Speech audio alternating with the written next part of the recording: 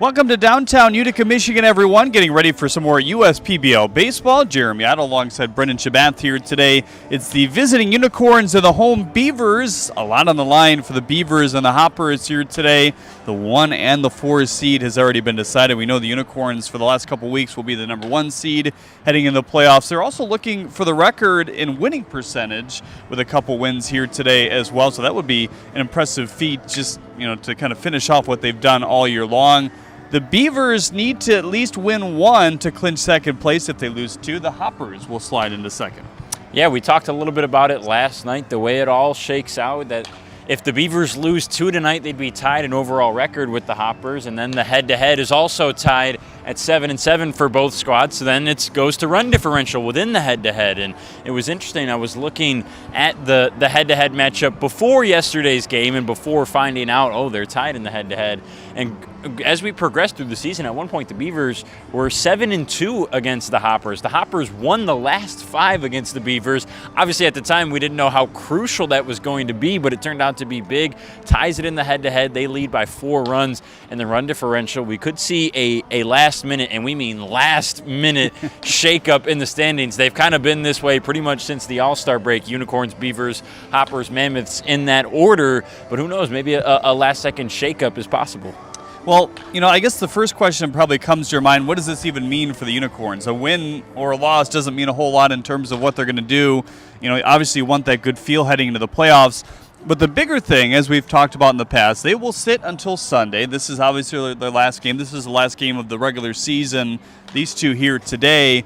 So you want to have most of your regulars in the lineup to just get live ABs at this point. Yeah, with that long of a break, something that these guys have not dealt with all year long. I think the longest break for anybody this year has been maybe 4 or 5 days for any one whole team. Some guys have been out with injury or a vacation, going back home, whatever it is. Yeah. But for the most part, no guys have had 8 days off like the Unicorns are going to get.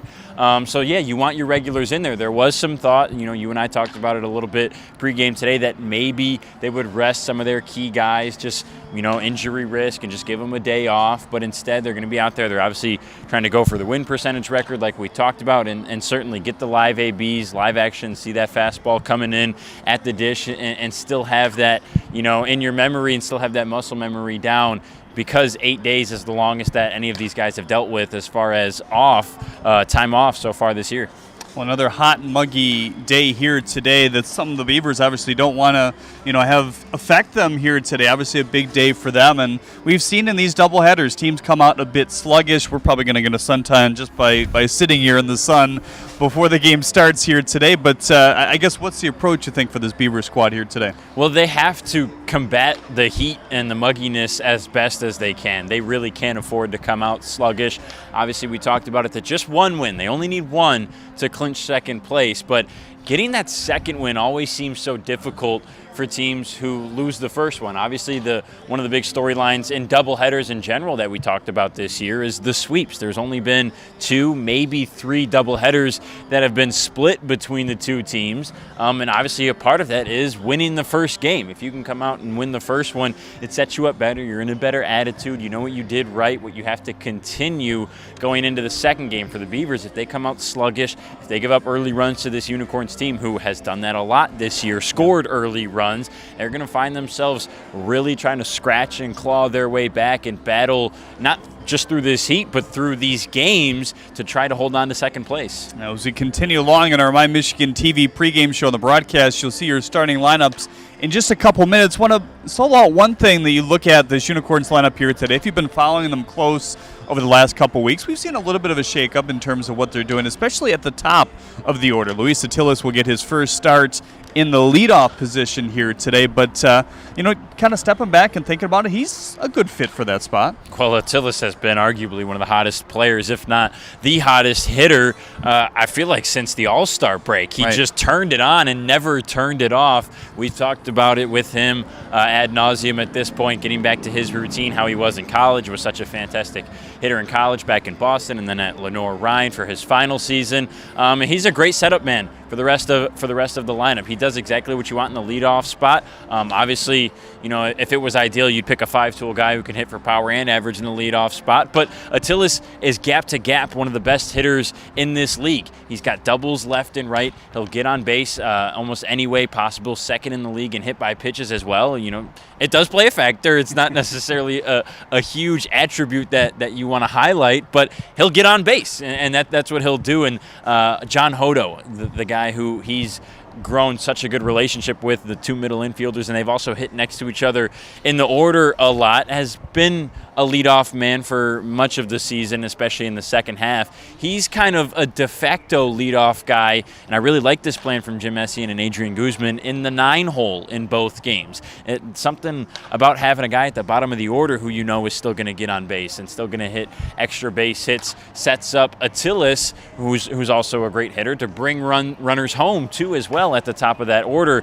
So I like the game plan tonight. Obviously, the Unicorns are coming to play. They want to get that record, and they want to be playing their best baseball as we head into playoffs. As for your pitcher comparison, brought to you by Ascension, here today is Jake Fiorito for the Unicorns. Lyle Hibbets, one of the newer guys who's not new anymore. He's got quite a few appearances under his belt. This will be his first start, and that's something that we've seen from this Beavers team down the stretch. Maybe trying to preserve some of these arms. A lot have college wear on them as well, and started some untraditional guys. Yeah, I feel like we've been saying that a lot this year. Newer guys who, once you look at it, this guy's got 20 innings. He's newer than some of the guys we've had all year, but yeah, not new anymore. We kind of know what Hibbets brings, that nasty knuckle curve. Mitch Aker perfectly described it as a hammer that slams into the zone and gets a lot of swing and miss. That works really well.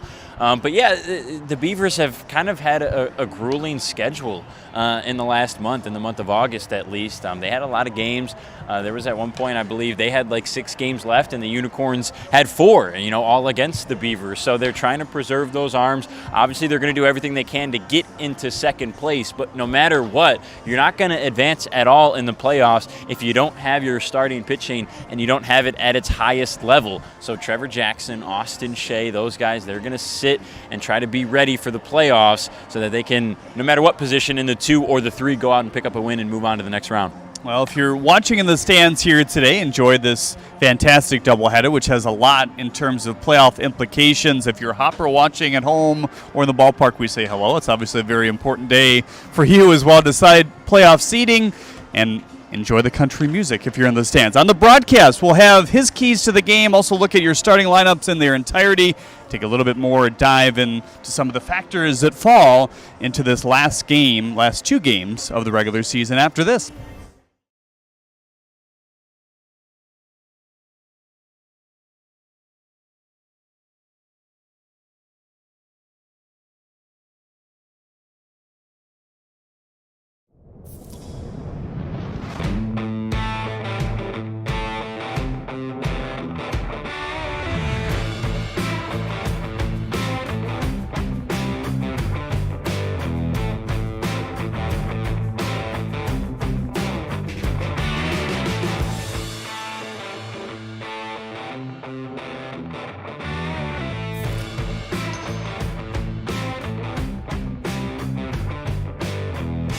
How do these business owners find the time for peace of mind? Because they rely on Tryon to handle difficult and time-consuming HR tasks like payroll, benefits administration, and more. Working with Tryon, one of the nation's top professional employer organizations, provides access to top-tier health care and employee benefit plans and its team of attorneys and HR experts. With Tryon, you don't have to grow it alone. Visit RelyOnTryon.com. You can always rely on Tryon.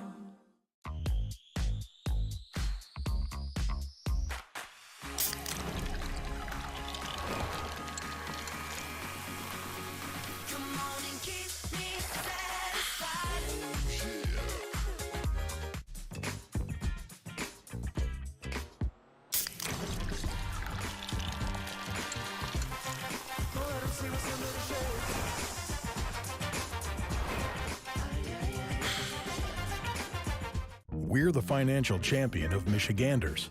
Whether you're a goal-getter or dream chaser, an empty nester or up-and-comer, anyone in Michigan can bank with us. Michigan Schools and Government Credit Union. What makes Detroit Mercy so unique is the fact that it's in the middle of Detroit, and especially with their service learning programs, you really get a chance to be a part of the community. Detroit Mercy. Build a boundless future.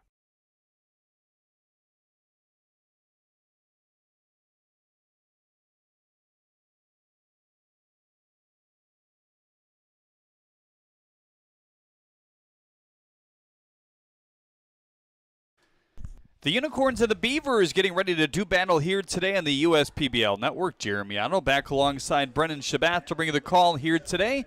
Following broadcast is sponsored by Ascension, Balfour Property Restoration, Budweiser, TTE Energy, Fifth Third Bank, Jarbcom, Jimmy John's, Macomb Community College, McLaren Macomb, McQuaid Heating, Cooling, Plumbing, and Refrigeration, Metro Detroit Chevy Dealers, Pepsi, Scott's, and UWM. We thank all those fine partners for what they do for this league. Time to take a look at your starting lineups for today's game. First, for the visiting Utica Unicorns, it's Luis Attilas who will get his first start in the leadoff spot at shortstop here today. Drew Galassi bats second and plays center field. Malik Bolin in the three holes he plays left. It's Sakopoulos, Childress, Lambert in the middle with Castro, Parkinson, and Hodo rounding things out for Jim Essien here today. As for the home Birmingham Bloomfield Beavers, they will stack up like this. Luke Fenley will bat lead off and play second base. Travius Ford bats second and plays center. Castillo hitting third and playing right. McFadden in the four holes he plays left. Aberrett catching and batting fifth. Guzman, Sullivan, Collette, and Ramirez at the bottom of Vaughn Joshua's order here tonight. Quickly, your keys to the game. For the Unicorns, it's about pitching. They're going to need a good start from both Fiorito and Riggleman. We know what their lineup is going to do. For the Beavers, they can't afford to make miscues defensively. That's been a benefit for the Unicorns all season long. They'll pounce on opportunities that you will give them, and then they need some early runs, get out to an early lead. Just one win necessary for the Beavers to clinch second place for the playoffs. First pitch as we step aside coming up.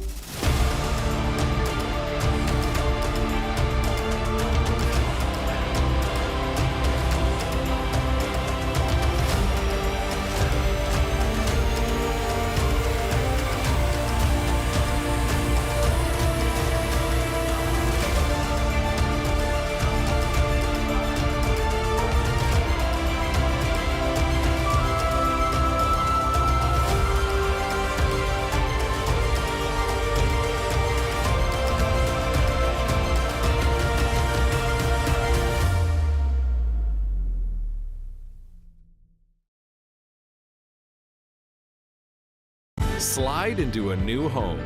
Work with a local mortgage pro who works for you. Get a cheaper, faster, easier home loan. Find a mortgage broker near you today at findamortgagebroker.com.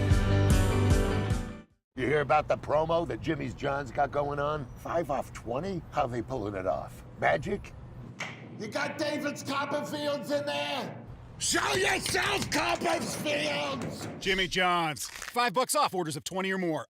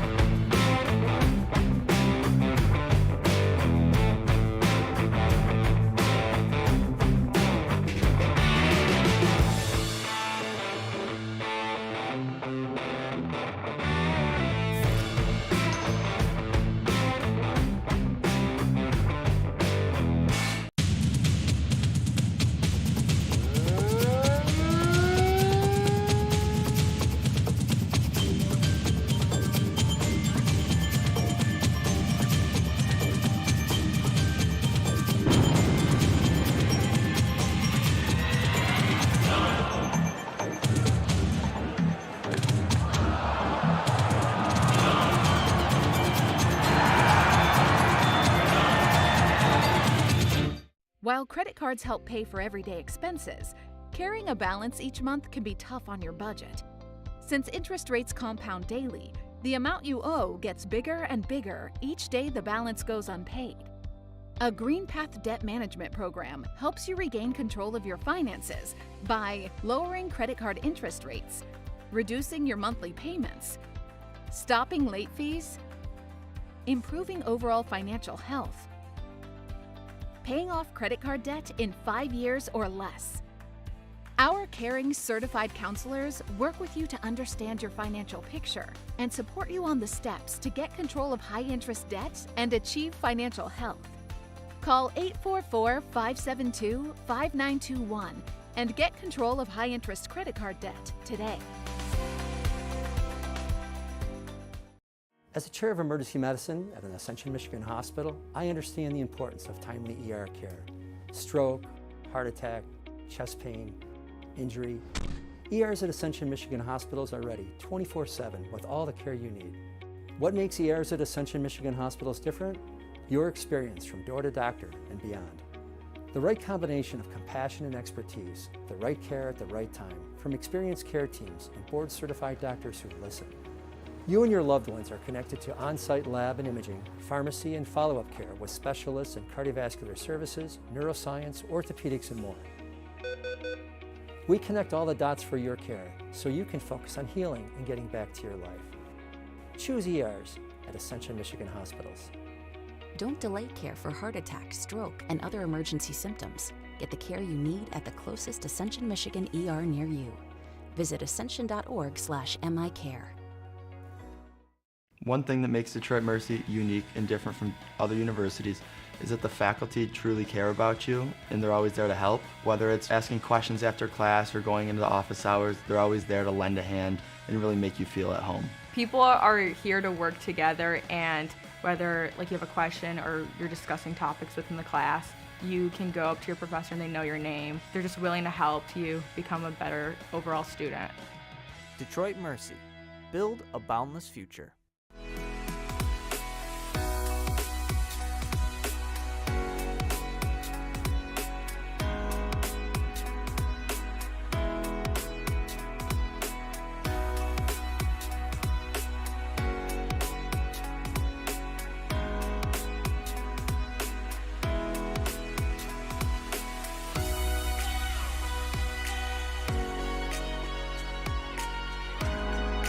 Throughout your life, from big moments to ones well-earned, we're your financial guardian angel.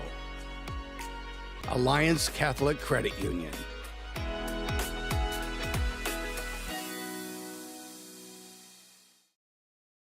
Jeremy and Brenda back with you here from the ballpark.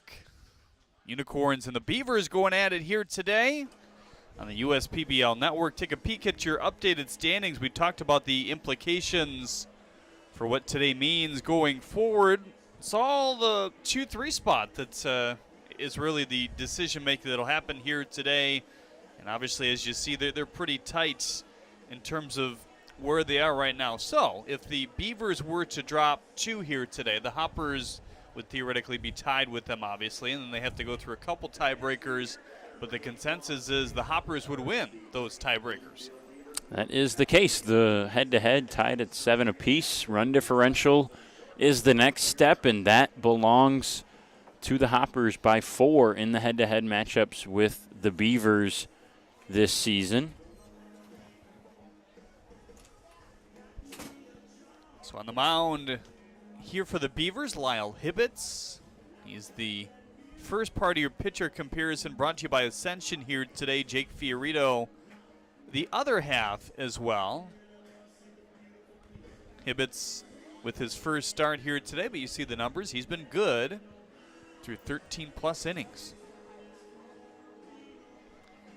So as they get the vehicles out the field, we'll step aside for his pitch coming up shortly here on the USPBL Network. Slide into a new home. Work with a local mortgage pro who works for you. Get a cheaper, faster, easier home loan. Find a mortgage broker near you today at findamortgagebroker.com. You hear about the promo that Jimmy's John's got going on? 5 off 20? How they pulling it off? Magic? You got David's Copperfields in there? Show yourself, Copperfields! Jimmy John's. $5 off orders of 20 or more.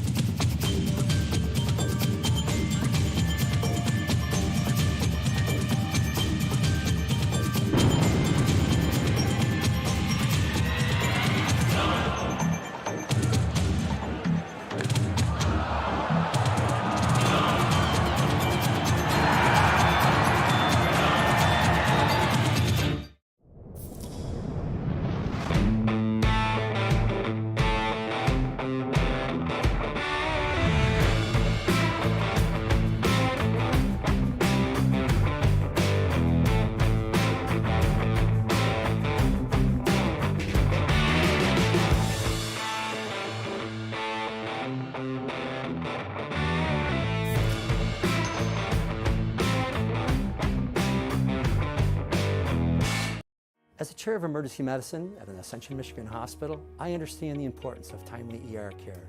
Stroke, heart attack, chest pain, injury. ERs at Ascension, Michigan hospitals are ready 24/7 with all the care you need. What makes ERs at Ascension, Michigan hospitals different? Your experience from door to doctor and beyond. The right combination of compassion and expertise, the right care at the right time, from experienced care teams and board-certified doctors who listen. You and your loved ones are connected to on-site lab and imaging, pharmacy and follow-up care with specialists in cardiovascular services, neuroscience, orthopedics, and more. We connect all the dots for your care so you can focus on healing and getting back to your life. Choose ERs at Ascension, Michigan hospitals. Don't delay care for heart attack, stroke, and other emergency symptoms. Get the care you need at the closest Ascension, Michigan ER near you. Visit ascension.org/micare. The last of the military vehicles making their way off the field. He'll have to get that turtle off as well. I think it usually sits right in that spot, so that's why it's still on the field. As they make their way out, Lyle Hibbets, I'm surprised that he has stopped throwing. I mean, obviously you don't want to throw too much, but maybe he picks up a pitch or two in a moment here. Gives us time to check defense behind Hibbets here today, brought to you by Three Dimensional Services Group. Prototype production proven. McFadden in left, Ford in center, Castillo is in right, Collette and Sullivan on the corners, Fenley and Ramirez up the middle with Abaretz catching the pitches of Hibbets here this afternoon. It'll be interesting to see how long Lyle goes here today. His longest outing, 3, which in a 6-inning game is enough sometimes. Yeah. I mean, I think the plan is to extend him until he's no longer comfortable or no longer able to get out. You know, we talked about it in the pregame. They want to preserve their arms, not just the starters, but the bullpen as well. What I'm excited for in this game, or just paying attention to at least, is to see McFadden out there and left. Another start for him in a new spot. Can play pretty much anywhere on the field. First pitch of the ball game, a little late here today, 5:38 p.m. And no injuries for the Beavers today, but we've seen them have to shift defense around quite a bit this year during some injury stints that they've had to deal with. And the defense has suffered in some cases because of that. Game time temperature 89 degrees, 45% humidity. That's lowered a bit as the day has gone on.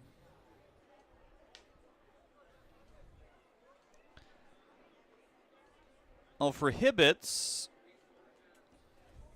a mix of fastball, curveball, changeup, threw a slider just a tad at the beginning of the year. Mainly going to be fastball, curveball. That changeup will show up a little bit less than the knuckle curve, which is his put-away pitch for sure. Pop to right, Castillo having trouble locating this one. Finds it for out number 1. Obviously the doubleheaders start a little bit early. That sun setting over to the left side of the ballpark is going to play a factor on the defenders over on the right side of the field. And on the first at bat, we see it from Castillo. Here's Drew Galassi. I think he'd be in the MVP conversation when the year ends. Today officially is the last couple regular season games. Yeah, I mean, 9 home runs for him. 37 runs scored. He's great defensively. He's been on SportsCenter top 10 plays. That might go into your MVP voting, right? If you had a vote, would you factor in top 10 plays? We've had a couple guys make it this year. I mean, maybe. I think it's just the overall defensive body of work as well for him. 1-1 in on the hands and fouled back. Not very many get by him out there in center. The ground that he covers, the ability to utilize his speed, the ability to come in and go back on balls and cut them off in the gap, I think that is all valuable. Here's the 1-2. Galassi looks at a ball inside. 2-2 on Drew now. Plus, obviously, like we mentioned, hitting for power and average, 299 this year. He's got a good arm. He's thrown a couple guys out on the base paths defensively as well. 5 tools for Drew. Shifted on the ground to Fenley. Ate him up, sticks with it. Wow, that would have been a heck of a recovery had he thrown him out. I would have gone home. I would have left. I would have went home if Luke Fenley made that play. That was impressive enough just to at least still collect the ball without dropping it and getting it over to first and making it a close play. So here's Malik Bolin now.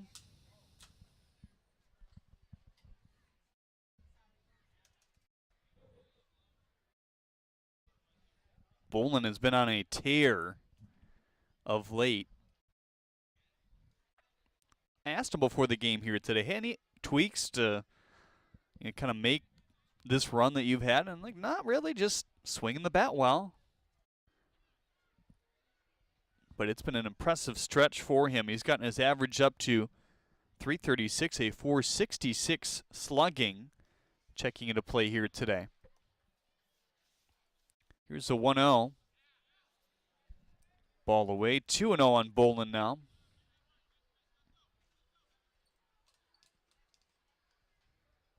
Yeah, 9-game hitting streak for Malik stretching back to August. He had a 400-plus average in the 8th month of the year. 2-0. Fastball outside. 3-0 on Bolin now. First baseman Sullivan playing off Drew Galassi here, which we've seen more and more, it seems, as this year has gone on. Just not holding on runners as much. Now he's back on there. Maybe that was just for the pitch. Beg your pardon. Outfielders at fairly normal depth. There's a decent wind blowing to right center right now. 3-0. Fastball at 91 in for strike one. Hibbets isn't your top ground ball candidate.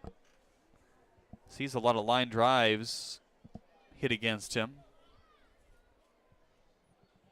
which usually isn't a huge recipe for success in terms of limiting runners on base as Bolin shifts out of play. Kind of ties into a true good line drive hitter is going to find green grass, whether that's unless they're hitting it right at guys, which we saw early on in the year for several members of these teams. 3-2 on Bolin. Galassi on first, some speed, just a 2-step lead for him. He's moving, the pitch, shifted on the ground to Collette and through. Drew will hold up at second base. Back-to-back base runners here in the first. None of them extremely hard hit to this point. Theoretically, Hibbets could be out of this inning already, but nonetheless, this is what these Unicorns are able to do. Get on base and produce runs. Yeah, we talked about the new defensive positions and how the defense has suffered because of that, but this is not the start you wanted if you're the Beavers, even with guys at their standard spots. It's a tough hop for Fenley and also a tough play for Collette, but that was our key to the game for the Beavers. No miscues. You have to keep that number in the E column at a goose egg to really have your best shot against these Unicorns. First pitch to Sakopoulos, slammed to right center field. Ford, 2 edges in front of the warning track to make the catch there. Galassi advancing to third. Bolin will stay at first. There's nobody covering the bag over there right now. Ramirez has a little fun with that as he kind of fakes like he's going to throw it over there and has a smile with Bolin.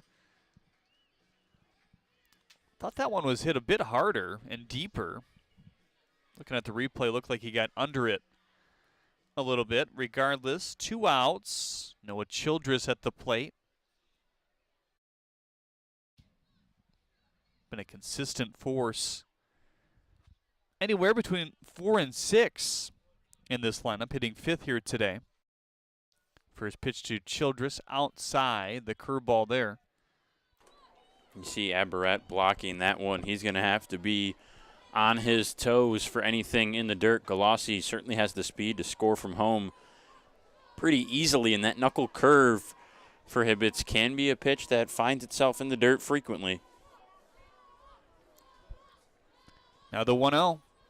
Fastball high, 2-0 on Childress. That fastball has gotten up to 92 on the season and today. Pretty good spin on both his fastball and knuckle curve. Fastball above the USPBL average. 2-0, high chopper. Fenley is under it, recovers to Ramirez, and no runs will scratch across. Here in the first inning, Galassi and Bolin stranded.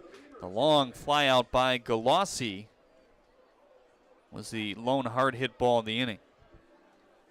Time to take a peek at Freaky Fast Facts presented by Jimmy John's here today. The United States Army is older than the United States itself. I guess that makes sense. Think about history class back in middle school.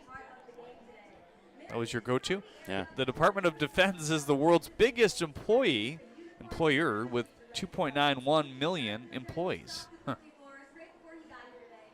And your third, the U.S. military has created a Velcro that is 95% quieter than traditional Velcro. Isn't that part of the fun of traditional Velcro, though? It's part of the experience. It's like I saw this one time. They have the capabilities to make Doritos with the exact same taste without the dust, the cheesy dust that gets on your fingers, but they elect to leave the dust because it's part of the Dorito experience. Isn't the sound part of the Velcro experience? Are you a big bubble wrap guy? Oh, yeah. Oh, yeah. I could read it right in your response right there. I could tell. Yeah, I got a package delivered to me at my apartment up at Michigan State the other day, and my roommate and I collectively popped every single bubble of the bubble wrap sheet that came with it. Well, his Wolverines here today picked up a big victory. They played 4 quarterbacks. They played a tough team, Colorado State. What's the score of that Oregon tilt there? Oh, that was not good. Let me give you an update here. Last I saw was 35-3 Georgia. And 3-2-1. Still 35-3. Wow, still 7 minutes left. Nearly 8 in the third quarter. I think I saw that Georgia has scored on every drive so far. Really? You had all the windows pulled up here before the game here today. It's been a fantastic college football Saturday. What a way to start the year. We saw Appalachian State, North Carolina go back and forth. ECU and North Carolina State was a fun one. Iowa and South Dakota State. Iowa's defense scored more points than Iowa's offense. They had 2 safeties. The Hawkeyes just won field goal. They won that game 7-3. You wouldn't have known it was that way just looking at the score. Time to check defense behind Fiorito here today, brought to you by Three-Dimensional Services Group. It's Bolin in left, Galassi in center, Castro's in right, Lambert and Sakopoulos on the corners, Hodo and Attilis. Your double play combination, Parkinson behind the plate here today. Defense always brought to you by Three-Dimensional Services Group. Prototype, production, proven. Luke Fenley to lead things off here in the bottom of the first inning.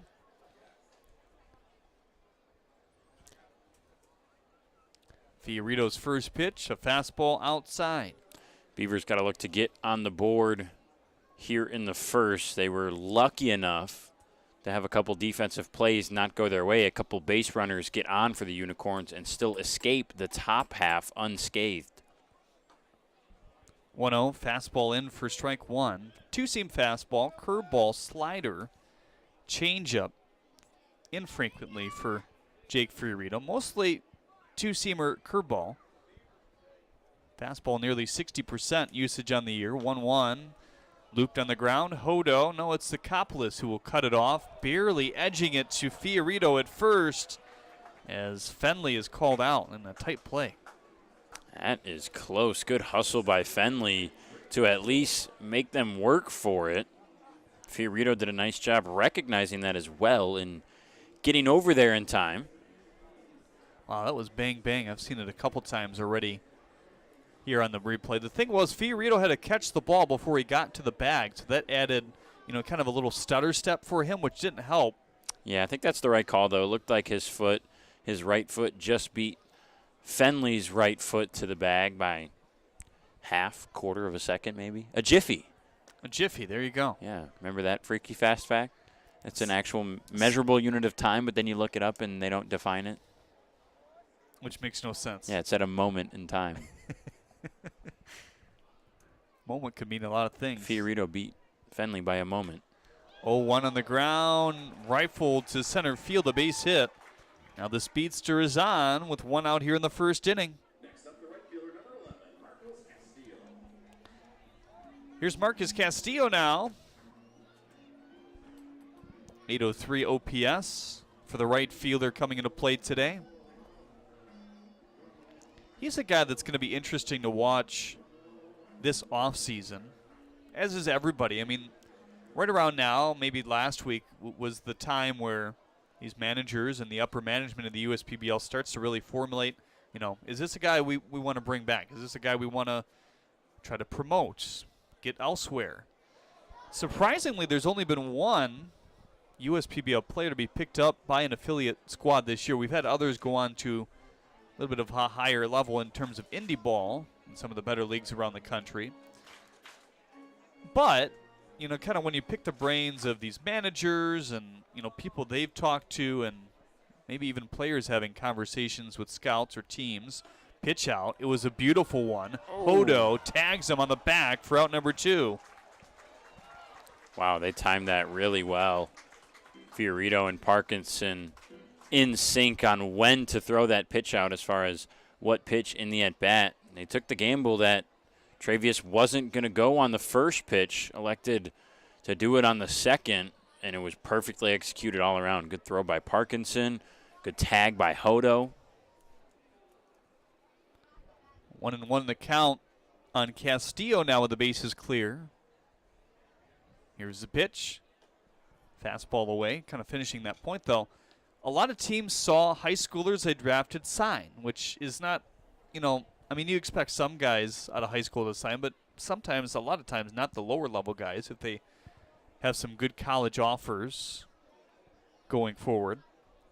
So that has put a wrench in things. 2-1 away. Just the fact that the draft was so late also puts a wrench into things because, from an affiliate team standpoint, like you don't want a guy showing up with just a couple weeks left in the minor league season. That doesn't do a whole lot for their development.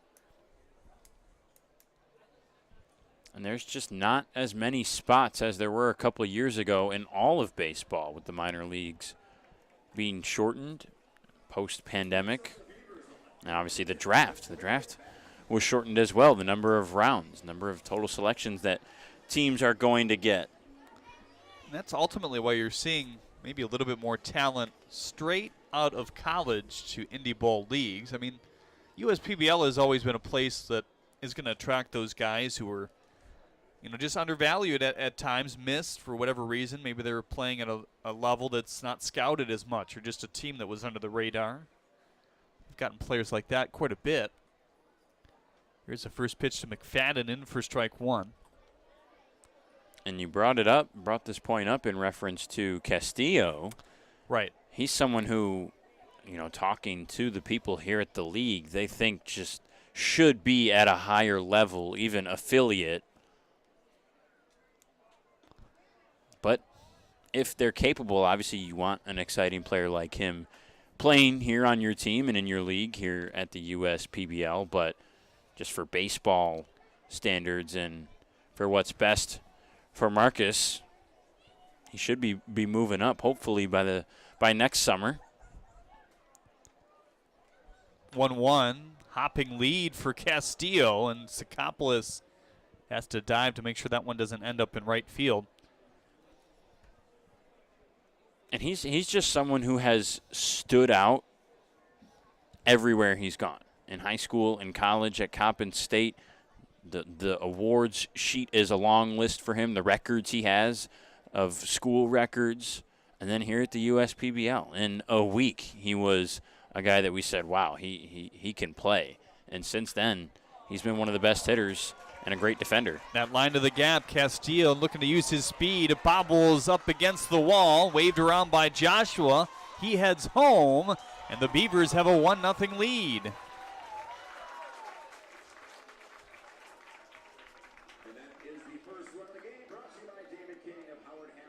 Dakota McFadden doing Dakota McFadden things. RBI double in a pretty big spot. And you just go back to that pitch out that got Ford. If that isn't executed perfectly like it was for the Unicorns, or they did it on the wrong pitch and Ford was able to steal second, it's a 2-run lead here early for the Beavers. And that's what we talked about. That's another key for them. Score early, make the Unicorns battle back. It definitely wasn't a for sure run. I think some were surprised how long Galassi took to get to the ball, but he was playing, I think, to the right side of second base as this one slammed up the middle. Attilas cuts it off, little jump throw, not in time. It skips past Sakopoulos. McFadden will score easily. 2-0 Beavers here in the first inning in a must-win game at least. This one to the next. They have to win one to snag second place. That's a really tough play for Attilas there up the middle, bounding to his glove side, but when he's moving over there towards the left, has to throw on the run to the opposite direction of the way his body's moving, and that's never an easy throw for anybody to make, even one of the best shortstops defensively in the league. So a very active game thus far in the base pass. We've already seen one man thrown out as well. That was on the pitch out to cut down Ford at second base.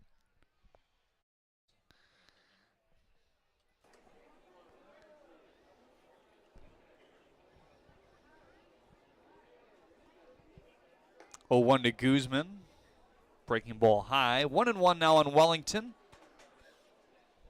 Guzman and Sullivan hitting 6 and 7 in the order here today for Vaughn Joshua. Just 1 out in the inning. No, it should be 2, right?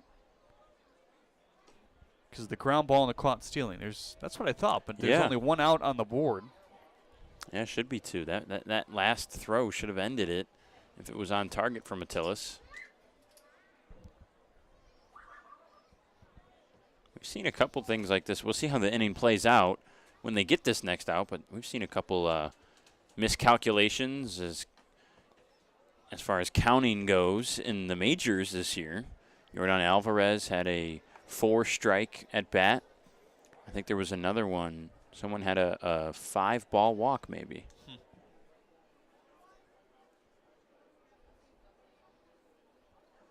3-1 on Guzman.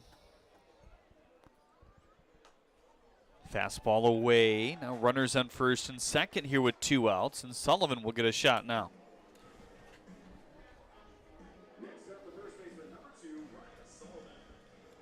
Parkinson's got to go calm Fiorito down a little bit. This is typical for Jake. He's a very much pitch to contact guy on the mound, but you know the strikeouts are low. The walks are too. But he kind of gets hit for average for the most part all season. He's been able to use his defense behind him and keep the contact relatively soft. Hasn't given up a lot of extra base hits. Which is interesting because he gives up a good amount of fly balls. Right. Which in today's standards of baseball usually means you're giving up a decent amount of home runs / extra base hits. First pitch to Sullivan, fastball outside. And this is what you expect a pitch to contact guy when he doesn't have the same velocity that some of the higher ups and the velo meter in the league have. Sullivan, high fly ball to right. Castro leaning that one back to the warning track for the third out here in the first inning. Couple big doubles in this, or one big double by Dakota McFadden, the single by Aberretz, along with the error and a couple walks, lead to 2 runs for the Beavers here in the first on the USPBL Network. I'm all in with HR and Organizational Development Council. I'm all in with Marketing and Business Development Council. I'm all in with Operations and Member Experience Council. I'm all in with CEO Council. I'm all in with Lending Council. I'm all in with CFO Council. I'm all in with Technology Council. Our credit union is all in with CUNA Councils. They call me Prospects. Since the day I was born as a diver's watch, the challengers of the world have taught me many things. Life is not a numbers game. It's about challenging ourselves. No matter what happens, just follow your heart. These pioneers drive our generation forward. Not by setting records, but by never giving up. Keep going forward. Prospects. Available at Lucido Fine Jewelry.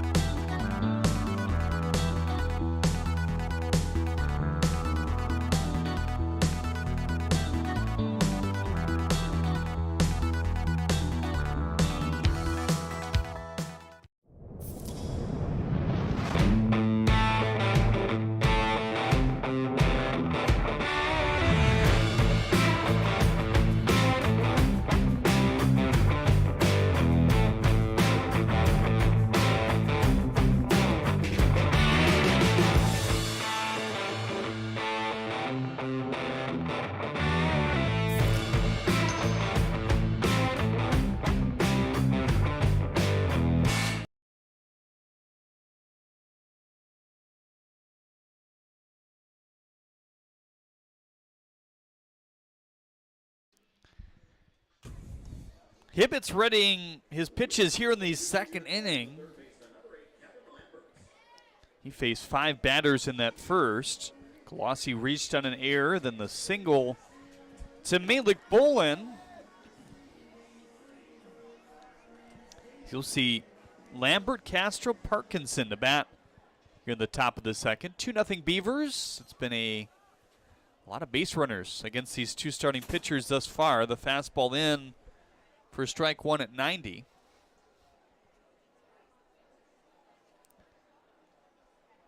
Lambert hitting .226, 6 home runs as he swings and misses at that one, 0-2.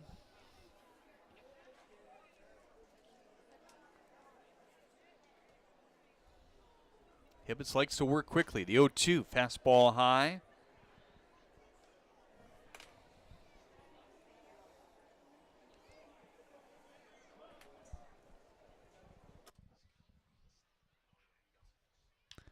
One-two, knuckle curve, popped up down the right field line. Castillo loses his ball cap.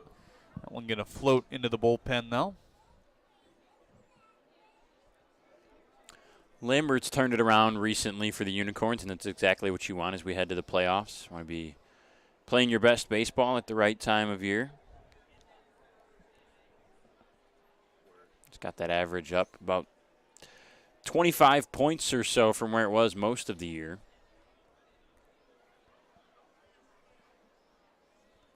Here's a 1-2.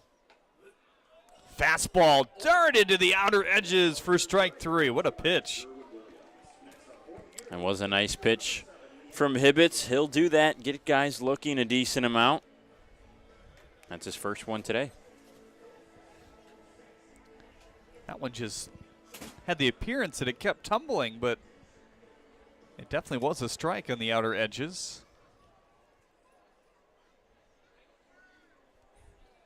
We'll see some fans chiming in on who they're rooting for here today. I'm sure a lot of Hoppers fans are watching, hoping that the Beavers drop 2 today, which would mean that they are the number 2 seed.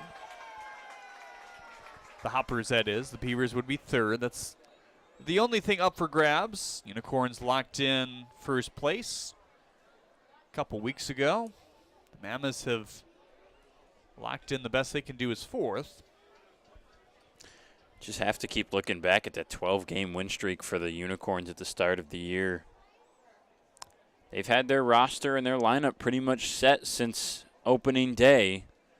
A lot of the other teams, all the other 3, have made a lot of changes and gotten better, but the Unicorns were kind of just already that good. And it's not that they got worse. I mean, they had that 12-game win streak and essentially have been 500 since. And again, it's not that they've gotten worse. It's just that the other 3 have gotten better, which is what you want. It's the whole point of the college showcase. Allow kind of a second tryout for some of those guys that are finishing their years up at school. But they've been ready to go from the start. Oh, devastating knuckle curve. Back-to-back strikeouts here in the second. It's that wipeout curveball.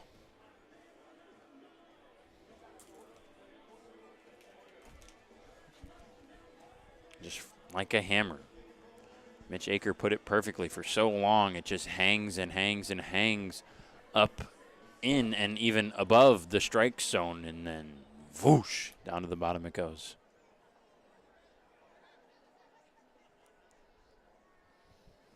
Gets the most strikeouts on that pitch as he pops this one to right center. Ford leaning in, a 1-2-3 breeze of an inning for Lyle Hibbets.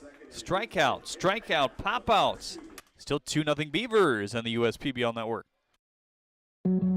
Every summer, my family loves to have a neighborhood movie night in our backyard. And with my Chevy Blazer, I can head out and get everything we need for a great night. It has plenty of room for picking up friends, and the available hands-free liftgate is perfect for loading unhandy supplies. You know, it may be movie night, but my Blazer is the main attraction wherever I go.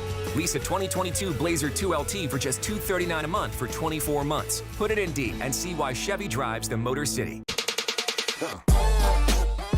Check your checking. If your account doesn't get you pumped, amped, or geeked, make the switch to Genius Checking from Genesis Credit Union. It's just genius. Hi everyone, I hope you're enjoying your time here at Jimmy John's Field for some exciting baseball.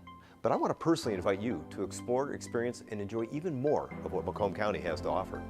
From shopping local to running or biking on our trails, feasting with family and friends at our restaurants and wineries, there are even opportunities to canoe, kayak, or even relax on our waterways. There is something here in Macomb for everyone. To find your something, visit MakeMacombYourHome.com.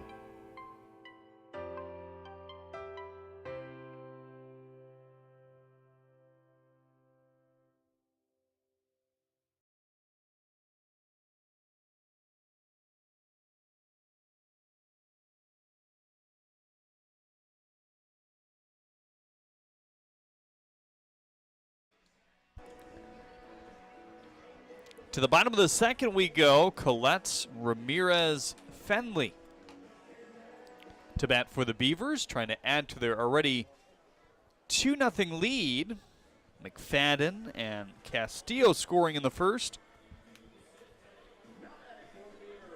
Those were a couple Tigers fans in the stands, local. They just started against the Royals. Game 2 of that series. They won last night. Came back. Did you see the Padres beat the Dodgers 7-1? I didn't know. That's the biggest margin of victory for the Padres in that series against the Dodgers ever.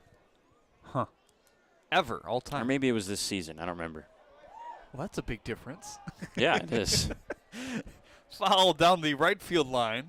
I wouldn't be too surprised if it was ever. It'd be a little shocking just with the variation in baseball, but I feel like in baseball history, for the most part, Dodgers have been better than Padres.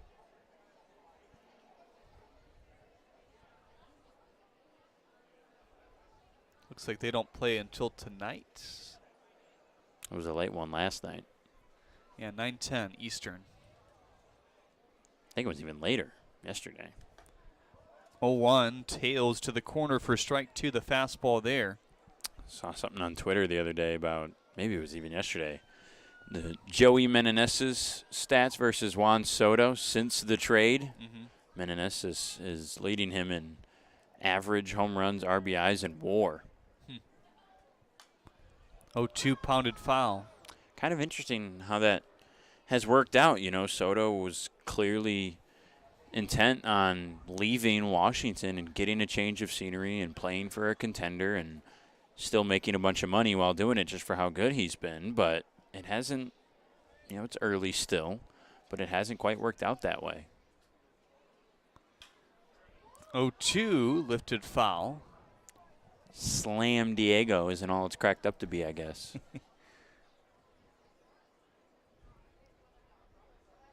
It's so interesting just to kind of look at, you know, how that team has unfolded. This year, I believe, would be the first time they would make the playoffs since 2006. Yeah, it just doesn't seem like it's been that long. They've been so close in recent years. And we're talking about San Diego. I mean, a destination city in terms of, you know, I mean, you hear about all the guys, you know, whether it be the big cities or just good places to live. Well, you think about the guys on their roster that they've had. That obviously they just got a big upgrade this season at the trade deadline with Soto and Josh Bell, but Manny Machado, they added Hader. He struggled too. Hader has. Joe Musgrove, Fernando Tatis, obviously not playing this year for the rest of the season and a little bit next year, but big names, some of the best players in baseball, and they still haven't been able to manufacture a playoff berth. Swing and a miss. And even for this season, they still have a lot of work to do to get into the playoff picture. And it's not necessarily something unknown. I think really compared to other sports. Obviously in the NBA, I mean, you get 2-3 big pieces, you're probably winning a title if they're some of the better players in professional basketball. But we've seen it, you know, with some of the consistent powers. The outside thing is, yeah, they'll make the playoffs, which still the Padres haven't, but, you know, they won't necessarily make that championship run. Well, you and I talked about it even a couple weeks ago. There's a liner to left. It's going to get down. Ramirez has a base hit with one out to begin this second. But you and I talked about it locally. Obviously, we all know the running joke about the Tigers, the huge names. I mean, we could bore our listeners and our viewers with going through the list of names that they had that are future Hall of Famers and were MVP candidates and Cy Youngs and blah, blah, blah, and only made one World Series and promptly got swept in 4 games to San Francisco.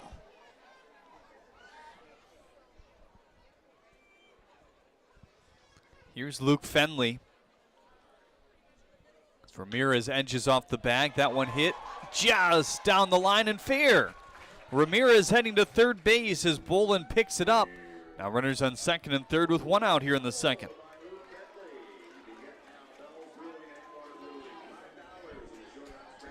Boy, good start for the Beavers in this game. They have just been tattooing the ball off the bats, and they came ready to play. They obviously know what's at stake.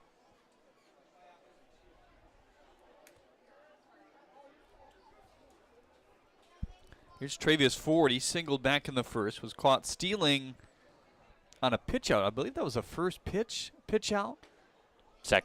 Second pitch, okay. Swing and a miss by Ford, but I don't remember if it was you or I that said it. We haven't worked together much. It doesn't seem like for the last month, but you just felt that there were pitch outs coming in this league, especially when the games got more meaningful down the stretch. And with the players we have in the league, obviously Ford with his speed might be if we timed everybody with the 40, he'd definitely at least be second, if not first, most likely. Brown would be the other guy. He's up there in steals. Hodo on the Unicorns as well. Blake Porter's in double-digit steals this year. Wipeout curveball in there for strike 3. His second of the inning. That's a big one with the 2 runners in scoring position here. Now Castillo coming to the plate. Yeah, Beavers are going to be really upset if they don't jump on this opportunity. 2 in scoring position with 1 out. You need to bring these runners home and grab a stranglehold on the early innings in this game.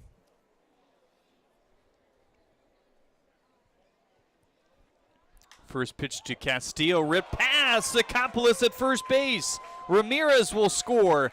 Fenley coming home to score. Castillo on his way to second takes a wide turn, and we'll hang up there. It's now 4-0 Beavers here in the second.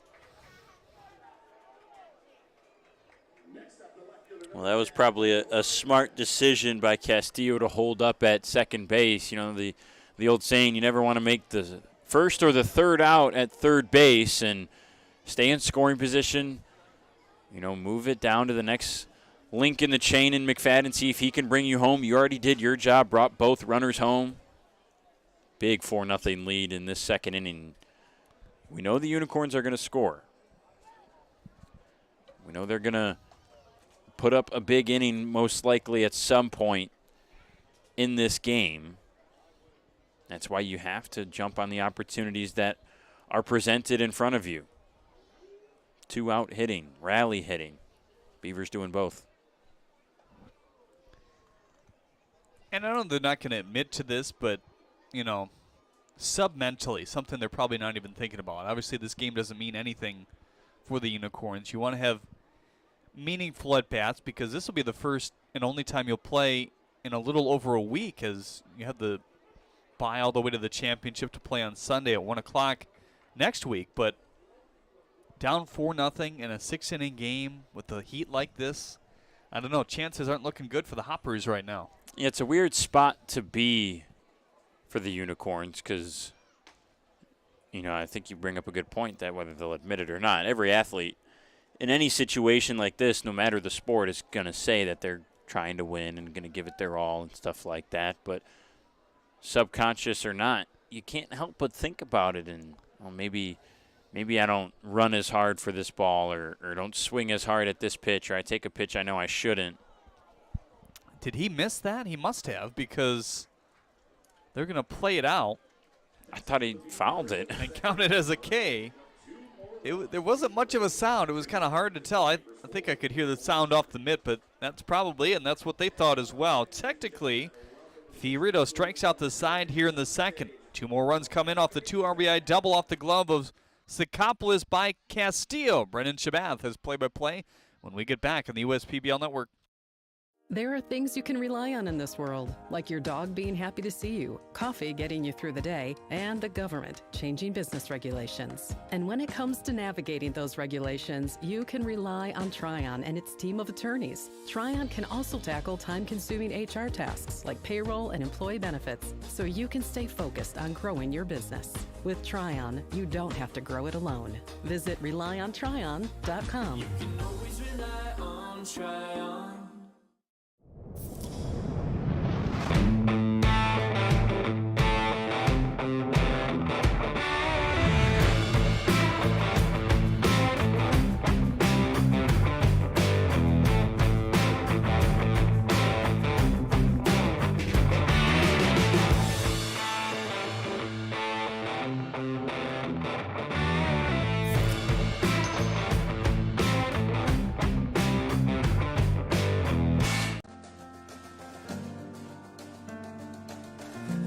We joined Green Path and instantly felt a support around us. They developed a plan on paper, and this is how we're going to do it. The plan that they gave me was something that was sustainable. It was something I could do. It was actually lowering my payments monthly by hundreds of dollars. Choosing Green Path is a no-brainer.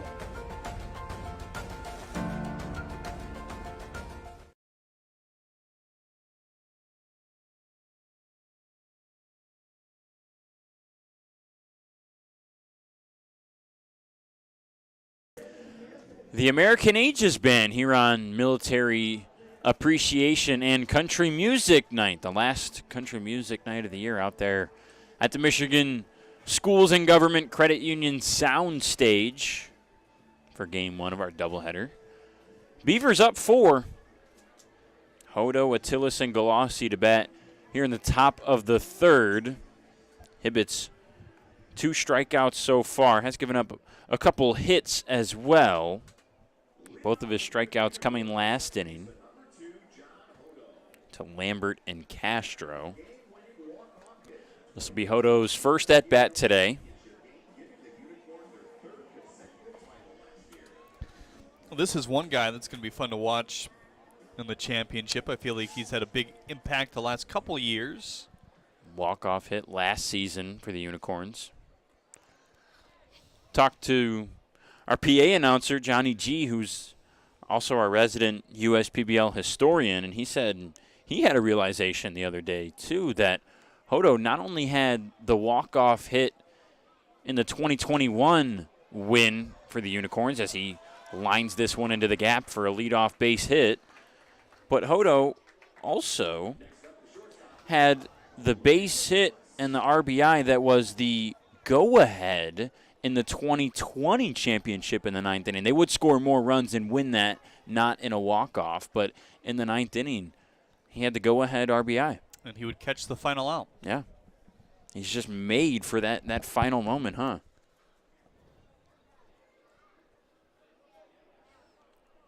Leads things off with a third hit of the game for the Unicorns. And I know we talked about it last half inning, that this does not look right for the Hoppers to start. The 4-0 lead for the Beavers, and in a game that really means almost nothing for the Unicorns except for practice and preparation for the playoffs, but it just doesn't feel that way. It feels like the Unicorns might find a way to put some runs on the board and make this interesting. They're competitive guys, just talking to some of the individual players. Well, this is the right part of the lineup, too. And look, scouts could still be watching, whether it be on the stream or in person. You got to give it your all, no matter what's at stake. And in general, this is looked at as, hey, it's development first, competition second in terms of who wins and loses. But don't tell a lot of these guys that for sure. The 1-1 to Attilis has popped foul and out of play, 1-2. And a lot of these guys, this is a final regular season opportunity to help with your stats. And many of these players are aware of how they're doing and what their stats are and trying to improve those. So take that opportunity, at least maybe selfishly, individually, when you're at the plate and try to get a base hit.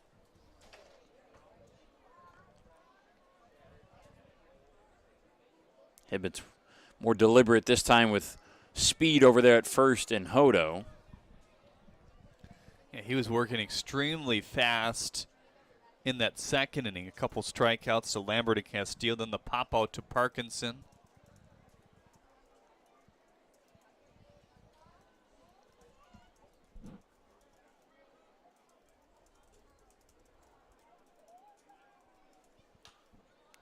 Over there to the right side and fouled again. Hodo flew out to right field his first time up. Or excuse me, Attilis, that is. Galassi is on deck.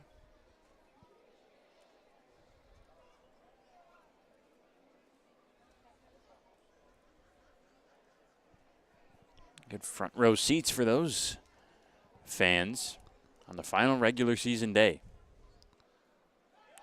Hodo on the move, on the pitch in the dirt. Throw down from Aberrett. The tag. Ooh, swipe tag from Ramirez was close, but Hodo's safe at second. He got it down about as quick as you can. Pitch was in for a ball, so it's a full count. It was impressive that Aberrett even got it down there and what it could have been in time. Had it been ruled their way just because he had to block it, kind of pop up, and then chuck it down to try to get a speedy runner.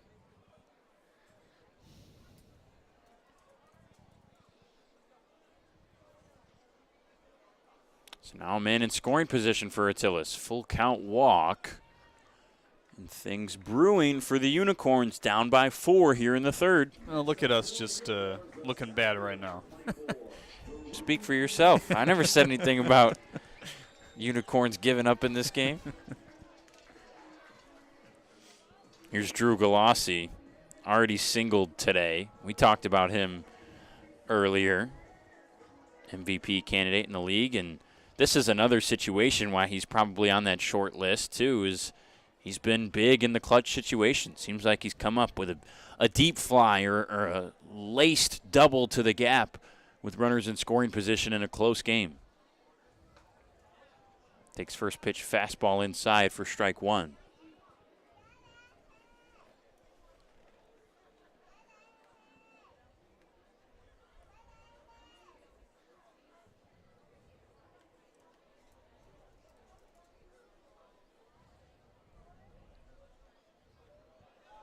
Galassi wouldn't go. Maybe just kind of testing things to see. We mentioned this is the first time that Attilis has been at the top of the lineup this year. But with this lineup here today, you have Hodo 9, Attilis 1, Galassi 2. That's all speed right there. All high on base guys as well. Hodo with a big lead over there at second base. That pitch outside, just off the plate, 2-1. Galassi, one of just 2 lefties in the lineup in both games. He and Sakopoulos are the 2 left-handed bats. It's good news for Hibbets. He's better against left-handers. 133 average, only 15 at bats, but it's a good start. And on the hands and foul. We've certainly had some slugfests in the championship game in the last couple of years as well. You don't really know what to expect in a game like that when you've seen each other so much. You know everybody's tendencies. With it all on the line, a lot of it depends on pitching too and who's available. The 2-2 swing and a miss. Much needed K for Lyle Hibbets. Takes down one of the best hitters in the league in a big spot with 2 on and nobody out. That's the first out. Third strikeout for Lyle Hibbets. Brings up Bolin. And I think you bring up an interesting point too. Obviously, you never know how that game's going to go just with how these players are going to deal with either the lack of rest if you're a 3 or 4 seed team and you're playing your third game in as many days, or the 1 seed, with 8 days of rest. But just this year, we've had a lot of back and forth. There haven't been, obviously the Unicorns have been the best team, but they haven't dominated necessarily the season series against any individual team this year. I could see an avenue where the Mammoths rattle off 2 wins from 4th place and are competitive with the Unicorns in a championship game. Bolin fouls that one back 0-2. He singled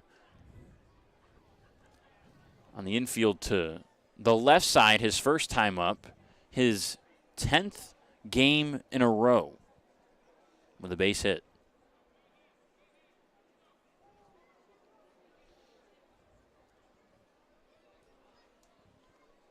Facing the 0-2, that one's on the ground left side again, but pushed foul. And correct me if I'm wrong, Jeremy, I think we'd have to do a lot of research to confirm this, but I'm pretty sure that's the longest hit streak for anybody this year. It's up there. I mean, it's not easy to do because these guys aren't playing every day, so you're going to have those days where you just don't get one, but I'm not even sure how we would check that. I think we'd have to pick our list of candidates for a hit streak and go through, see if they've beat 10.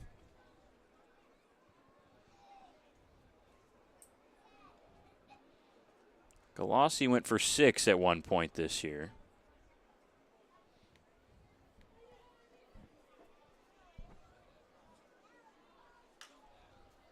Bolin staying alive.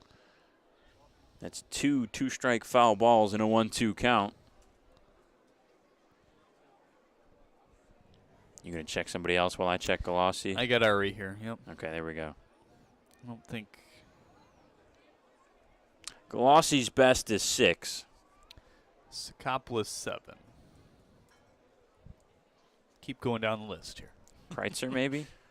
Swing and a miss. Back-to-back Ks for Hibbets. How about a clutch rebound after a leadoff single and walk? Put 2 on with nobody out. Now the last out in the inning. And the chance to get on the board falls on Sakopoulos.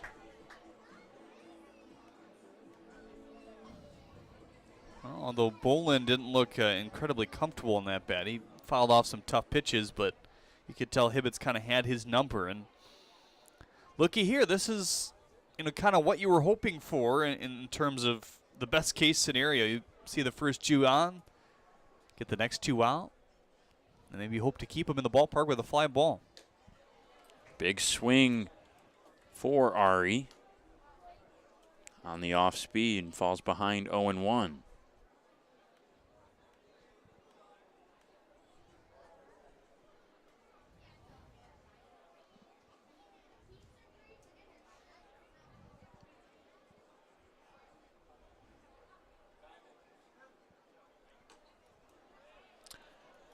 Just outside off the plate, 1-1. Attilis was another candidate I thought might.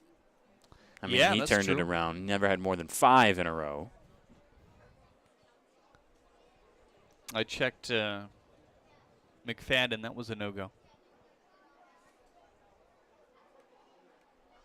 Castillo. That's who I'm on. Popped up. Playable for Aberrett and Collette. This could be big. Collette in foul territory makes the grab. Leadoff base hit and walk. Chance for the Unicorns to get on the board. But 3 straight outs by Hibbets, including 2 strikeouts for the second inning in a row. And that is your 5th third out of the game. How about that, Jeremy?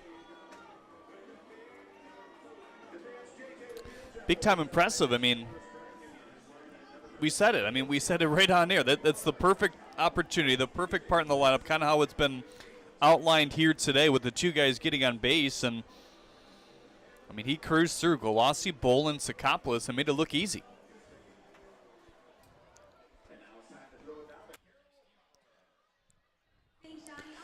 It is time Now for our throw it on to DTE Kara. Kid versus the Mascot race. I am here with my friend Alex, and he's going to race Buzz home today. Now, Alex is a soccer player, so he's super fast. We're going to give Buzz a pretty decent head start, okay? All right, I'm going to hold you back. 1, 2, 3, go, Buzz, go. All right, Buzz comes out of the gate. Here he goes. Go, Alex, go, go, go, go, go. Oh, it looks like he's going to catch up pretty fast. Come on, Alex. He's going 3. He's got his Army shirt on today, ready for military appreciation. All right, Blue, you want to make the call? Is he safe? He's safe. All right, thank you, everybody. Let's send it back to you, Johnny.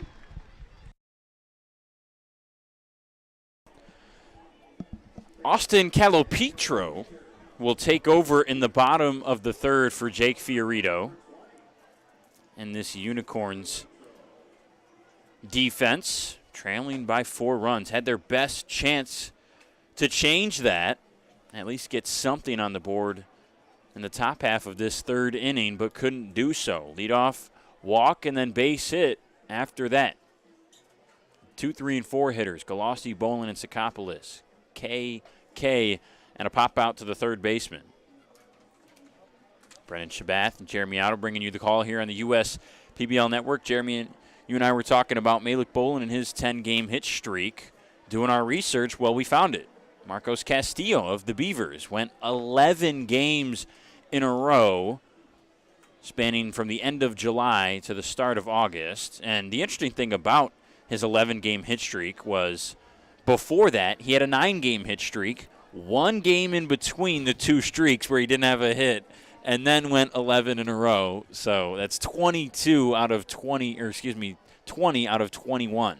with a hit. And you see why everybody has been talking about him so highly. I mean, it's not just that. It's kind of everything that he showcased this year, the headiness and, just the ability to step in here and be so comfortable, which I think is something that you hit on before, which for some guys, there's an adjustment that has to be done, and some it takes longer than the league is comfortable with, so that means you sometimes don't make it. You don't make the cut around the showcase or around playoff time when you're trying to trim the rosters and have the best players available. What are the odds we find out that information due to some grueling research on the same day that we're talking about him being a guy who probably should be at the affiliate level? Makes sense. First pitch is a strike to Aberrett. He'll be followed by Guzman and then Sullivan after that here in the bottom of the third. Felix singled to short and then reached second on an error his first time up. Was stranded there in the first inning. For Calipetro, this is his 16th appearance of the year. Working on 22 1/3 innings. Check swing, strike anyways. 1-2. A 2.42 ERA for Austin. Has struggled with the walks, though. 19 of them to just 21 strikeouts.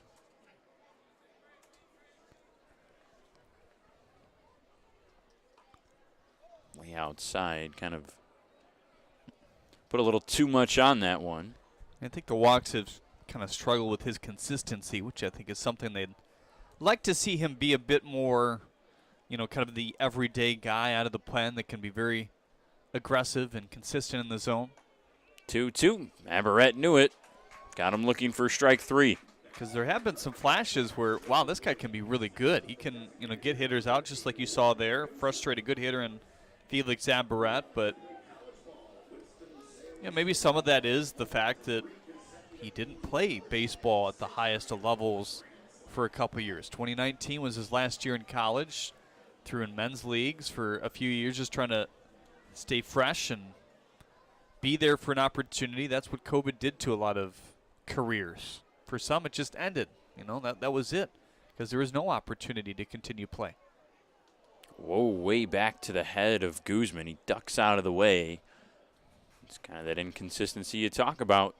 Aberrett looking, and then first pitch nearly hits Guzman.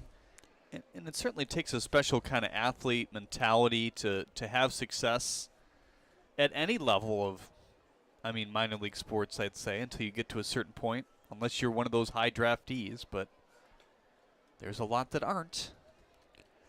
For Austin, it's a four-seamer, changeup, and slider. Changeup the primary off-speed. That's Austin Shea, the other Austin in this game between Calipetro and him. Typically a starter for the Beavers, getting ready in the bullpen. An arm that we mentioned they wanted to save for the playoffs. Kind of surprised to see that with a 4-run lead almost halfway through this game. Yeah, I'll be surprised or interested to see, if the Beavers do make it past the first round, what they would do with their starting staff. On the ground and foul over to third base. Makes it 2-2 on Guzman. For Calipetro, the last time he started, he does have 15 appearances. Only 2 starts, though, but the last one was back on August 17th. Gave up 4 hits and just 1 run to the Hoppers. We did learn that Trevor Jackson will be coming out of the bullpen when he's cleared to throw again. Was supposed to throw a pen today. Popped in the air to the right side. Castro a few steps in. 2 up and 2 down here in the bottom of the third.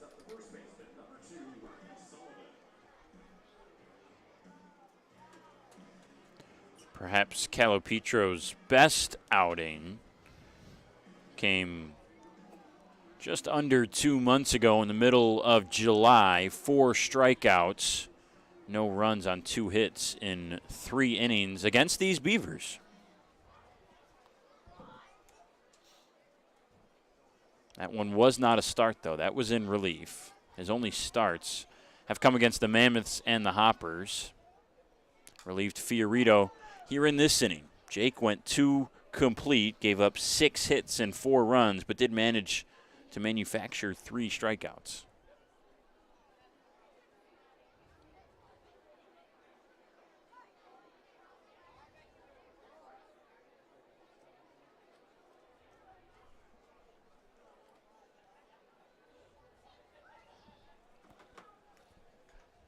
Sullivan waits on the 0-1. Outside, a ball and a strike. He flew out to right field his first time up.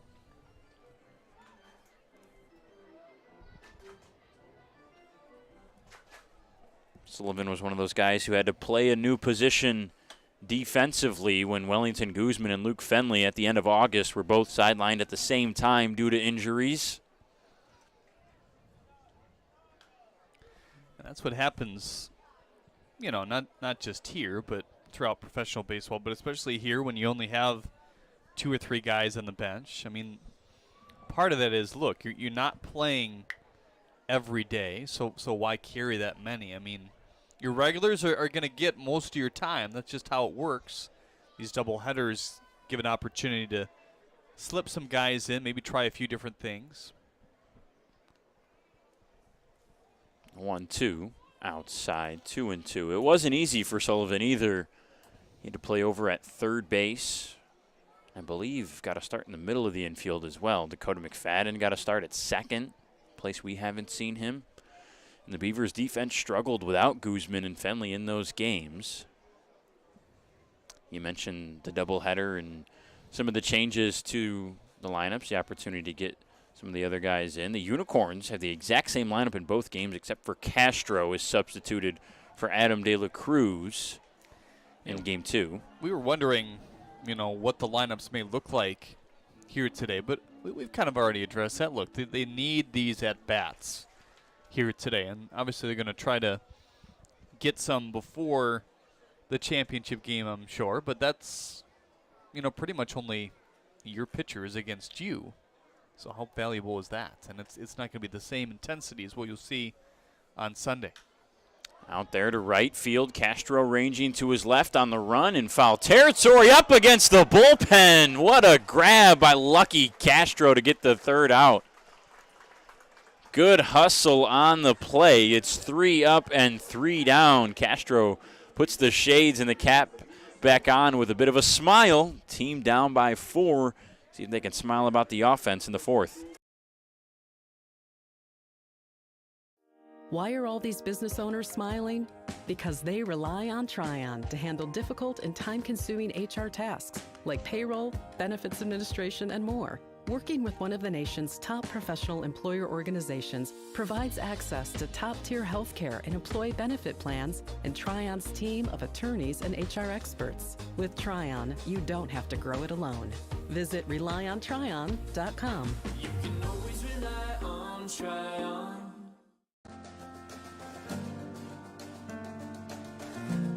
We joined GreenPath and instantly felt a support around us. They developed a plan on paper, and this is how we're going to do it. The plan that they gave me was something that was sustainable. It was something I could do. It was actually lowering my payments monthly by hundreds of dollars. Choosing GreenPath is a no-brainer.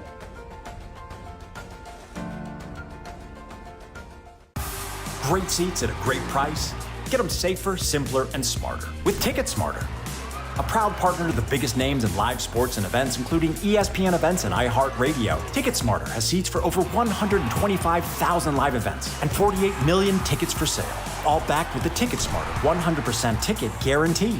Thinking about your next great live event? Think smarter. Think Ticket Smarter. Get your tickets your way, guaranteed at Ticketsmarter.com. You hear about the promo that Jimmy's John's got going on? 5 off 20? How they pulling it off? Magic? You got David's Copperfields in there? Show yourself, Copperfields! Jimmy John's. $5 off orders of 20 or more.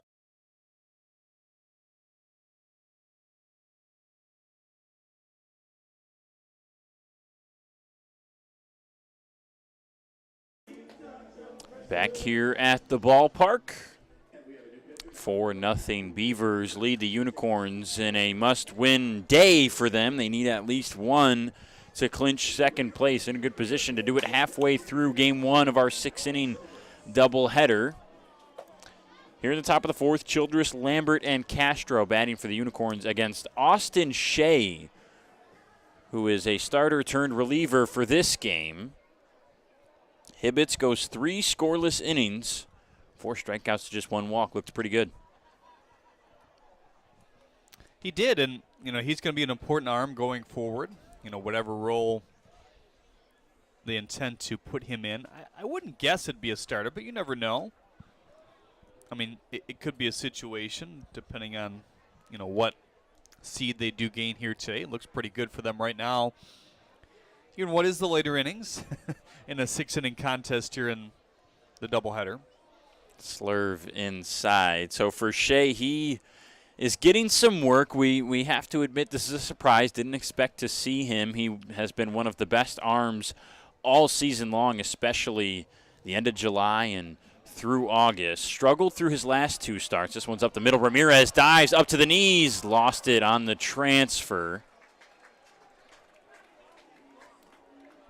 Childress boards on what's likely a single. That was heck of an effort play by Ramirez up the middle. I think the best case scenario, just considering what we just said about Trevor Jackson as well, not being available to start the rest of the way most likely, or at least pitch long in games, that Shea is one of your starters. He's comfortable to go at least 5-6 innings. We talked about his struggles through the last 2. Combined, on the last 2 starts for him, has gone just 6 innings. He's a guy who, for the most part, when you combine 2 consecutive starts, it should be in double digits. 6-5, 6-6, 5-5 for Shea. But the most recent one was 2 innings against these Unicorns, 4 earned runs on 6 hits. The big number that stands out, too, we talked about what he improved so much with was the walks. He had 5 walks in that loss. Lambert smokes this one deep to left field. Forget about it. McFadden looks at it over the wall, his 5th of the year. Just like that, the Unicorns strike back. It's 4-2.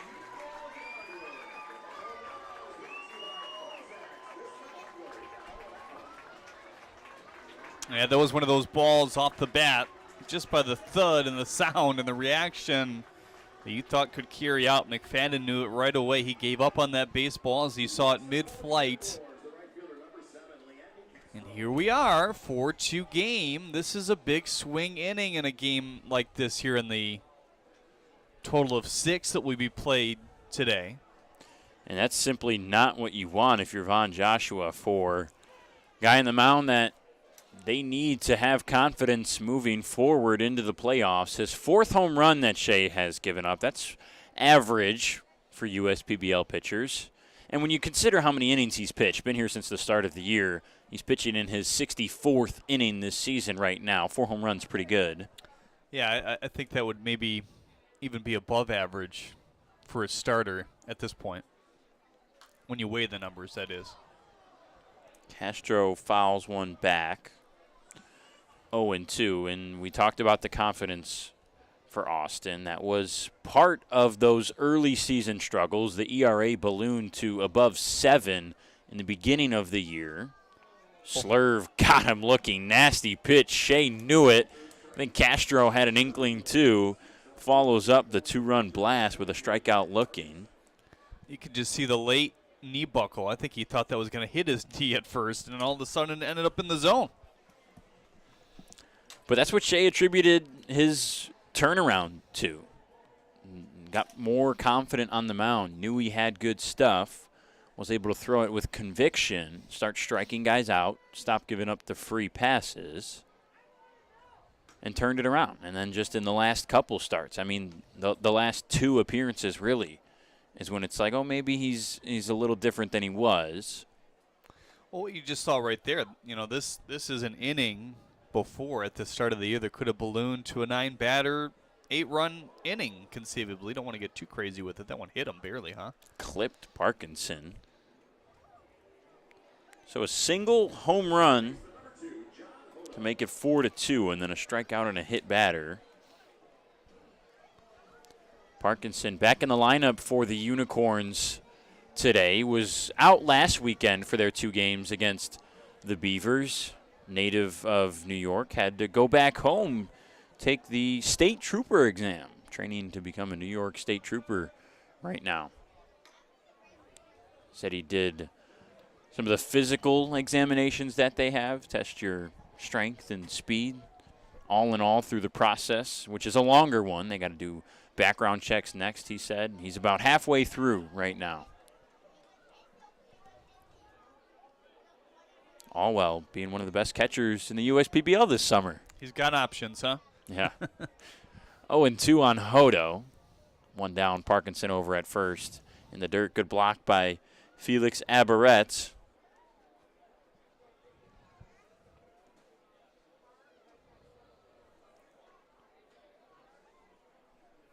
Playing Hodo real shallow in the outfield right now. Especially over there in left with McFadden. Swing and a miss. Hodo nearly down to an E. Second strikeout of the inning for Shea. That's 2 outs. Lineup flips over to Attilas at the top. 0-for-1 plus a walk. I mean, if you weren't outside, it looks like a beautiful day, doesn't it? I mean, it is. I mean, in terms of the clearness of the day, it's just hot and muggy. I mean, it'll go down as the night unfolds, but we're still around 89 degrees right now, I think. My app says 87. Let's see what the humidity, 47%. Not bad. Because 87 feels like 89. I think the humidity was at like 75 to begin the day. Yeah. It was all of that, I can tell you. Well, College Game Day had its inaugural show today, and that means it's fall. So 47% humidity in fall. Attilas, knee buckler for strike 3. Big deep fly from Kevin Lambert to slice the deficit in half and make it 4-2. Shea responds by striking out the side in the inning. 2 of them looking, but the Unicorns do get on board. Jeremy Otto has the bottom of the 4th after this break.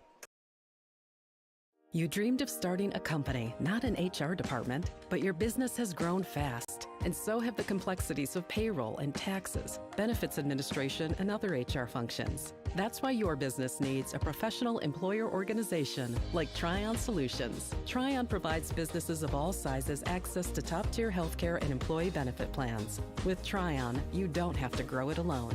Visit RelyOnTryon.com. You can always rely on Tryon.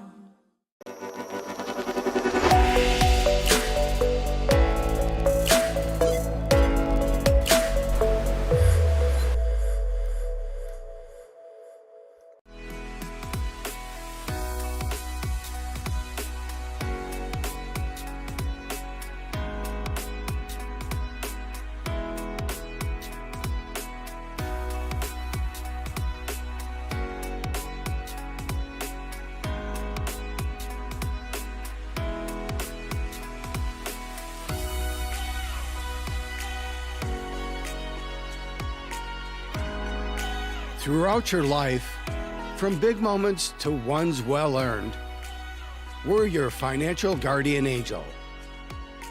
Alliance Catholic Credit Union.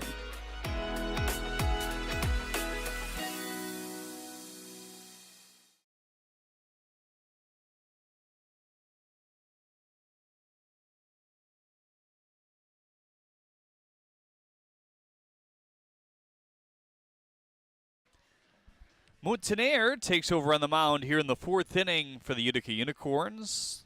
They've gone 2-1-1. We'll see how many innings Montaner goes here in this one. Fiorito started. He went 2, gave up the only 4 runs of the ball game for these Beavers. Good inning in the 3rd inning by Calipetro. He struck out Averett. Got Guzman a pop-up to right, and Sullivan flew out as well to end it. 1-2-3. Things have gotten a little bit more interesting after the last half inning. It was a 6-batter effort for the Unicorns. 5 through 1 came to the plate. Chill just let it off with an infield single, then the 2-run bomb by Lambert, but Shea reeled it right back in. 3 Ks after that. I think this is Montaner, who has been a starter all year for the Unicorns, but this is what we can expect the rest of the way. I think for them, at least here in Game 1, probably 1 inning apiece. Same way that guys need live at-bats. That applies to pitchers, too. Here's a ball skipping to Hodo. He has it for out number 1. And also, Jim Essien is smart, and Montaner, the only lefty he has, will come out and face the only lefty in the lineup for the Beavers with this guy, Eric Ramirez. And that's interesting now. Because remember, he was on the right side, then he switched over to the left. Now he's back on the right to completely nix my point. But also that's interesting if we hadn't noticed that until just now. Maybe this is the first time he switched over to the right. I don't remember what he did his first time up, which side he was on. I feel like he was on the right, but I don't think know he that. was because he was because he smoked a single into left. Well, there you go. If that was his first time, he's. We'll have to ask him. I will say he has struggled a little bit in recent games. 1-1 pulled in for strike 2. And for those that don't know, he was a righty when he got here, and then told Vaughn and Josh Hines that he was a switch hitter in high school. And that one wipes out. Back-to-back curveballs there from Moutinaire for his first K here tonight. So they tried to get him to hit from the left side. Vaughn Joshua loves lefty bats, and they liked his left-handed swing. He hit a warning track shot his first time trying it. So he stuck with it for a while. Now a few struggles at the plate. Maybe that's part of the reason he's made that switch back. Luke Fenley, the top of the order here today for the Beavers, comes up at a double back in the second. Came around to score. That somehow, it did clip him. Thought it avoided him at first, but another hit batter. Be the only base runner thus far allowed by Moutinaire here in the fourth.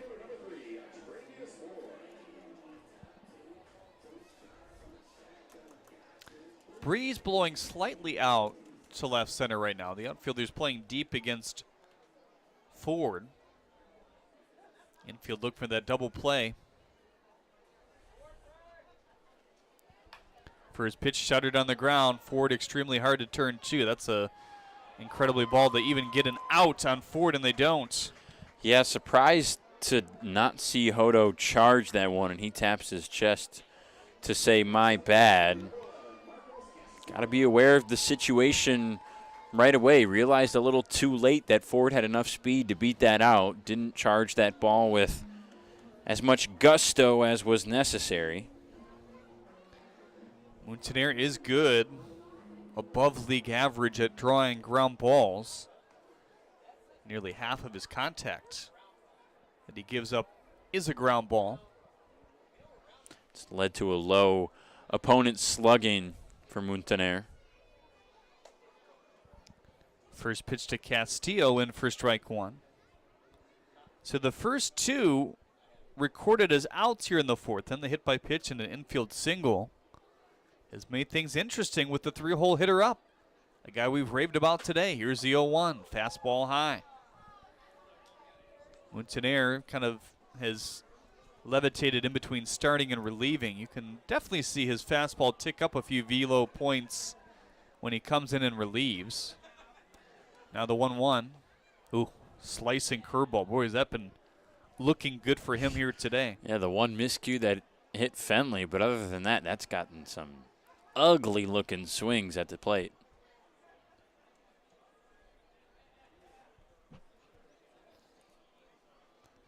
Here's a big pitch. 1-2 with 2 outs, and the runner is on first and second. Delays to check them. Here it comes. Swing and a miss. 2 strikeouts in the fourth inning off the curveball from Moutinaire. And the Beavers stay off the board. Unicorns looking to continue their charge back in this game, down just 2. You hear about the promo that Jimmy's John's got going on? 5 off 20? How they pulling it off? Magic? You got David's Copperfields in there? Show yourself, Copperfields! Jimmy John's. $5 off orders of 20 or more. Slide into a new home. Work with a local mortgage pro who works for you. Get a cheaper, faster, easier home loan. Find a mortgage broker near you today at findamortgagebroker.com. As your neighbor who works at Ascension, Michigan, and a cardiologist who's practiced for more than 20 years, I'm going to keep asking, how are you feeling today? Your care can't wait. Getting care sooner can mean catching things before they get worse. At Ascension, Michigan, our ERs and our hospitals and other sites of care are maintaining strict precautions for your safety. Studies have shown that people will get care sooner if they're encouraged by their doctors, family, and friends. Get the care you need at GetAscensionMichiganCare.com. Great seats at a great price. Get them safer, simpler, and smarter with TicketSmarter. A proud partner to the biggest names in live sports and events, including ESPN events and iHeartRadio. TicketSmarter has seats for over 125,000 live events and 48 million tickets for sale. All backed with the TicketSmarter 100% ticket guarantee. Thinking about your next great live event? Think smarter. Think TicketSmarter. Get your tickets your way, guaranteed, at TicketSmarter.com.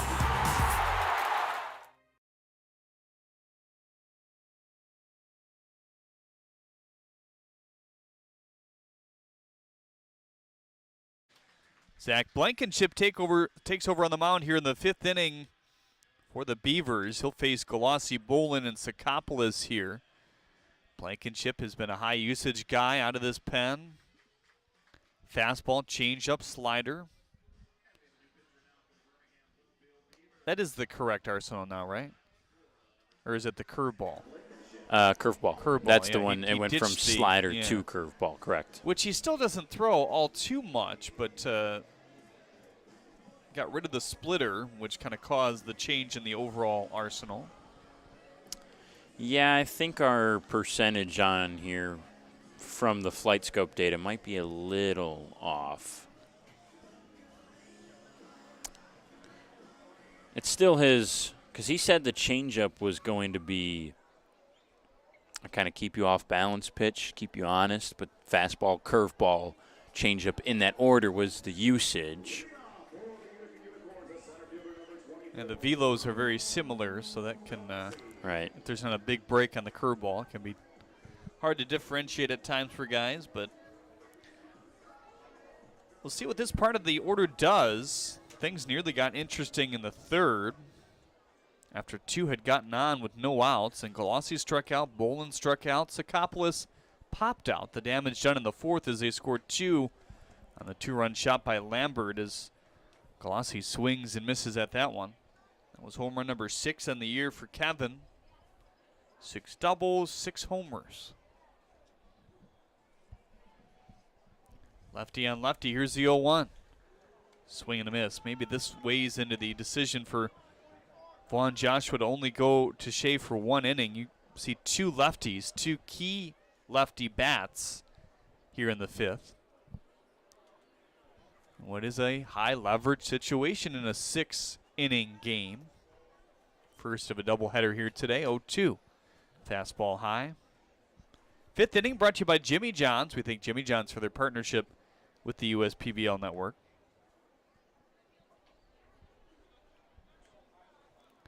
They're playing Galassi pretty shallow. Not sure what it is, but these Beavers not playing deep in the outfield here today. I think it might be because of those.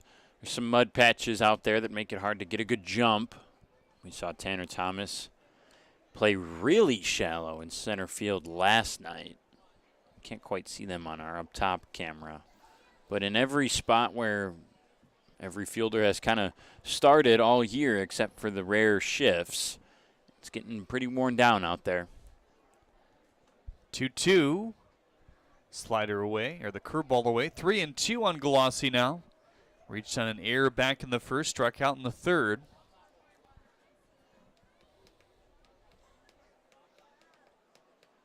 Slugging .544.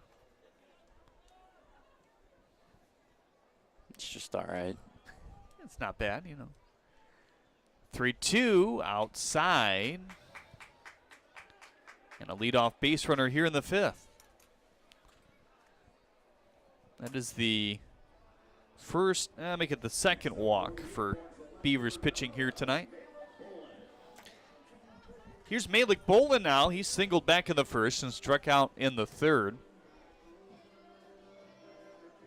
Some more action going on in the Beavers pen right now. I mean, they're playing this game like a playoff game. Yep. Which, yeah, the difference between a 2nd and a 3rd seed, which is what they're battling for here today, is having to play another game, which is large in this league. Collette fires to first. Sullivan does just scrape that right foot on the bag for out number 1.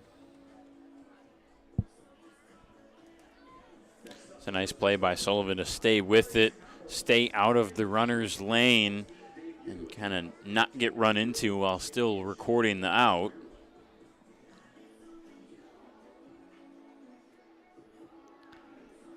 Here's Ari Sakopoulos. Another lefty to face the lefty Blankenship. Kind of nibbled against Galassi. He's standing on second base.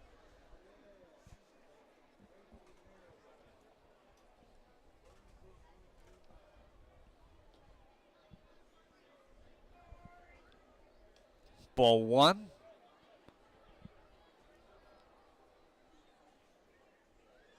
For 2, the lead still for the Beavers here. One swing of the bat could change this game in a flash.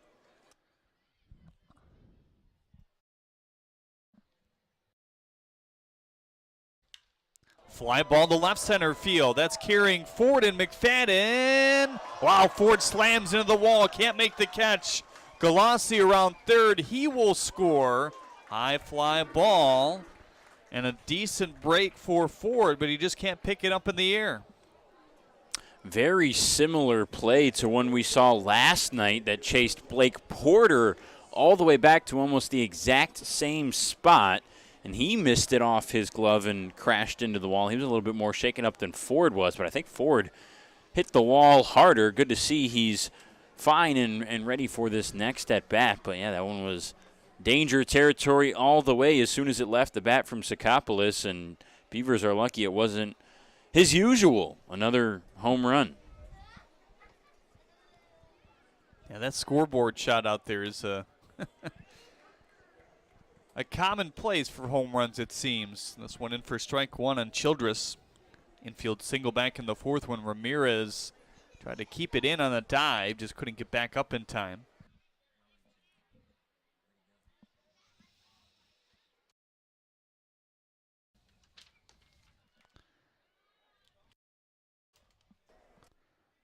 One and one on Noah.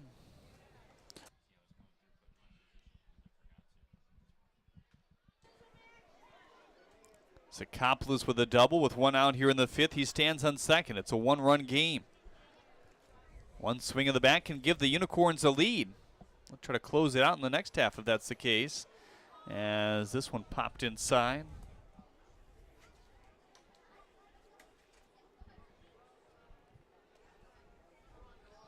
Two and one on Noah.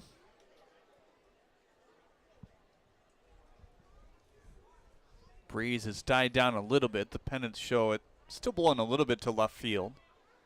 American flag nearly limp. Now the 2-1. Fastball at 92 outside. It's kind of been the upper end of his fastball. 93 is his official high this year. Really have to dial in here if you're Blankenship. We know the Unicorns are going to score. We said that earlier. They're going to put runs on the board. So very little times they've been shut out this year. Line foul. 3-2 on Childress now. But it's about taking advantage of the opportunities you're presented. We saw a full count walk to Galassi with 2 strikes. You really have to challenge the hitters. Now you got a full count here to Childress. We need a pitcher's pitch right here if you're a Beavers fan. Make Childress put a good swing on it. Even if it's outside the zone, at least keep it close. Uncomfortable on that one for strike 3. Not sure what went into that for Childress, but he usually doesn't miss like that. Well, I think Blankenship heard me. He did exactly that. Made Childress have to make a tough decision, and he couldn't make one. Ended up checking his swing. So here's the guy that we talked about earlier. It's been a little hotter down the stretch. Kevin Lambert. A line drive home run in the fourth over the head of McFadden and left. The base of the Chevrolet Pavilion out there. That was Blankenship's handy-dandy new curveball that got Childress on that last one, and there it is again on Lambert.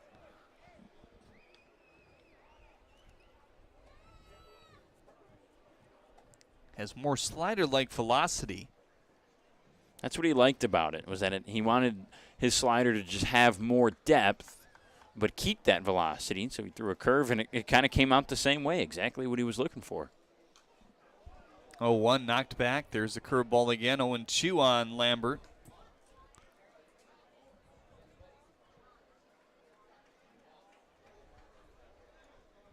Shaw is warming. Not sure if that's for this inning or the next inning. Obviously, if Blankenship gets out of it without any more runs scored, you'd think he would pitch the last out here. Runner on second base and 2 outs. Here's the 0-2, spiked off of Aberrett. Bad bounce. Sakopoulos around third base, coming home. He will score with a slide. 4-4 in the 5th now. Wow. Boy, that's just what we talked about. You have to hone in. You can't give up free opportunities and free runs to the Unicorns. Wild pitch runs have killed so many teams in this league. These dimensions, again, kind of playing victim to the pitcher there. I mean, normally that's a ball that, yeah, it leads to another base, but to think of it leading to a second isn't common. But the ball rolling near that divot to the right side where it juts out all the way down the line. And here come the Unicorns, 2 in the 4th, 2 in the 5th. Go ahead run at the plate, and Lambert, he's down in the count 1-2. Here it comes. Fastball outside.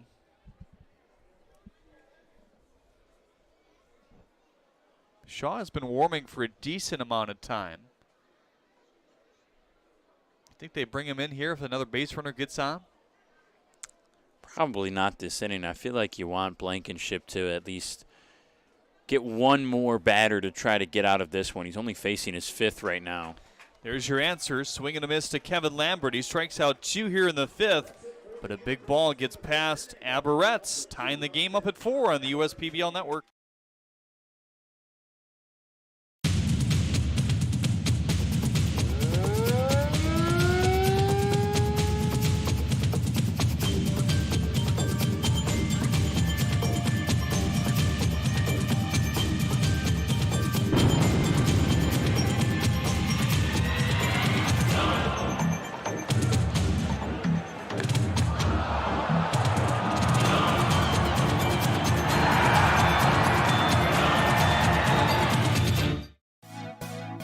Sports is a proud partner of the USPBL. Big names, low prices, delivering value since 1937. At Fifth Third Bank, we're working hard to make banking a Fifth Third better, which means we put 166.7% into everything we do. I think you can only give 110%. Well, with free checking, fraud protection services, and an automatic savings tool to help you quickly reach your goals, 166.7% is possible. Oh, wait till my 8th graders hear about this. They're gonna be like, it's not possible. Well, yes it is. This is banking, a Fifth Third better.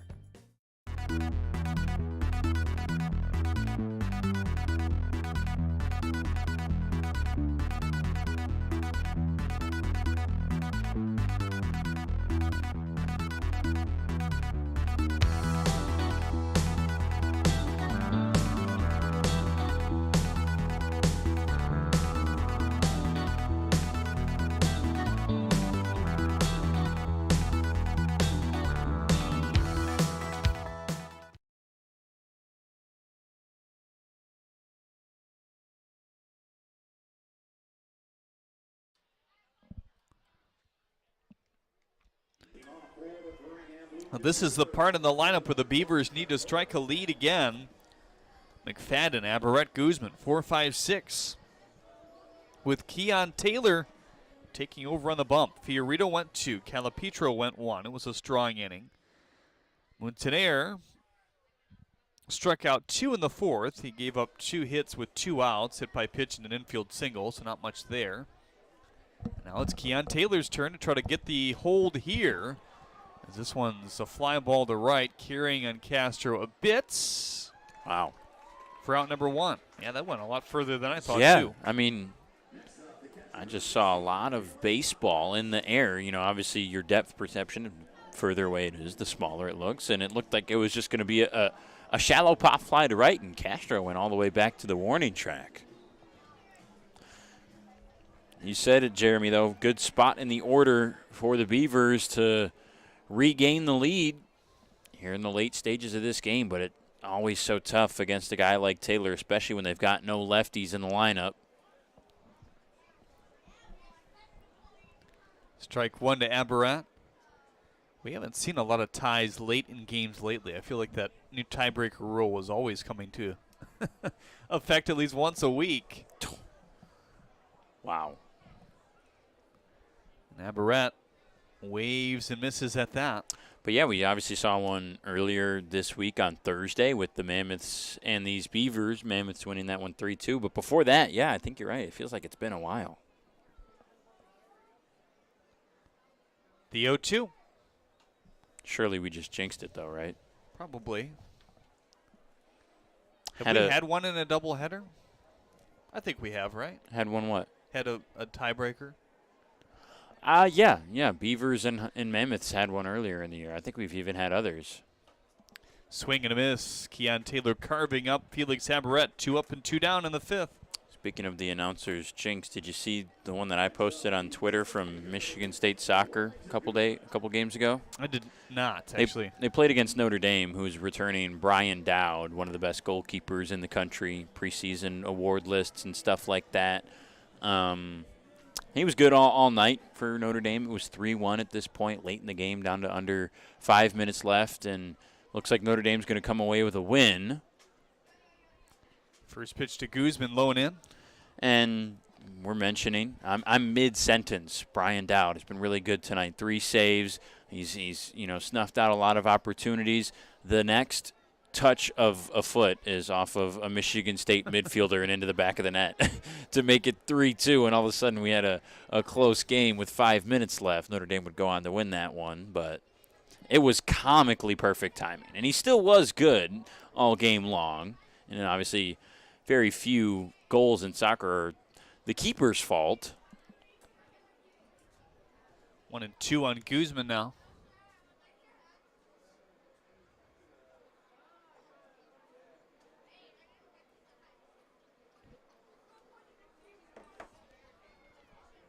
Looks like Shaw is ready if that's the direction they want to move next inning, which you think it would be. I don't think they'll send Blankenship out for another. Yeah, I highly doubt it. I'm almost certain somebody, whether it's Shaw or someone else, will come back out for the top of the 6th.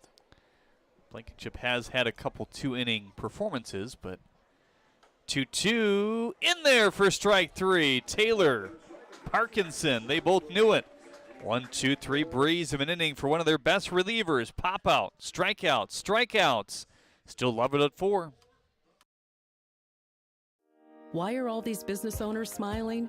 Because they rely on Tryon to handle difficult and time-consuming HR tasks like payroll, benefits administration, and more. Working with one of the nation's top professional employer organizations provides access to top-tier healthcare and employee benefit plans and Tryon's team of attorneys and HR experts. With Tryon, you don't have to grow it alone. Visit RelyOnTryon.com. You can always rely on Tryon. One thing that makes Detroit Mercy unique and different from other universities is that the faculty truly care about you and they're always there to help. Whether it's asking questions after class or going into the office hours, they're always there to lend a hand and really make you feel at home. People are here to work together, and whether you have a question or you're discussing topics within the class, you can go up to your professor and they know your name. They're just willing to help you become a better overall student. Detroit Mercy. Build a boundless future. Jimmy John's Field is the perfect venue for birthday parties, summer picnics, company outings, and provides the best entertainment in Metro Detroit with great baseball all summer long. Spend your summer nights under the lights at Jimmy John's Field in historic downtown Utica. Stroke, heart attack, chest pain, injury, ERs at Ascension Michigan hospitals are ready 24/7, delivering the right care at the right time. As a chair of emergency medicine at an Ascension, Michigan hospital, I understand the importance of timely ER care. What's different? Experienced care teams and board-certified doctors who take the time to listen. You are connected to on-site lab and imaging, pharmacy, and leading-edge care with specialists in cardiovascular services, neuroscience, orthopedics, and more. Choose ERs at Ascension, Michigan hospitals.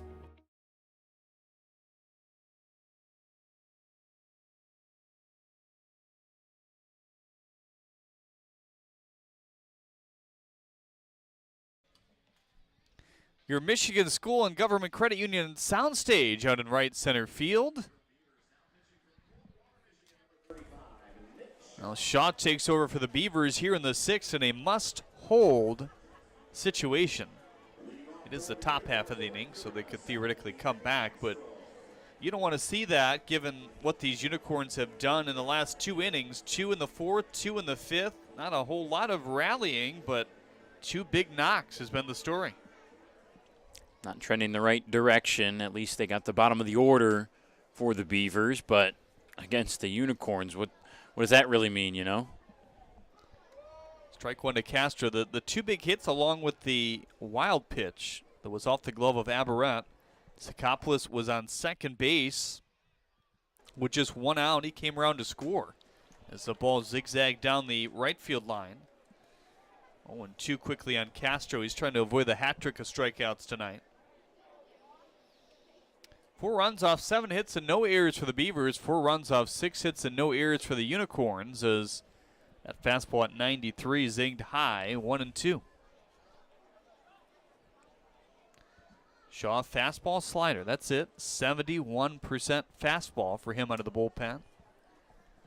1-2. Boy, easy push of a 94. Yeah, you see that fastball velocity, and along with it is the hardest slider in the league. And it's gotten a lot of swing and miss for Shaw. Some ugly-looking swings, too, at that. 2.70 ERA coming into play. 1-2, low and in. Good fight by Castro here. He was in swing mode for the first 2 pitches. A little more disciplined since then.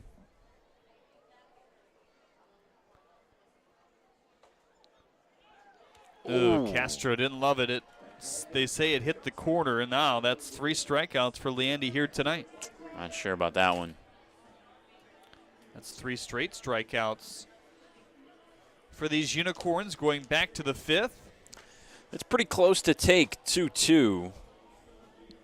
But I have to disagree. I think that's just off the inside. I thought Castro had a good eye. Now Matt Parkinson, he was hit by a pitch back in the 4th. No doubles depth down the third base line as he swings and misses at that one. Outfield playing shallow. Middle and the right side of the infield back. This righty at the plate. Guy that has 5 doubles this year. No home runs to this point. Swing and a miss. 0-2, John Hodo, the bottom of the order is on deck, for as much as that means. If you're Shaw, you got ahead in the last at-bat, 0-2, and then it took 4 pitches after that to finally put him away. You want to change that here. Go right back at Parkinson, make him swing this bat.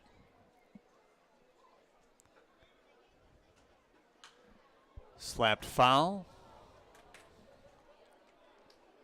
You see he's late. He's trying to decide whether that's fastball or slider out of the hand. Keep that same arm slot. Tunnel that slider a little bit.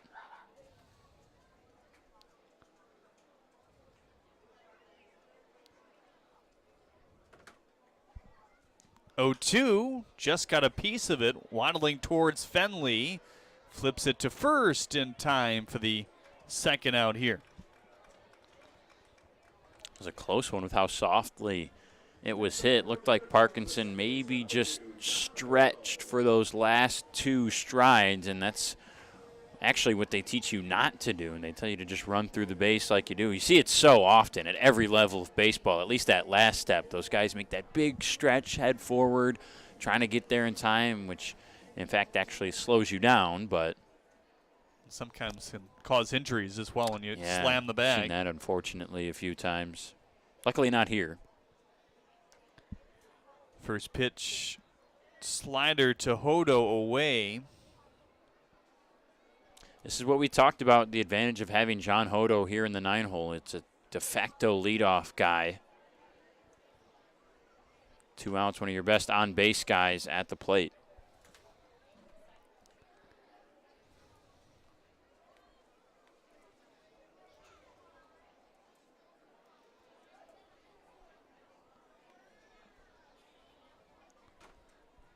One swing and a miss. 92 into the glove of Aberrat. 2 strikes. The Beavers, the bottom of the 6th, will have 7, 8, 9 due up. 1-2 on the ground. Ramirez cuts it off. Beavers have a chance to win it and clinch the 2nd seed when we get back on the USPBL network. Every summer, my family loves to have a neighborhood movie night in our backyard. And with my Chevy Blazer, I can head out and get everything we need for a great night. It has plenty of room for picking up friends, and the available hands-free liftgate is perfect for loading unhandy supplies. You know, it may be movie night, but my Blazer is the main attraction wherever I go. Lease a 2022 Blazer 2LT for just $239 a month for 24 months. Put it in D and see why Chevy drives the Motor City. Check your checking. If your account doesn't get you pumped, amped, or geeked, make the switch to Genius Checking from Genesis Credit Union. It's just genius.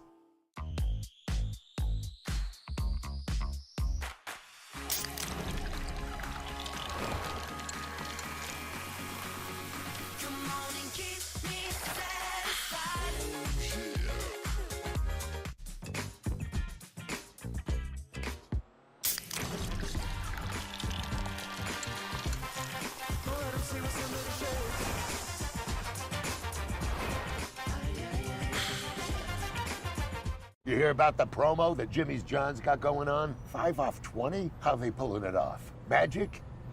You got David's Copperfields in there? Show yourself, Copperfields! Jimmy John's. $5 off orders of 20 or more.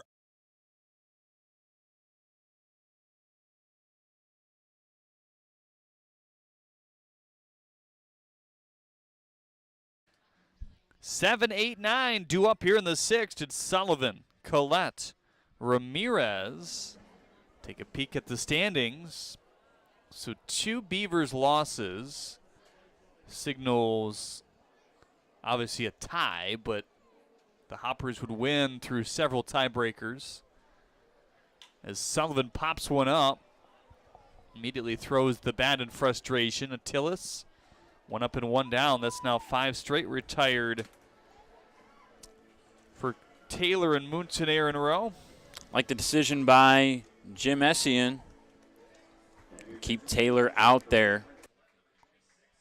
Keep Taylor out there for a 2nd inning here in the bottom of the 6th. So tough for righties to hit against. Righty, righty, righty here in the bottom. So Whitfield will pinch hit for Collette. He was previously 0 for 2, strikeout and a ground out. First pitch to Eric, popped foul. Well, both of these 2 teams scoring 2 runs in back-to-back innings. For the Beavers, it was the 1st and 2nd. For the Unicorns, the 4th and the 5th. It felt like a pretty comfortable 4-0 lead for the Beavers at that time, but I guess nothing is quite comfortable with this Unicorns lineup and what they've did all year long. Looks like 2 up and 2 down, you bet. Castro catches for out number 2. Well, we'd go straight to the extra inning format after this, as this is the first of 2 6-inning scheduled contests here tonight. That would mean that both managers will come together for a coin flip. Whoever wins it decides whether they want to pitch or hits. If you pitch and shut the team out, you win. If you hit and score any kind of runs, you win.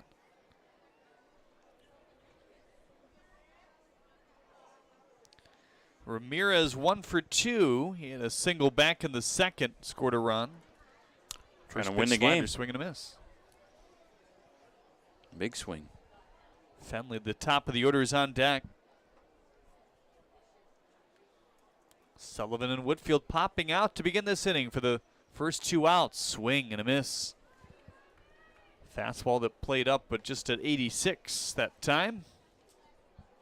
If the Unicorns get this final out, should be interesting to see not only the result of the coin flip, but the decision for the winning manager. Higher stakes than we've seen before.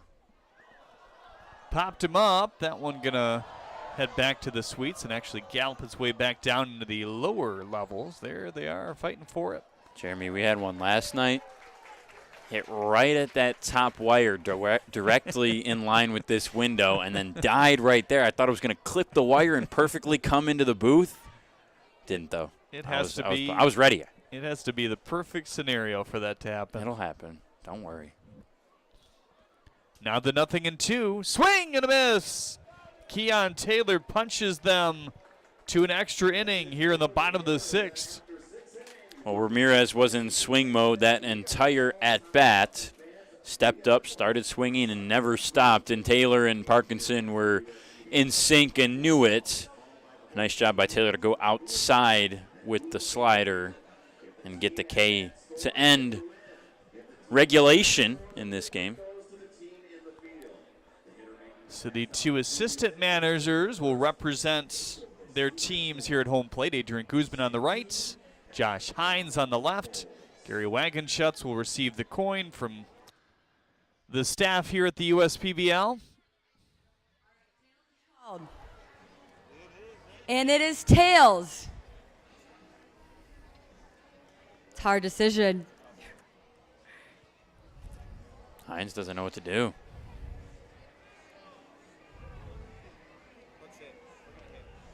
He says, all right, the Beavers are going to hit. See what happens in sudden death. Here we go. I like this because after a few seconds, he decided to look back to his dugout and see what they thought. They had their batting helmets on. They said they want to swing. You put your players in a position. You're going to go with your guys. You put your players in a position that they think they can win this game. And that forces the issue for the Unicorns, too. Do they send Taylor back out there? It looks like they will. So he'll get 3 innings. That's longer for him. It'll be Fenley, Ford, Castillo at the plate when we get back. The top of the order for the Beavers, looking to punch the number 2 seed with any kind of runs. You're on the USPBL Network. Every summer, my family loves to have a neighborhood movie night in our backyard. And with my Chevy Blazer, I can head out and get everything we need for a great night. It has plenty of room for picking up friends, and the available hands-free liftgate is perfect for loading unhandy supplies. You know, it may be movie night, but my Blazer is the main attraction wherever I go. Lease a 2022 Blazer 2LT for just $239 a month for 24 months. Put it in D and see why Chevy drives the Motor City. We're the financial champion of Michiganders. Whether you're a goal-getter or dream chaser, an empty nester, or up-and-comer, anyone in Michigan can bank with us. Michigan Schools and Government Credit Union.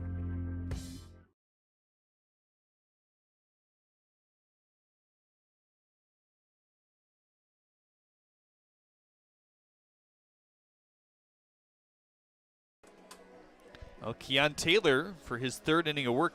To maybe piggyback off your comment as well, the bats obviously want to hit, but you also wonder, I mean, you want to win this game, right? You don't want to play your cards as to say, oh, you know, we still have 1 left to try to win later, but the pitching is kind of a glaring, you know, issue right now as well. You've already used 4 arms in a 6-inning game, and a starter, a guy that could start and go long, and Shea only went 1 here today. Hibbett started, Shea piggyback, Blankenship after that, and Shaw pitched a solid 6th inning. So, well, on the flip side of that same coin, too, is you force the decision for the Unicorns. And what do? We've seen Keon Taylor go 3 innings once in this entire season. It was a start back in early August, and it was one of his worst outings. 4 runs on 5 hits in that game.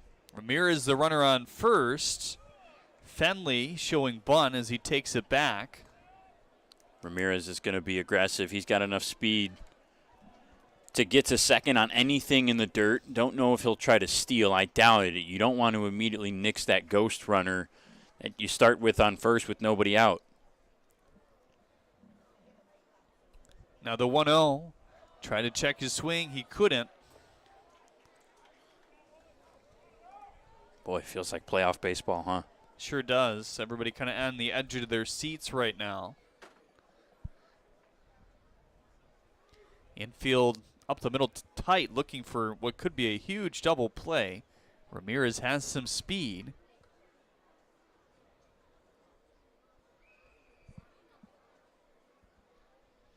Fenley, Ford, Castillo. All it takes is one run.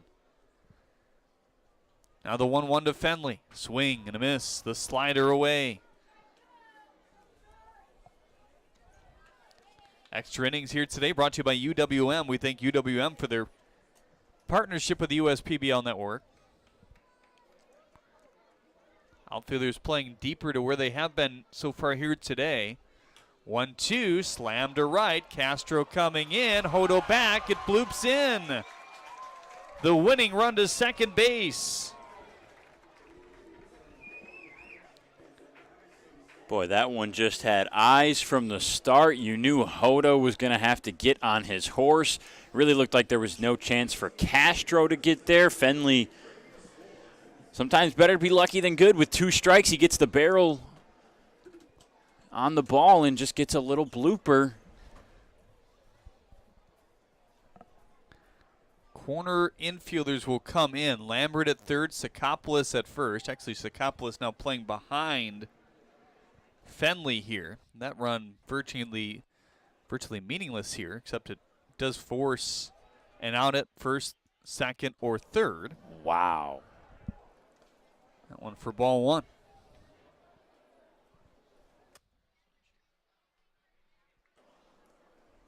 Castillo on deck.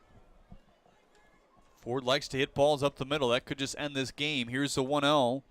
Slider away. 2-0 on Travius now.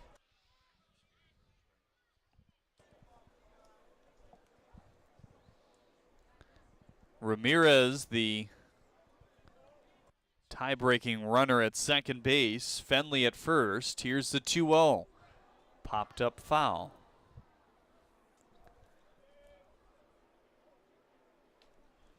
We've already seen a wild pitch score run here today. That was to tie it. The man catching the pitches.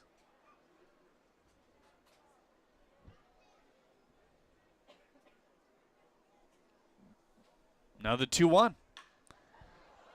Attilas feeds to second in time. Over to first. That's the first and second outs. Wow, they could not have gotten anything better in that situation. Anything in play, you know that's going to be scary for the Unicorns. Great composure and fundamental movement by Attilas, Hodo, and Sakopoulos to complete that double play. Now there's not much left to be decided. It takes away all the mental aspect of it. Just get this out. If you don't, you lose.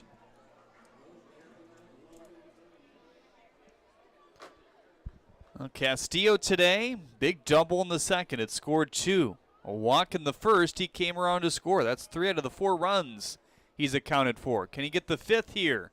Hit him! You could tell Castillo wanted to hit in that scenario, and that probably didn't feel very good, drilling him straight on the back. Yeah, he's a big competitor, one of the most competitive guys you'll meet in this league.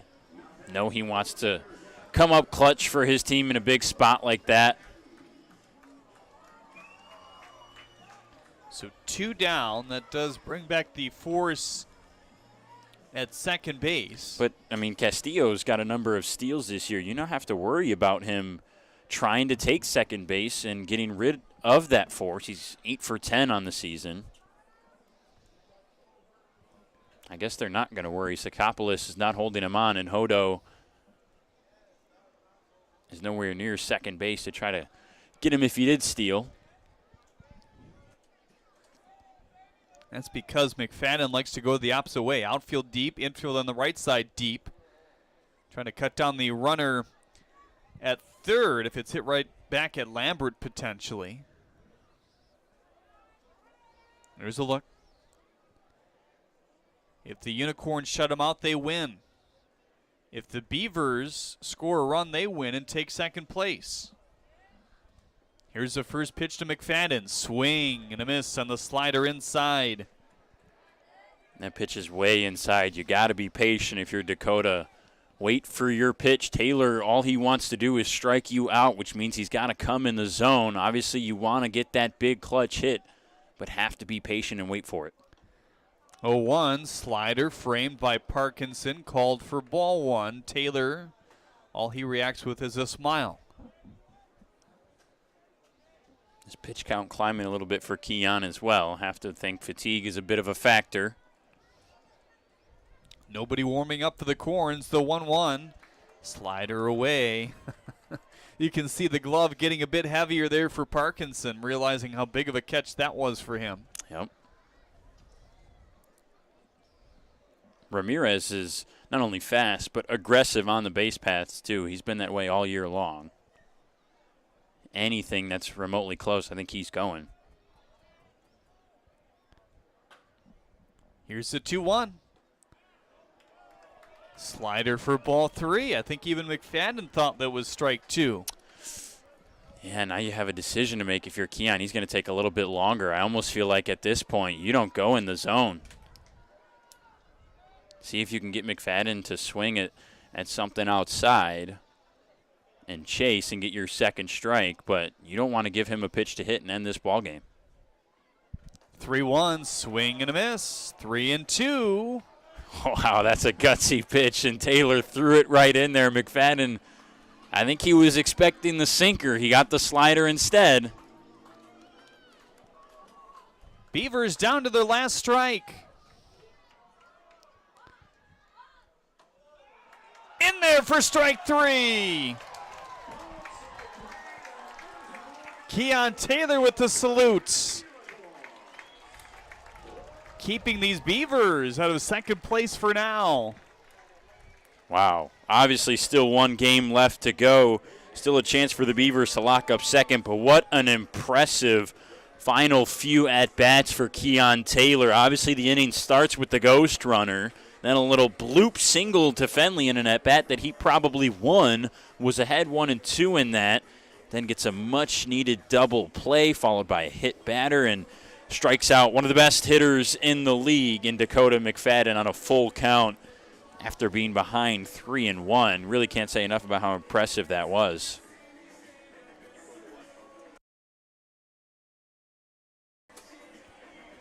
So Riggleman getting ready to start the next game here for the Utica Unicorns. Kind of a tune-up game for him for the playoffs here. He'll go against Jesse Galindo, another guy who started on Sunday, who's been getting a few more starts as the year has gone on. Kind of in an untraditional role for him, but nonetheless,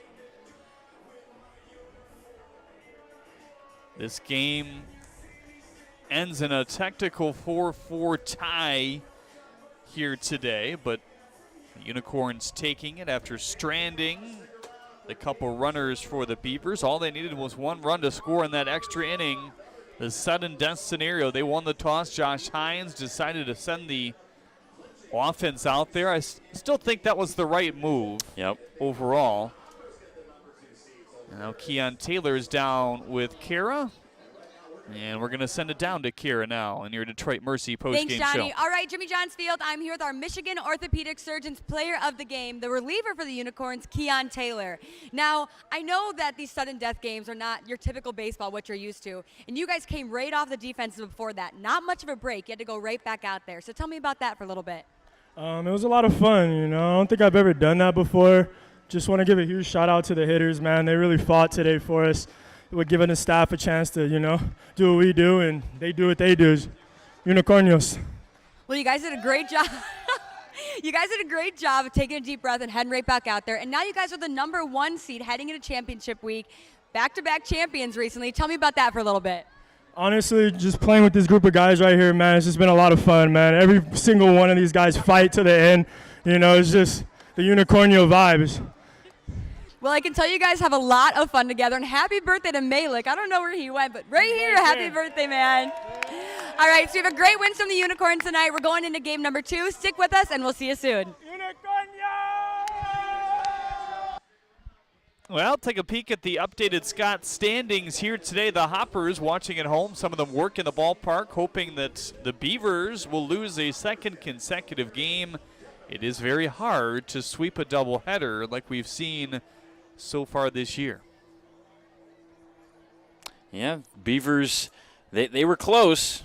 I think that was the right decision by Hines to send out the offense. They had a man 90 feet away with your best hitter at the plate. That's kind of the situation that you dream of, the script that you would write if you wanted a storybook ending. But Taylor with a nice performance to come out, get the double play in the third inning, a longer inning for him, kind of stretching his arm a little bit and then striking out McFadden. Really impressive. The Beavers need a win for the 2 seed. We'll see if they can do it after this in game 2 of this doubleheader in a little bit on the USPBL Network. Stick around.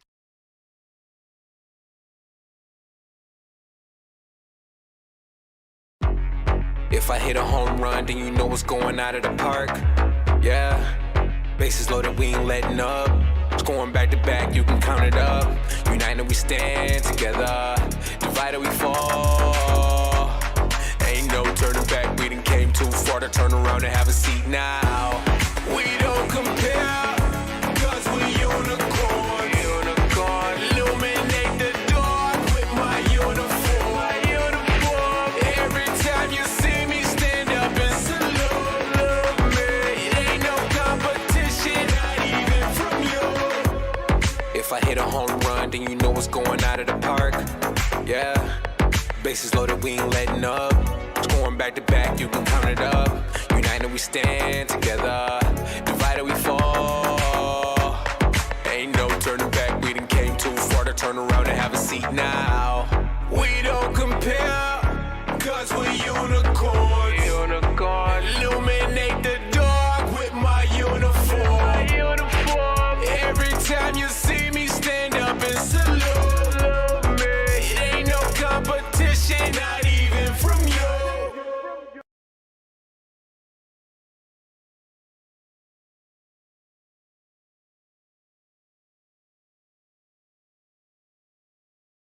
Stroke, heart attack, chest pain, injury, ERs at Ascension Michigan hospitals are ready 24/7, delivering the right care at the right time.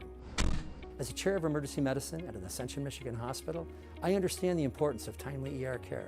What's different? Experienced care teams and board-certified doctors who take the time to listen. You are connected to on-site lab and imaging, pharmacy, and leading-edge care with specialists in cardiovascular services, neuroscience, orthopedics, and more. Choose ERs at Ascension Michigan hospitals. Every summer, my family loves to have a neighborhood movie night in our backyard. And with my Chevy Blazer, I can head out and get everything we need for a great night.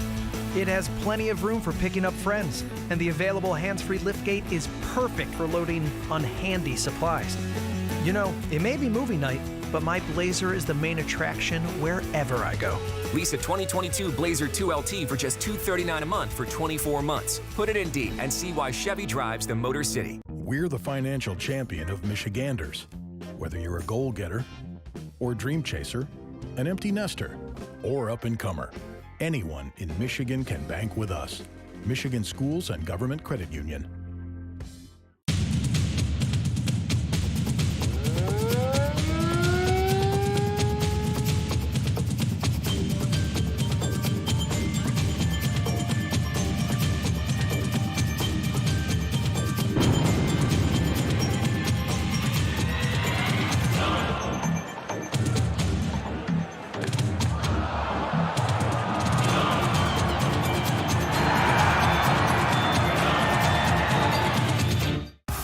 Great seats at a great price. Get them safer, simpler, and smarter with Ticket Smarter. A proud partner to the biggest names in live sports and events, including ESPN events and iHeartRadio. Ticket Smarter has seats for over 125,000 live events and 48 million tickets for sale. All backed with the Ticket Smarter 100% ticket guarantee. Thinking about your next great live event? Think smarter. Think TicketSmarter. Get your tickets your way, guaranteed, at TicketSmarter.com. We build roads, bridges, wind farms and pipelines, schools to skyscrapers. Our members create monuments. We operate. We're the operators and mechanics behind the advanced heavy machines that move Michigan forward. We maintain boilers and HVAC. Our members run the complex heating and cooling systems that we all depend on. Our training is second to none, and safety is our priority. We are Operating Engineers 324, and we keep Michigan running. Great seats at a great price. Get them safer, simpler, and smarter with TicketSmarter. A proud partner to the biggest names in live sports and events, including ESPN events and iHeart Radio. TicketSmarter has seats for over 125,000 live events and 48 million tickets for sale. All backed with the TicketSmarter 100% ticket guarantee. Thinking about your next great live event? Think smarter. Think TicketSmarter. Get your tickets your way, guaranteed, at TicketSmarter.com.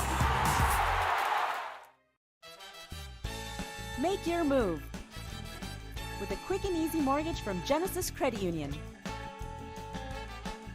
We have mortgages to fit your life. Genesis Credit Union. Visit us today.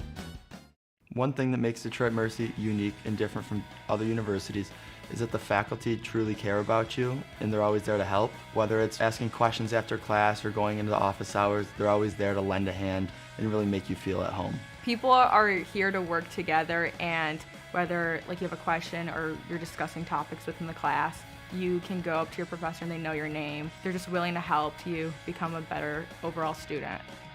Detroit Mercy. Build a boundless future. As your neighbor who works at Ascension, Michigan, and a cardiologist who's practiced for more than 20 years, I'm going to keep asking, how are you feeling today? Your care can't wait. Getting care sooner can mean catching things before they get worse. At Ascension, Michigan, our ERs and our hospitals and other sites of care are maintaining strict precautions for your safety. Studies have shown that people will get care sooner if they're encouraged by their doctors, family, and friends. Get the care you need at getascensionmichigancare.com. First State Bank is a locally owned and operated business. We're part of your community.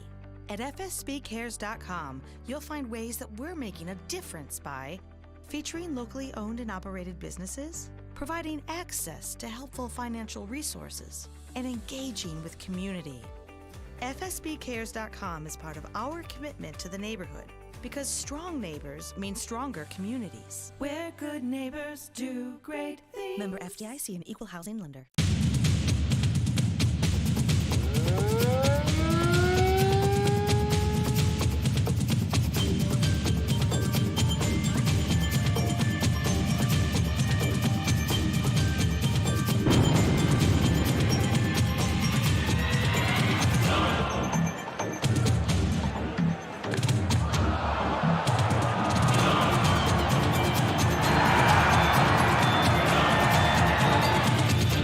You dreamed of starting a company, not an HR department, but your business has grown fast, and so have the complexities of payroll and taxes, benefits administration, and other HR functions. That's why your business needs a professional employer organization like Tryon Solutions. Tryon provides businesses of all sizes access to top-tier healthcare and employee benefit plans. With Tryon, you don't have to grow it alone.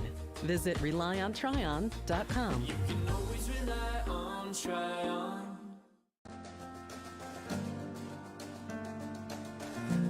We joined Green Path and instantly felt a support around us. They developed a plan on paper, and this is how we're going to do it. The plan that they gave me was something that was sustainable. It was something I could do. It was actually lowering my payments monthly by hundreds of dollars. Choosing Green Path is a no-brainer.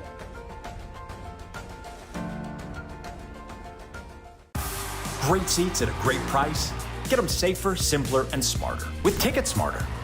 A proud partner to the biggest names in live sports and events, including ESPN events and iHeart Radio. TicketSmarter has seats for over 125,000 live events and 48 million tickets for sale.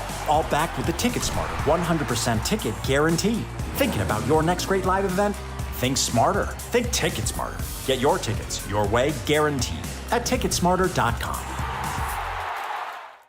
At Fifth Third Bank, we're working hard to make banking a Fifth Third third better, which means we put 166.7% into everything we do. I think you can only give 110%. Well, with free checking, fraud protection services, and an automatic savings tool to help you quickly reach your goals, 166.7% is possible. Oh, wait till my 8th graders hear about this. They're gonna be like, it's not possible. Well, yes it is. This is banking, a fifth third better. You hear about the promo that Jimmy's John's got going on? 5 off 20? How they pulling it off? Magic? You got David's Copperfields in there? Show yourself, Copperfields! Jimmy John's. $5 off orders of 20 or more. Slide into a new home. Work with a local mortgage pro who works for you. Get a cheaper, faster, easier home loan. Find a mortgage broker near you today at findamortgagebroker.com.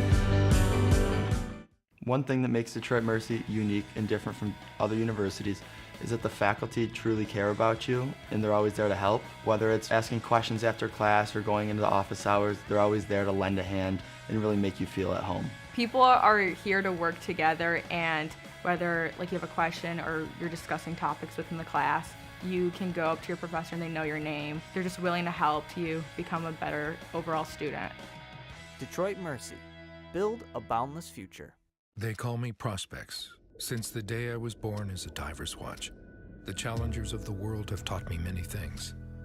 Life is not a numbers game. It's about challenging ourselves.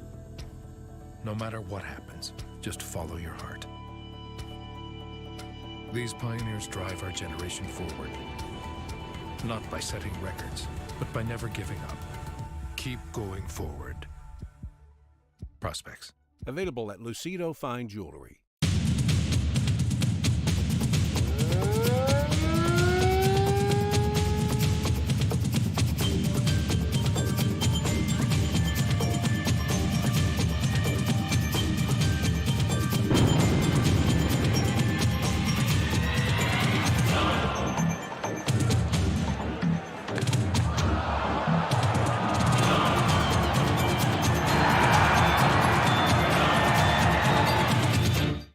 Hi everyone, I hope you're enjoying your time here at Jimmy John's Field for some exciting baseball. But I want to personally invite you to explore, experience, and enjoy even more of what Macomb County has to offer. From shopping local to running or biking on our trails, feasting with family and friends at our restaurants and wineries, there are even opportunities to canoe, kayak, or even relax on our waterways. There is something here in Macomb for everyone. To find your something, visit MakeMacombYourHome.com.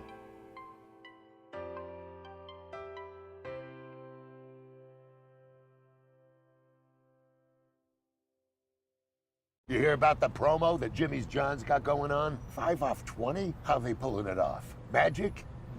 You got David's Copperfields in there? Show yourself, Copperfields! Jimmy John's. $5 off orders of 20 or more. Slide into a new home. Work with a local mortgage pro who works for you. Get a cheaper, faster, easier home loan. Find a mortgage broker near you today at findamortgagebroker.com. Jimmy John's Field is the perfect venue for birthday parties, summer picnics, company outings, and provides the best entertainment in Metro Detroit with great baseball all summer long. Spend your summer nights under the lights at Jimmy John's Field in historic downtown Utica.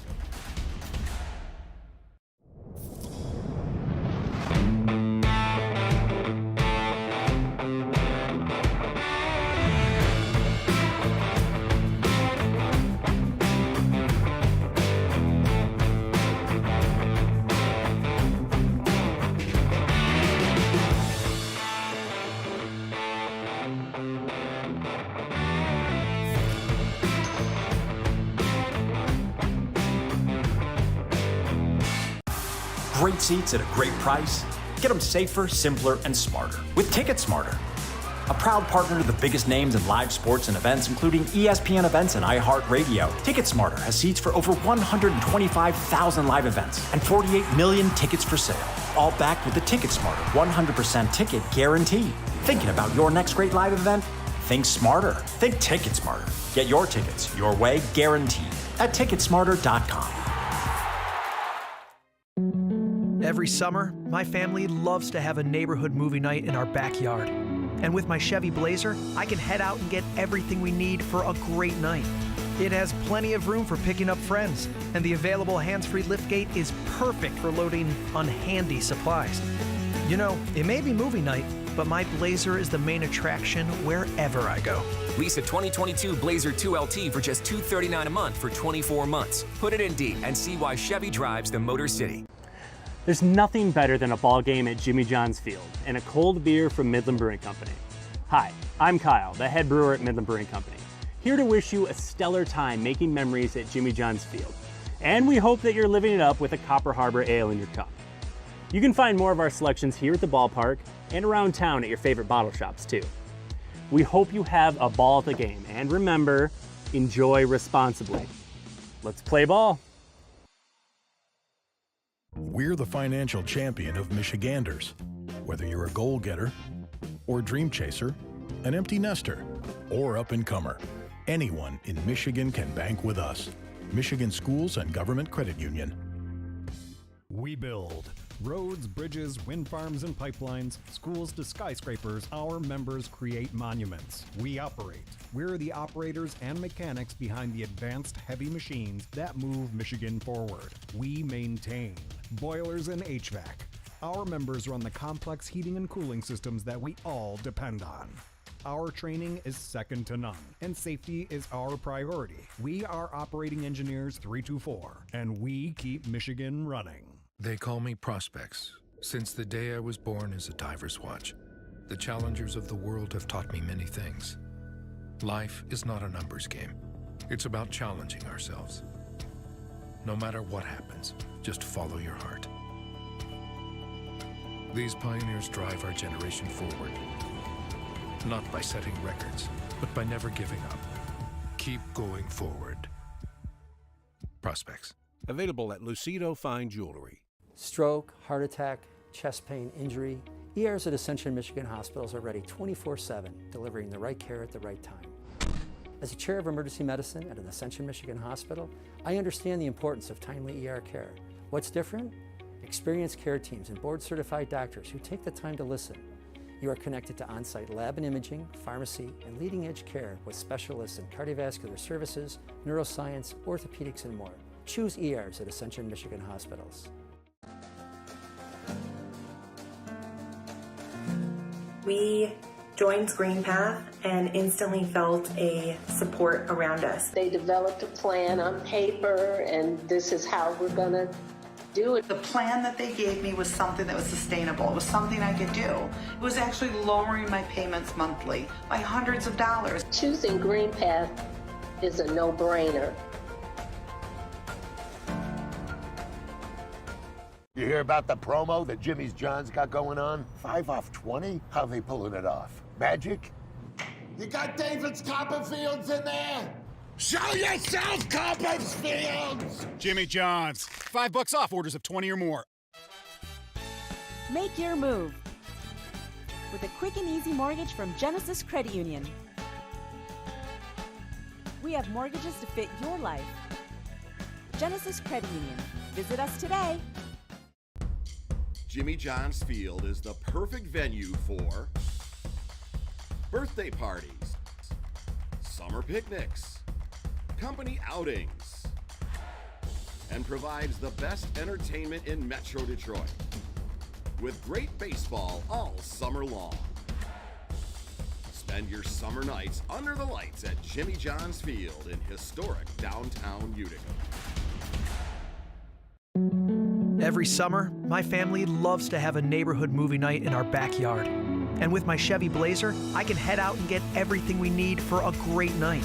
It has plenty of room for picking up friends, and the available hands-free liftgate is perfect for loading unhandy supplies. You know, it may be movie night, but my Blazer is the main attraction wherever I go.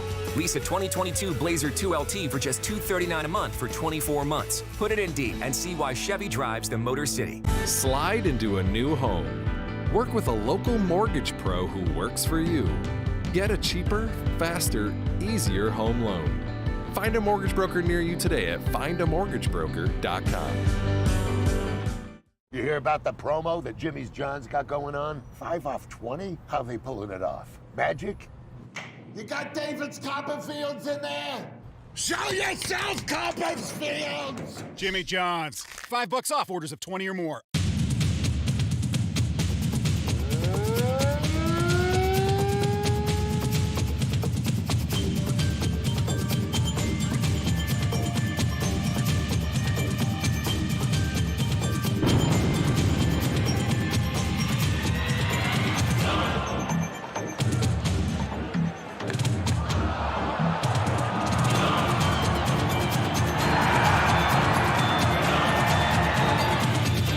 Slide into a new home.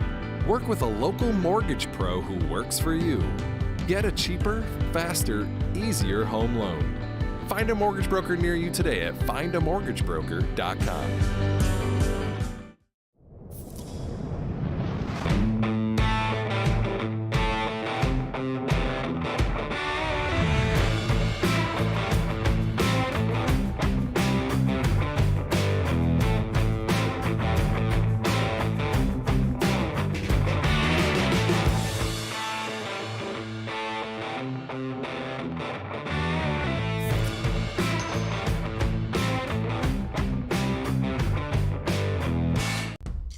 Jimmy John's Field is the perfect venue for birthday parties, summer picnics, company outings, and provides the best entertainment in Metro Detroit with great baseball all summer long.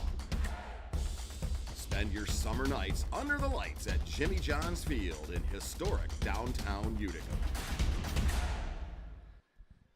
Jeremy Otto and Brennan Shabath back with you here at the ballpark, getting ready for Game 2 of this doubleheader between the Beavers and the Unicorns here today. 4-4 your final score in Game 1. Unicorns taking it in sudden death. The Beavers won the toss. They decided to hit. Got a few base runners on, with the exception of the base runner that you get to start the inning. That was Eric Ramirez. He ended up on third. And a strikeout to Dakota McFadden. Keon Taylor going 3 innings here tonight and making the difference for this Unicorn squad. They scored a couple runs in the 4th and 5th innings each to tie up the game at 4 apiece after the Beavers had a 4-0 lead. Here's how they'll come out in Game 2 in terms of starting lineups. First for the visiting Utica Unicorns. Attilas will lead off for the 2nd consecutive game. I'll be interested to see if that kind of sticks as they head towards the championship game next week. Drew Glossy bats second and plays center. Malik Bolin will hit third and play left. Ari Sakopoulos, who doubled to score a big run to make it 4-3 last game, will hit fourth and play first base. Noah Childress back in the 5 holes. He DHs. Kevin Lambert hit a big 2-run home run on a line to left over the head of Dakota McFadden. Will bat 6th and play third. Adam De La Cruz back in the lineup. He's been hot of late. Hit a grand slam a couple weeks ago. He plays right. Matt Parkinson hits 8th and catches. And John Hodo still at the bottom of the lineup for Jim Estienne here today as Adam Riggleman takes the mound for the Unicorns. As for the home Beavers, who need a win to clinch the 2nd seed in the playoffs. If they lose, the Hoppers will win via a few tiebreakers that you have to go through. Travis Ford will lead things off here in Game 2 and play left. Luke Fenley slides down to second as he plays position number 4 as well. Dakota McFadden bats third and plays right. Marcos Castillo back in the 4 holes. He plays center field. Felix Abarat catching and batting 5th. Eric Whitfield, who got a important pinch hit appearance late in the 6th inning, will DH. J.D. Stubbs also back in the lineup here as he bats 7th and plays first. Eric Ramirez will bat 8th and play shortstop. Cam Collette will round things out, the third baseman here today. Getting closer to Game 2 of this doubleheader after this. One thing that makes Detroit Mercy unique and different from other universities is that the faculty truly care about you and they're always there to help. Whether it's asking questions after class or going into the office hours, they're always there to lend a hand and really make you feel at home. People are here to work together, and whether you have a question or you're discussing topics within the class, you can go up to your professor and they know your name. They're just willing to help you become a better overall student. Detroit Mercy. Build a boundless future. Make your move with a quick and easy mortgage from Genesis Credit Union. We have mortgages to fit your life. Genesis Credit Union. Visit us today. Hi everyone. I hope you're enjoying your time here at Jimmy John's Field for some exciting baseball. But I want to personally invite you to explore, experience, and enjoy even more of what Macomb County has to offer. From shopping local to running or biking on our trails, feasting with family and friends at our restaurants and wineries, there are even opportunities to canoe, kayak, or even relax on our waterways. There is something here in Macomb for everyone. To find your something, visit MakeMacombYourHome.com.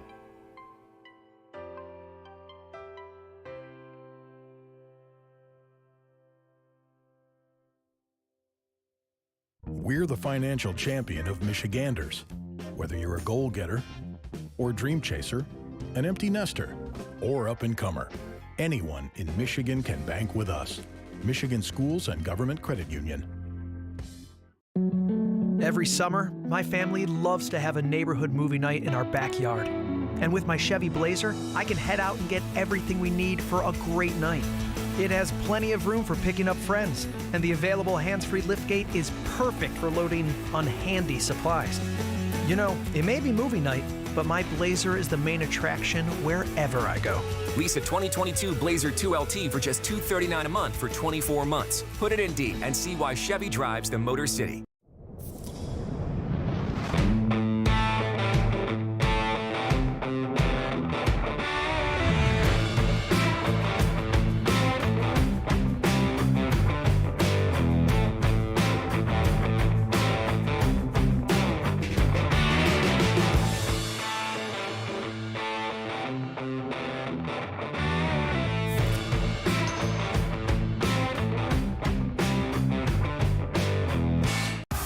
Great seats at a great price. Get them safer, simpler, and smarter with Ticket Smarter. A proud partner to the biggest names in live sports and events, including ESPN events and iHeartRadio. Ticket Smarter has seats for over 125,000 live events and 48 million tickets for sale. All backed with the Ticket Smarter 100% ticket guarantee. Thinking about your next great live event? Think smarter. Think Ticket Smarter. Get your tickets your way, guaranteed at Ticketsmarter.com. I'm all in with HR and Organizational Development Council. I'm all in with Marketing and Business Development Council. I'm all in with Operations and Member Experience Council. I'm all in with CEO Council. I'm all in with Lending Council. I'm all in with CFO Council. I'm all in with Technology Council. Our credit union is all in with CUNA Councils. What makes Detroit Mercy so unique is the fact that it's in the middle of Detroit, and especially with their service learning programs, you really get a chance to be a part of the community. Detroit Mercy. Build a boundless future. You hear about the promo that Jimmy's John's got going on? 5 off 20? How they pulling it off? Magic? You got David's Copperfields in there? Show yourself, Copperfields! Jimmy John's. $5 off orders of 20 or more. Slide into a new home. Work with a local mortgage pro who works for you. Get a cheaper, faster, easier home loan. Find a mortgage broker near you today at findamortgagebroker.com. They call me Prospects. Since the day I was born as a diver's watch, the challengers of the world have taught me many things. Life is not a numbers game. It's about challenging ourselves. No matter what happens, just follow your heart. These pioneers drive our generation forward, not by setting records, but by never giving up. Keep going forward. Prospects. Available at Lucido Fine Jewelry. Welcome back to the ballpark, everyone. Beavers and Unicorns getting ready for Game 2 of this doubleheader here today. Take a peek at your defense behind Jesse Galindo, brought to you by Three-Dimensional Services Group. Prototype production proven. Ford is in left, Castillo in center, McFadden and right here in Game 2. He switches corners. Collette at third, Stubbs at first, Fenley and Ramirez. Your double play combination here today with Felix Abaretz behind the plates. I've already told you what this Unicorns lineup looks like here in game 2. We'll be facing this man, Jesse Galindo.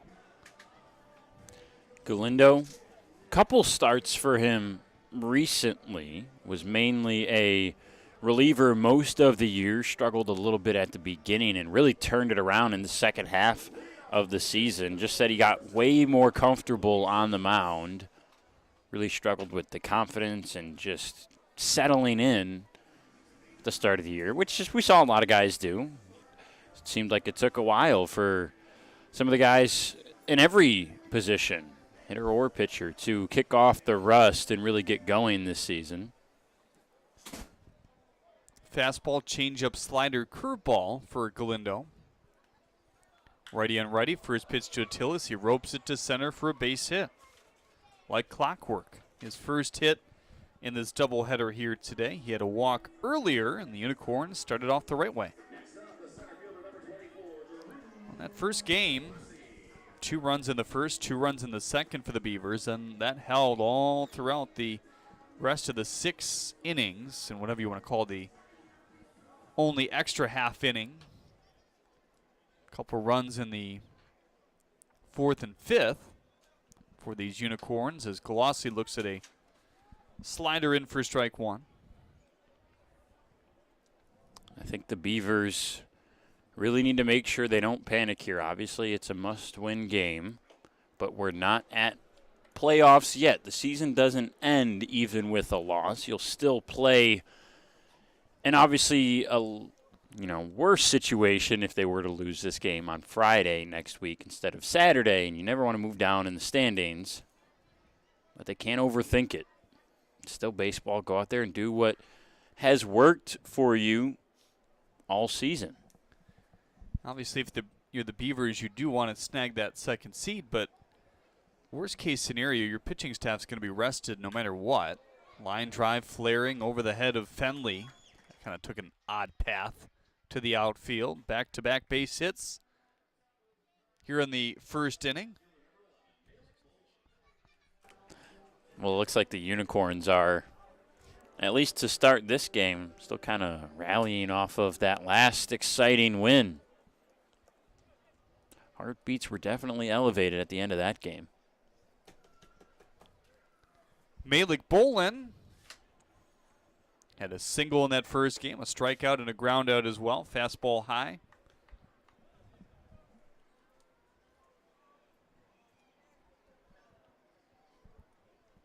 Galindo right up there in terms of appearances this year. This is his 22nd. More often has been used as the guy to kind of change pace out there on the mound. Yeah, very often the first or second reliever out of the pen for the Beavers this season. 2-1 on Bolin now. That sidearm delivery. Tick lower on the velo meter. Keeps hitters off balance.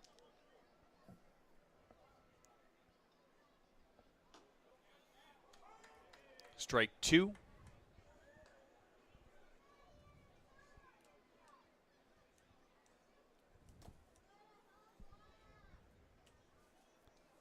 .82 degrees at game time. The wind has completely calmed down. The humidity is actually hiked up a little bit for whatever reason, as this one ends in a K.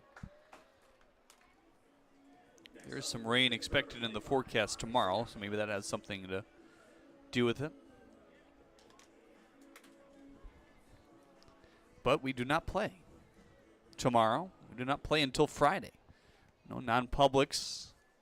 These teams will be practicing and staying in shape. I would assume most would take tomorrow off, maybe even Monday.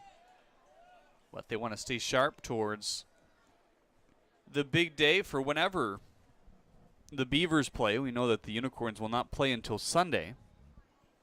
Yeah, I won't be surprised if these guys get 2 days off. They have so few during the heart of summer and kind of through the dog days here. Might have broke his bat. Popped into center. Look out. Trying to snap. Throw back to second. They got him.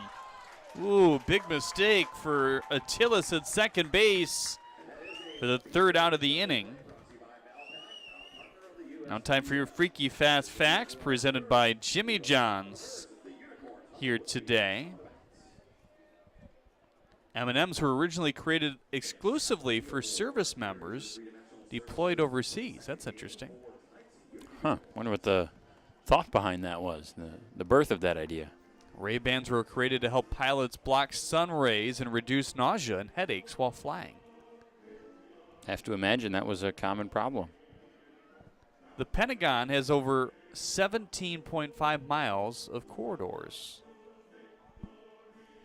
I believe it. That one checks out. Your Freaky Fast Facts presented by Jimmy John's here today. Here's Adam Riggleman. Second part of your pitcher comparison brought to you by Ascension here today, as he looks to lead his team to a sweep of this doubleheader. He's been great as of late for the Unicorns. Their ace by far on the mound. Really the biggest struggle for him has been the extra base hits, the opponent's slugging. They're slugging .376 against him, leads the league in the wrong direction, and home runs given up with 8 on the year. But if he can avoid the big swings, he can be really good for this Unicorns team.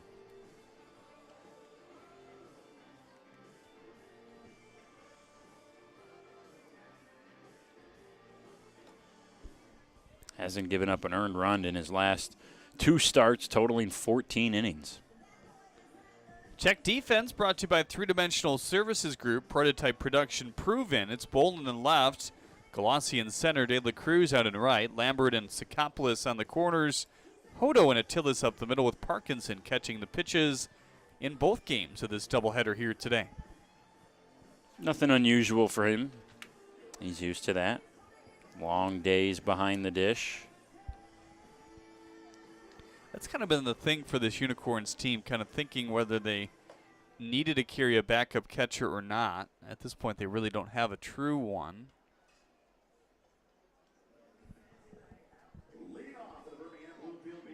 Ford, Fenley, McFadden, the top 3 in the order here.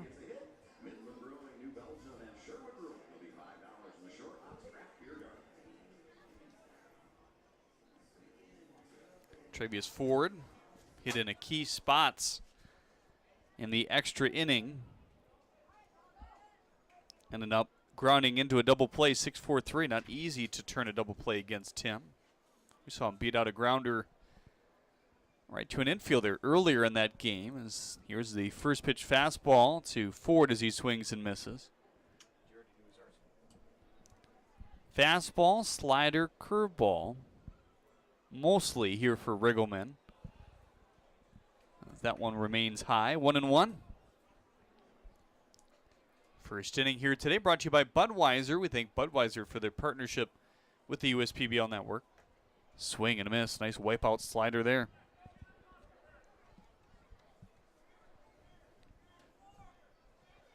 It's not a huge differential between the slider and the curveball. Slider, like most, are a bit harder for him.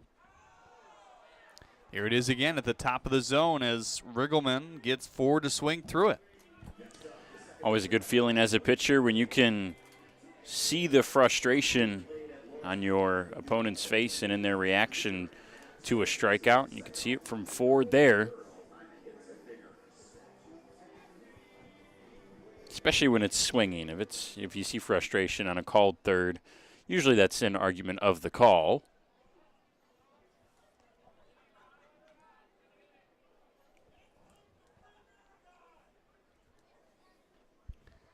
Riggleman likes to work quickly. Here's the 1-0. Lollipop curveball in for strike 1.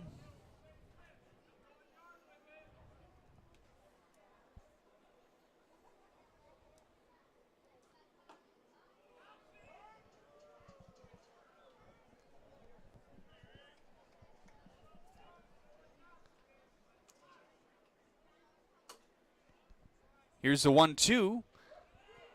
Chop to Lambert, tough play, ate him up in the end. I think he thought he had it in the glove at first. Nonetheless, a one-out base runner here in the first. Bryce Wilson on YouTube said M&Ms were created for service members during the war so they could have chocolate without it melting all over their pocket while out in the field. How do you know? Or what do you know, I should say. Thanks, Bryce. Giving us some insight there.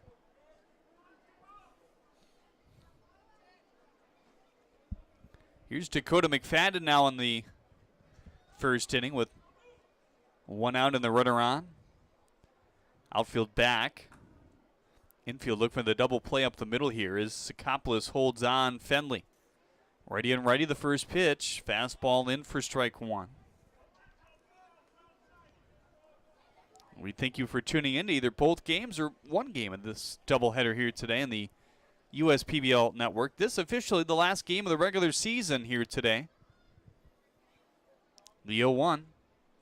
Whiffed at and missed. The outside pitch, something that McFadden hasn't been able to track as well as the season has gone on. A bit of a surprise, too, with how well he hits the ball the opposite way. You know, hit it where it's pitched. That outside pitch you wait for, sit on a little bit longer, drive it the other direction. Swing and a miss there. Another good slider. He's brought a good one to the park here today. That's his second K on it. For the second out here in the first. He's gotten some big whiffs, too. You talk about how much he's hit the ball into the opposite field. You even saw the Unicorns defense really respond to that late in the game. You saw Hodo on the outfield grass. They were playing him well back and right with the infield slightly in with that winning run at third base in the extra inning. Castillo nicks it back.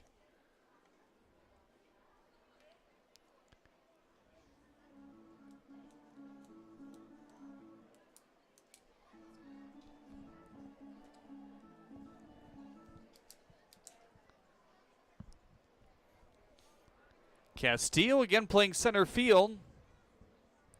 Hitting right in the heart of Von Joshua's order pretty much since he got here. Short lead for Fenley at first. The 0-1 ripped to the gap in left center field. Galassi gliding over. Couldn't get it. Rolls off his glove. Bolin there to respond. Fenley around third. He'll score. And for the second consecutive game, the Beavers have scored a run in the first. Boy, for a while there, I thought Drew did it again. Laid out completely horizontal, sacrificing the body, trying to make that play. It was in his glove, just couldn't quite come up with it. Really nice job by Fenley to go first to home, knowing the situation, 2 outs on his horse right off the bat. Because as you said, Jeremy, Bolin was right there after Galassi couldn't come up with it to quickly get that ball back in. That was one of those, if he wasn't, Castillo was on third. First pitch to Aberrett, carrying to right. De La Cruz has a good beat on it. He'll squeeze out number 3 here in the first inning. Can the Beavers hold this early lead? They couldn't last game. They led 4-0 after 2. They lead 1-0 after 1 on the USPBL network in this game, too.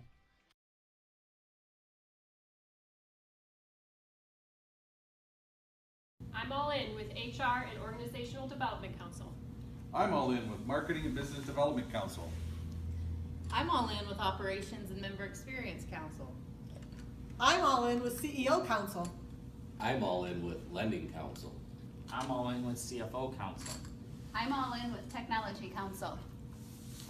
Our credit union is all in with CUNA Councils. They call me Prospects. Since the day I was born as a diver's watch, the challengers of the world have taught me many things. Life is not a numbers game. It's about challenging ourselves. No matter what happens, just follow your heart. These pioneers drive our generation forward. Not by setting records, but by never giving up. Keep going forward. Prospects. Available at Lucido Fine Jewelry.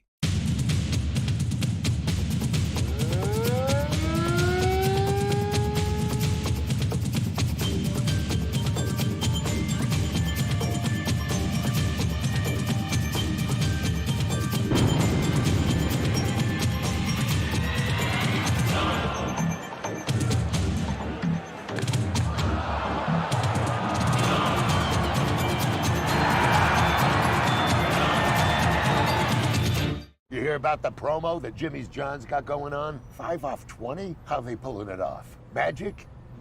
You got David's Copperfields in there?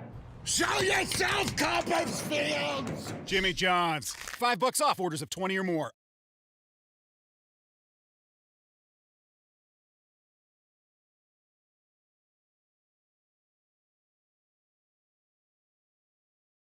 Jesse Galindo on for his second inning of work here in the second.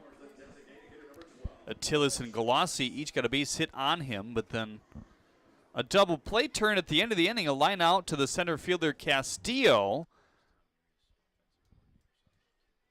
And then Attilas was able to be doubled off at second base as he was well off the bag in between second and third. First pitch slider to Childress as he swings through it. Yeah, that was a strange play by Attilas. I thought off the bat that's a catch that's going to be made out there in center. And then once it was made, he didn't have much gusto getting back to the bag. And then when you could tell it was going to be a close play, he didn't slide, which I thought was for sure going to be the case. And if he slid, maybe it would have been close. And instead it wasn't. He didn't even slide, just kind of walked back or jogged back to the bag and was out. A bat flying over the field now. It's a bit early, isn't it, for Halloween here? Wow, he's diving. He's getting those bugs out there. We said College Game Day had its inaugural show today. It's now fall. He went from the left field foul pole, zipping back towards the flagpole out in center. Now he's by the trees. He's got closing speed. Did I ever tell you my bat story? No, I have not heard your bat story. Okay. Is it a baseball bat? No, like or a bat bat? Yeah, like a bat. Like Batman bat. Childress looks at a ball outside, 2-2. You want me to tell it now? Is it an on-air story or no? No, I mean, yeah, it's fine. I mean, I would love to hear it. Here's the 2-2, fastball away. So it was, late, early in the morning, whatever it might be. I was sleeping, and I heard this thud off the blinds. Here's the 3-2 to Childress, foul back. And keep in mind, for whatever reason, ladybugs in my room upstairs when I lived in my parents' house used to have ladybugs in it. Wasp came in from the outside, unfortunately, too. But no thanks. Not in my room, but in the other rooms as well. 3-2, grounded through as Ramirez can't get that one. So, funnily enough, the ladybugs would. What do you got there? What age is this bat story? This is early college, I think. Okay, just looking for context. Okay. Early college, late high school. Right. But the ladybugs would sometimes, kind of bing, bing, bing, bing off the blinds, just making a little Right, you just hear that noise. little, yeah. So I'm like, okay, I'm half asleep, I'm waking up, that's just what it is. But I keep hearing it, and then it bangs off the blinds and then goes to the other side of the room. Chopped into right, a base hit past the diving glove of Fenley. So a couple of singles to begin this second inning. That's now 4 singles for the Unicorns in this game. I was just going to say, same thing they did last inning, back-to-back singles to start. See if they can have better fortune in this second to get a run. So I wake up a little bit more and realize it's a bat in my room, banging off one side of the wall to the next, banging off one side of the wall to the next, trying to get out, obviously.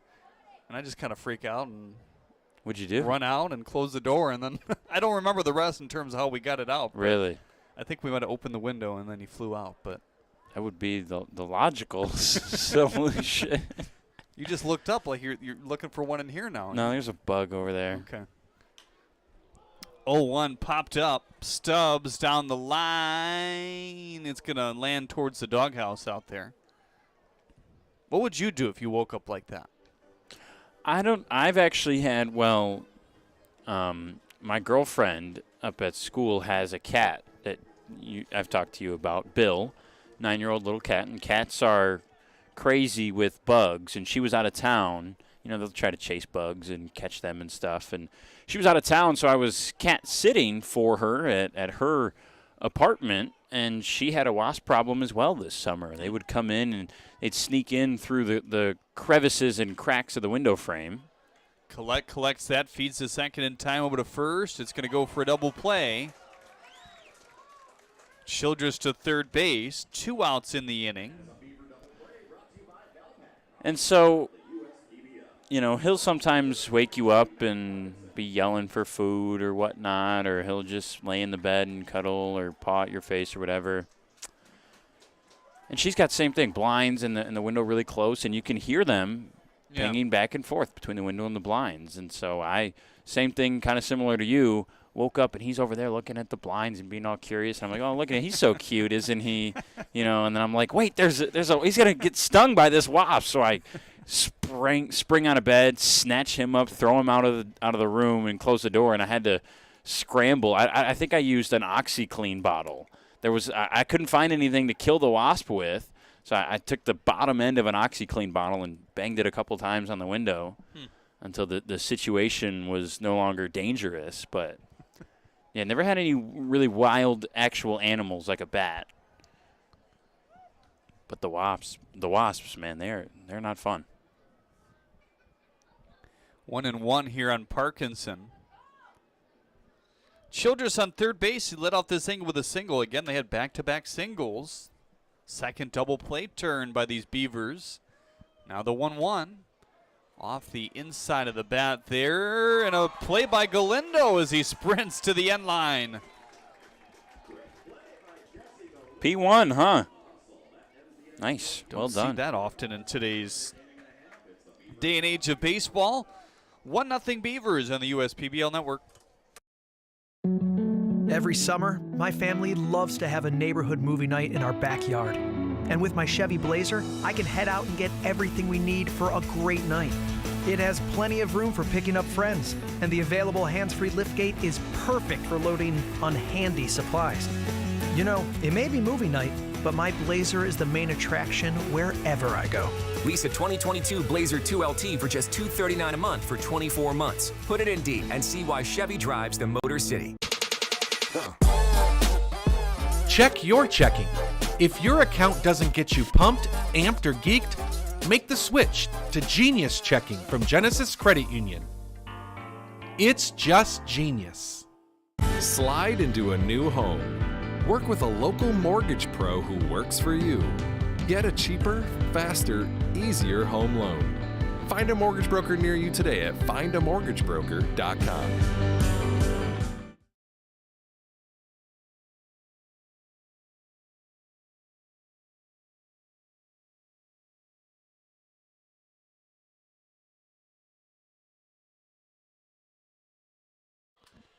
Riggleman on for his second inning of work. He gave up a run back in the first. 2-out double to Marcus Castillo. Hit it off the glove of Sakopoulos. Scored Fenley. He'll face Eric Whitfield, J.D. Stubbs, Eric Ramirez. Here in the second inning, Jeremy Otto alongside Brennan Shabat to bring you the call. So glad you could tune in on your Saturday. Very much a football Saturday here today as well, with college football kind of finishing up its first week of action. It has been a fun weekend so far. There were some really good games on Thursday. Not as many good ones last night. Today's been action-packed as well.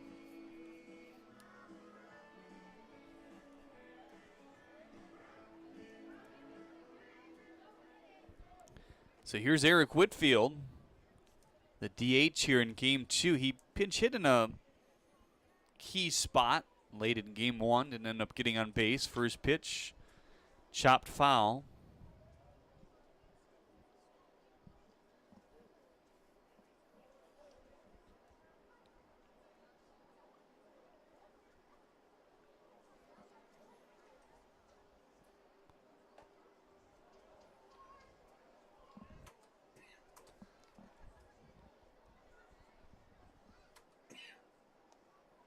Riggleman's been heavy. Breaking ball here today. Take it for me here. Sorry. Yeah, right. Just need some water, that's all. Gotcha. Strikeout to Whitfield. That's the first out. It'll be Stubbs, and then Ramirez waits. Going to drink everything I have, I think, here. There you go.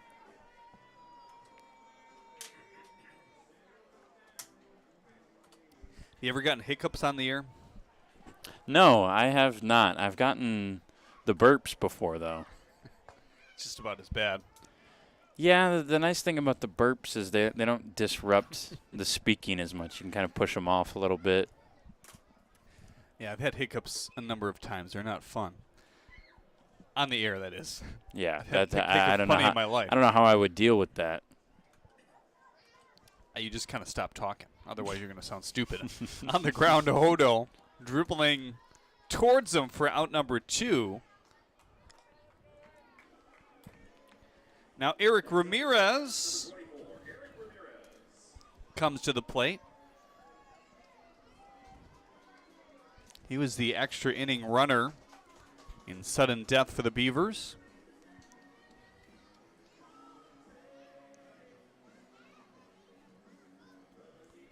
Ended up reaching third base, but that was it for him.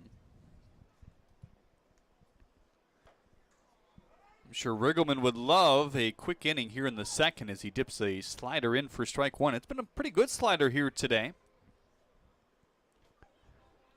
There's another off the plate outside.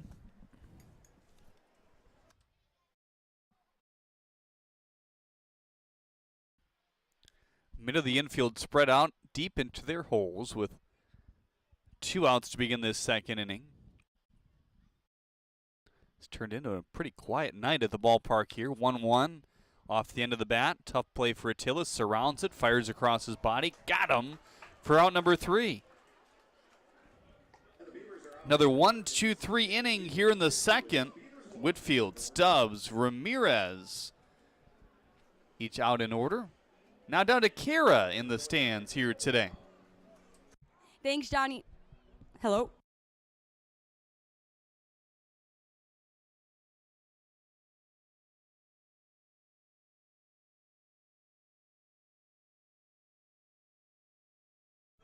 Testing. Oh, there it is. All right, yeah. All right, Jimmy John's Field. I am here with our Metro Detroit Chevy dealers, fans of the game today, Brandon and Kim. And Brandon is actually a cousin of the Beavers player, Dakota McFadden. So how awesome is that? Thank you guys so much for coming out tonight. Now, before I send you guys back to Johnny, it is the last day to scan to win. So check out that QR code up top. Get your phones out, scan that code for a chance to win 4 front row tickets to our USPBL championship game. Thank you, Brandon and Kim, so much again for coming out tonight, and we'll see you guys soon. Thanks, Johnny. There are things you can rely on in this world, like your dog being happy to see you, coffee getting you through the day, and the government changing business regulations. And when it comes to navigating those regulations, you can rely on Tryon and its team of attorneys. Tryon can also tackle time-consuming HR tasks like payroll and employee benefits, so you can stay focused on growing your business. With Tryon, you don't have to grow it alone. Visit RelyOnTryon.com. You can always rely on Tryon. One thing that makes Detroit Mercy unique and different from other universities is that the faculty truly care about you and they're always there to help. Whether it's asking questions after class or going into the office hours, they're always there to lend a hand and really make you feel at home. People are here to work together, and whether you have a question or you're discussing topics within the class, you can go up to your professor and they know your name. They're just willing to help you become a better overall student. Detroit Mercy. Build a boundless future.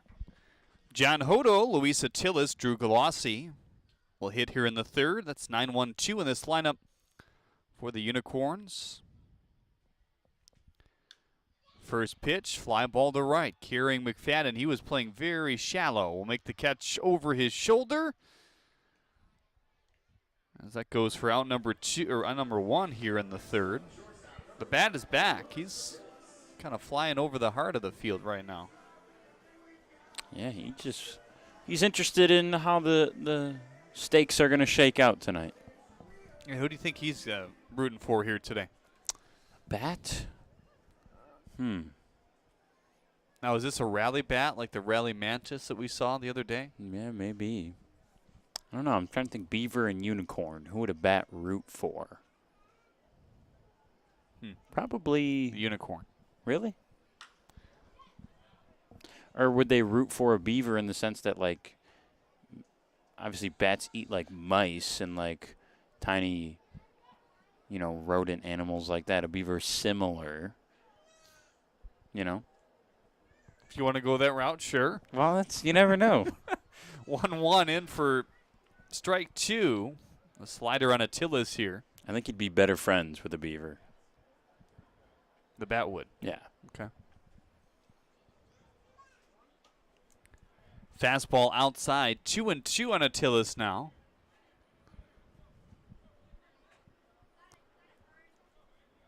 Collette playing in tight to the line, trying to cut down these extra base hits for the Unicorns here today. They've had a decent amount. 2-2, shot on the ground to Fenley. Scoops it up. 2 up and 2 down here in the third.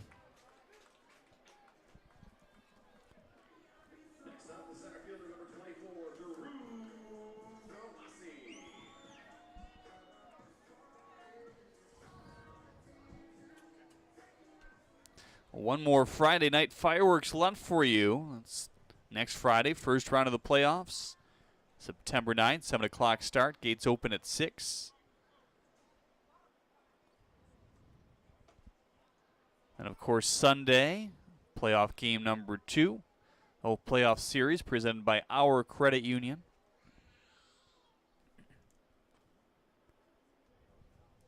Here's the 0-1. Fly ball to center. Well hit. Castillo has to go way back. Batter's eye. Gone! Double digits for Drew Galassi.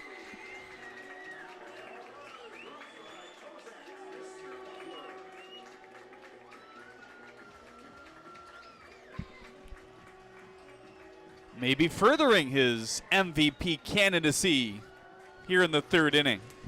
You knew it off the bat. Deepest part of the park, straightaway center field. Don't have the flight scope data on that one, but it's at least 395. That might have even pushed 400. The only other players to go to center field this year, Buddy Duane and Galassi's teammate, Ari Sakopoulos, ties this game at 1. Ramirez quickly cuts it off. The scoop wasn't there as Stubbs drops the baseball. And again, a big spot, too, for Galassi. We talked about it that time and time again. He's come up clutch for the Unicorns. You know, this game's kind of dying down. It's been really low scoring, and he just provides a jolt of life and energy with that shot, his 10th of the year.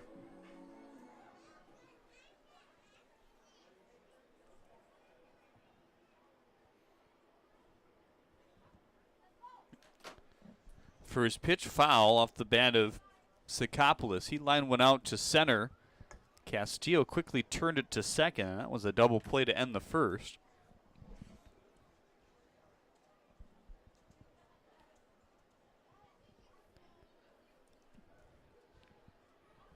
Outfield playing a little bit deeper for the Beavers than what we saw in the first game.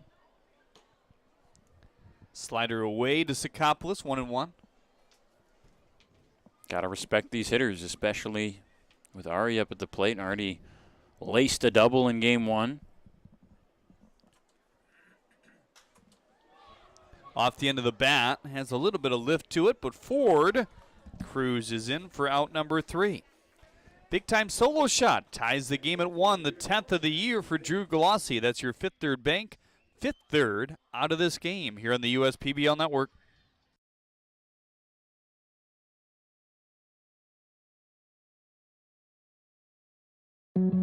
Every summer, my family loves to have a neighborhood movie night in our backyard. And with my Chevy Blazer, I can head out and get everything we need for a great night.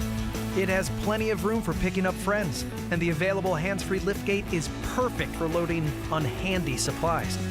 You know, it may be movie night, but my Blazer is the main attraction wherever I go. Lease a 2022 Blazer 2LT for just $239 a month for 24 months. Put it in D and see why Chevy drives the Motor City. You hear about the promo that Jimmy's John's got going on? 5 off 20? How they pulling it off? Magic?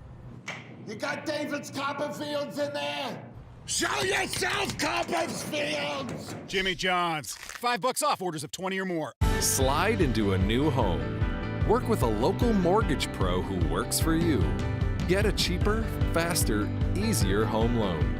Find a mortgage broker near you today at findamortgagebroker.com.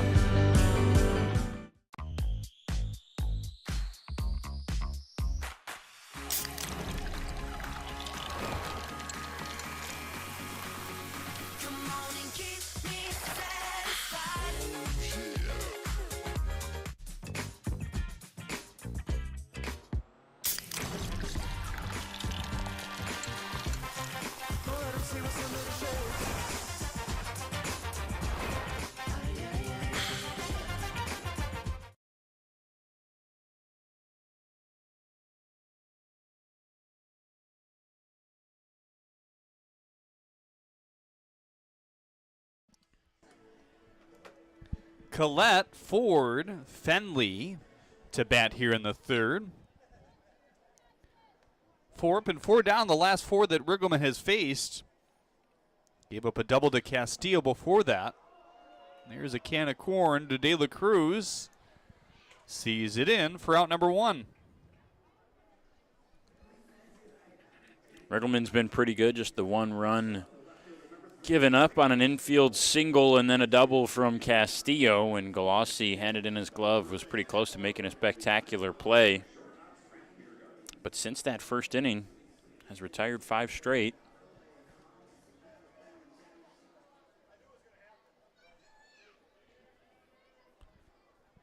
First pitch to Ford, the top of the order, slider high. That might have been the curveball. Velo a little bit lower. 75 miles an hour. His slider has been more 80, 81 today. I think that was too, just because where it missed. We so often see a mistimed curve either miss way high or way low. Beavers already have some action in their pen.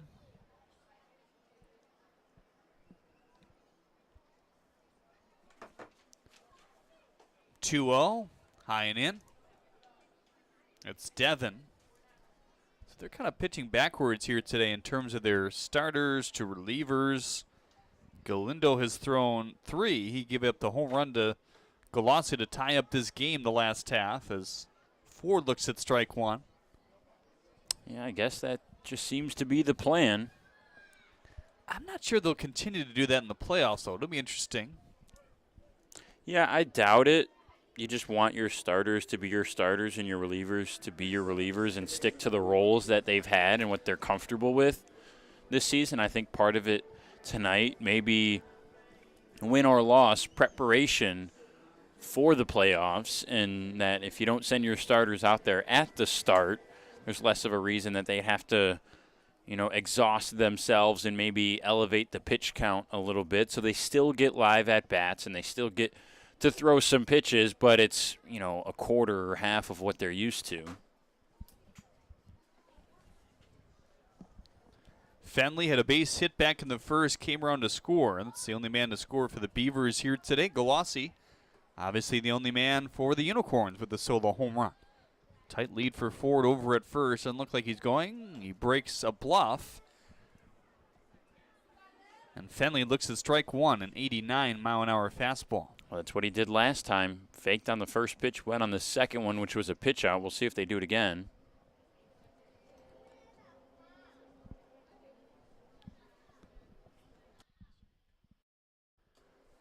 Ford inching. Riggleman not paying a lot of attention. He bluffs again. Parkinson and Riggleman were right on it. No pitch out. Does he go now, though? I don't know. I mean, I think you saw him clap after that one. I think he was hoping it was a pitch out, and then he would go on this pitch. Bit of mind games here. Does not go. Fastball outside. 1-1 on Fenley. Infield playing slightly in on the left side here, looking for that double play with 1 out. You probably wait for a breaking ball count. That last one was, and they went fastball. Now can really expect a breaking ball here. Would be a bad one to go on. There it is. And now the mind games continue. Do you steal now? Because Right, they probably will not pitch out 2 pitches in a row, although we did see that, I believe, on Sunday. If I'm Travius, I'm going here. He's got that short lead, though. 2-2. Wow, they did pitch out again. Parkinson's like, well, I might as well try to snap throw back to first. And now I think you got to stay. No point in risking it. 3-2. Don't want to strike out, throw him out. Don't want Fenley to line out, get doubled off.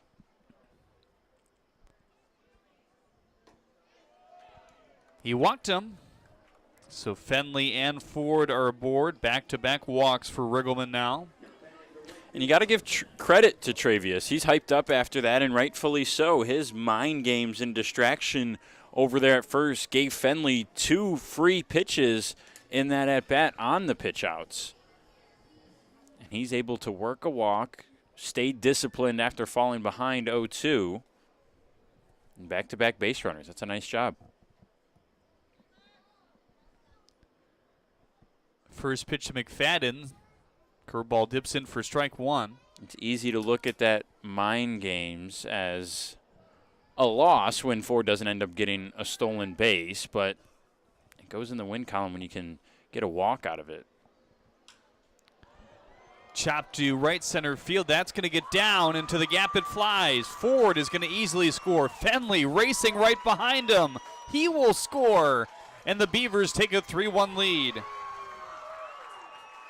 Boy, how about Dakota McFadden coming up big after not getting the results he wanted at the end of the first game. Struck out to end that game. Here halfway through this one, a big 2-run double. Doesn't get any easier with Marcus Castillo coming to the plate.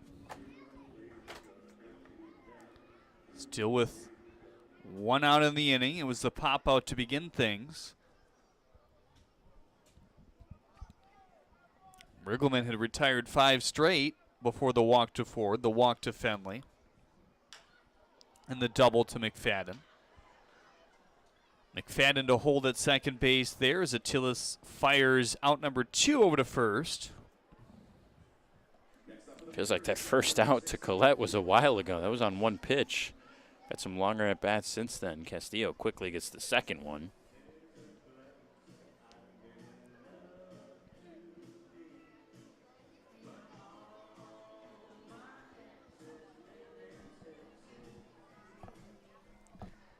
Aberrett popped out to left field back in the first. Riggleman, nice slider, snapped off the outside part of the plate for strike one.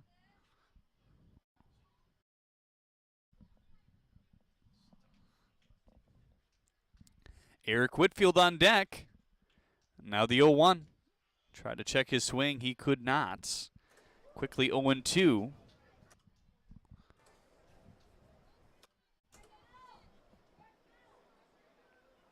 Ford has scored. Fenley has scored. The Beavers lead by 2. Here's the 0-2. Swing and a miss. Tough at bat there for Felix Aberrett as Riggleman sets him down and strands McFadden at second base. McFadden with the biggest hit of the season for the Beavers thus far. With a win, they clinch second place. A couple innings away. Brendan Shabath will take over play-by-play here in the 4th on the USPBL Network.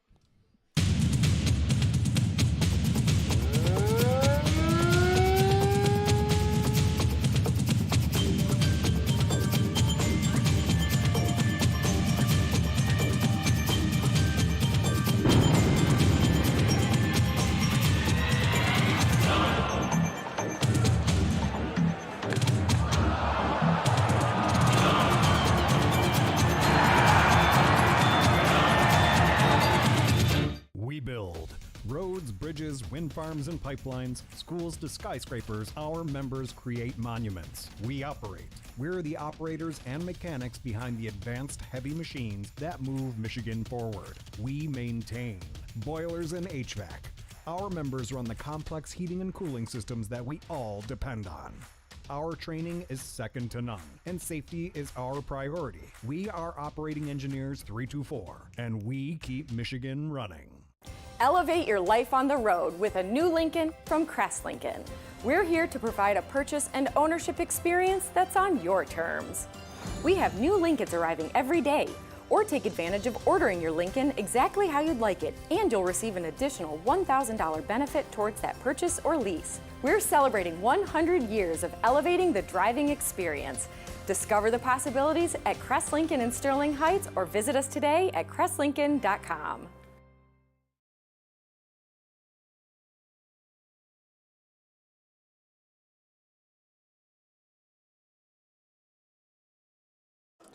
Three-1 lead for the Beavers here in the 4th.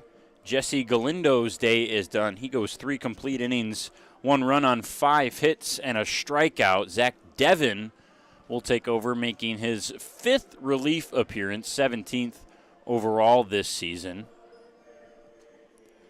He'll face Childress, Lambert, and De La Cruz of the Unicorns lineup. Trying to get back in this game, down 3-1. They had a home run last inning, a solo shot from Drew Galassi to get on the board. They've had 5 hits, led off the first 2 innings with back-to-back singles, but weren't able to bring any of those 4 runners around. Attilis got doubled off to end the first.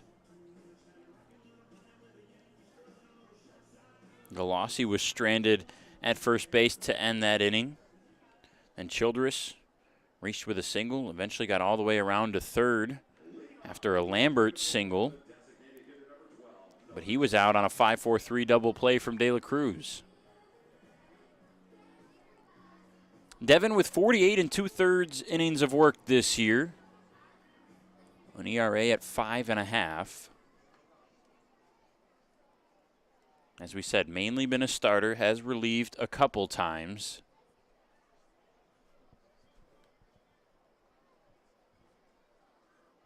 First pitch in the dirt with the curveball. Both 2 and 4 seam for Zach, plus a slider, curve, and changeup.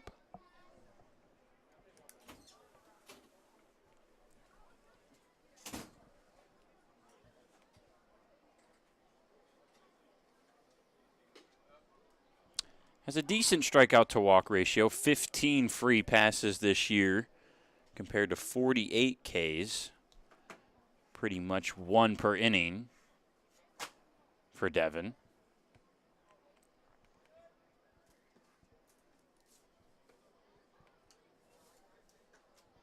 Swing and a miss on another curveball. His last time out was also in relief against these Unicorns just a few days ago, about a week. Gave up a home run. Only pitched an inning and a third. He has given up 7 home runs this year. That's second most of all pitchers.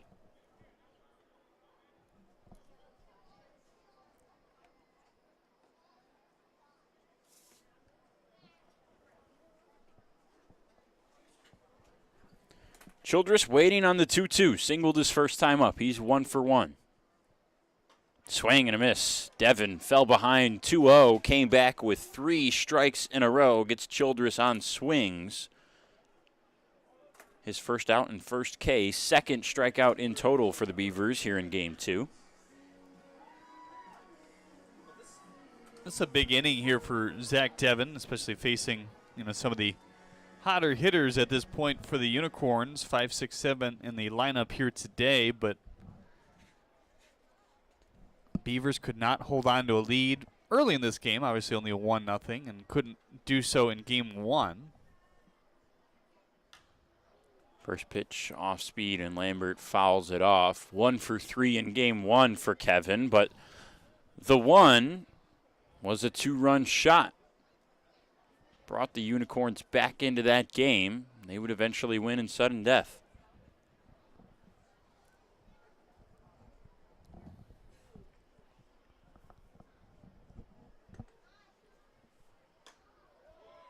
And a lot of off-speed for Devin to start this appearance.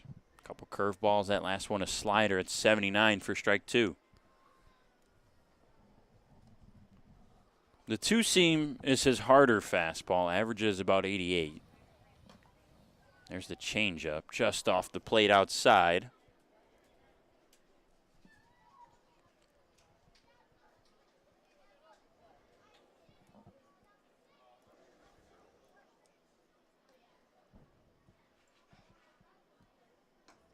Down on strikes again. Lambert swings and misses. Back-to-back Ks for Devin in a big inning here in the 4th. A 2-run lead and a must-win situation for the Beavers.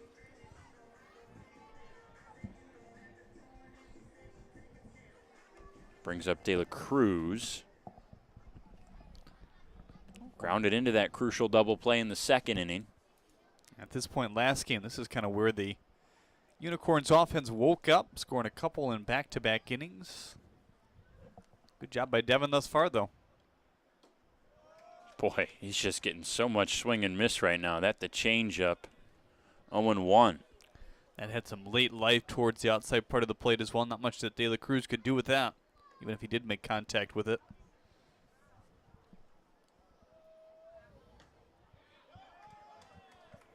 Strike two. That time the slider.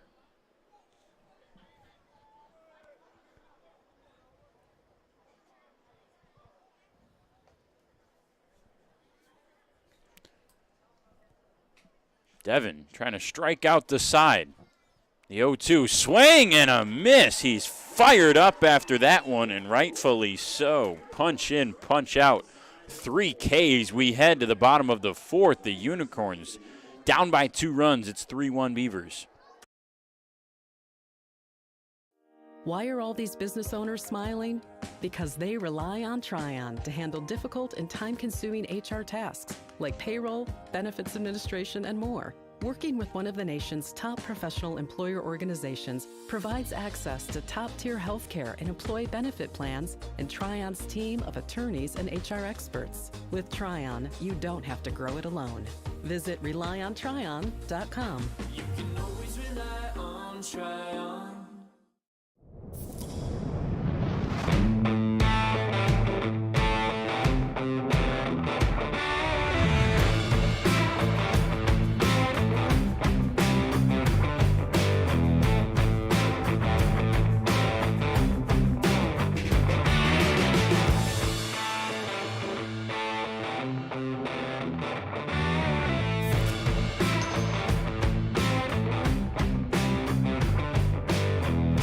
One thing that makes Detroit Mercy unique and different from other universities is that the faculty truly care about you and they're always there to help. Whether it's asking questions after class or going into the office hours, they're always there to lend a hand and really make you feel at home. People are here to work together, and whether you have a question or you're discussing topics within the class, you can go up to your professor and they know your name. They're just willing to help you become a better overall student.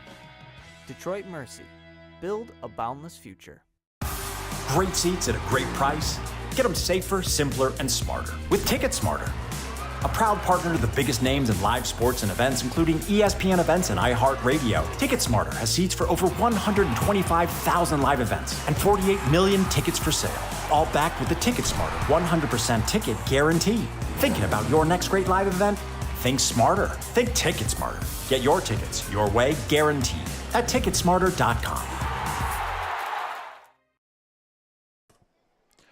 Riegelman continues his start here into the fourth, trailing by a couple runs. Whitfield first pitch on the ground. Hodo sliding, won't be able to make the grab. Leadoff single and base runner for the Beavers. Pretty sharply hit there by Eric. You could tell that Hodo had a decent break on it. He had to run a long way sideways to his left. Couldn't track it down. Brings up Stubbs, 0 for 1. Beavers scored 2 on a Dakota McFadden double last inning. Trying to pad this lead. Certainly don't want anything as close as the last game. They would like to jump out in front and coast to the end and take second place.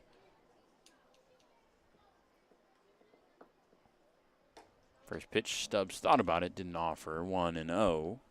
I think an interesting thing about this Beavers team trying to get second place is that if they end up losing this game and the Unicorns come back, they'll have less days rest than their opponent in the lower seed, the Mammoths. Their last game yesterday, they'll get a full 7 days before playing next Friday, whereas the Beavers, you can do the math, playing a day later would only have 6.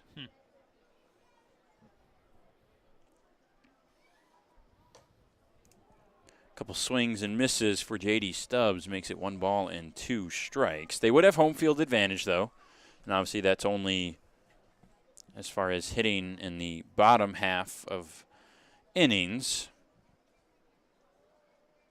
All games played here at Jimmy John's Field in downtown Utica.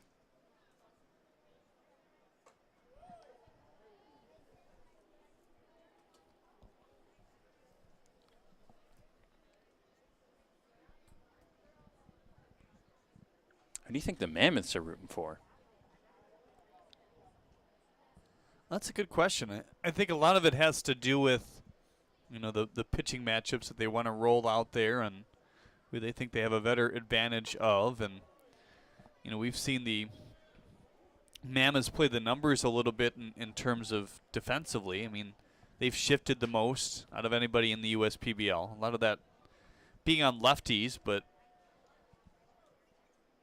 And the Hoppers are loaded with lefties. The Mammoths' only lefty pitcher is a relatively new guy, Dawson Lane. We saw him yesterday, swing and a miss. Stubbs down after the full count.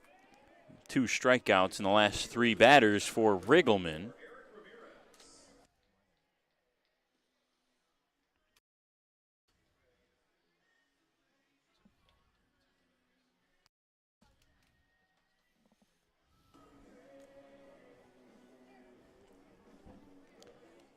Now it'll be Eric Ramirez.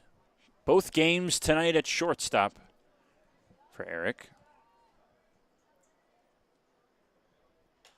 First pitch out into center. Galassi's got a long run. It'll drop in front of him. Fires it quickly into second. Whitfield was on top of that and is safe.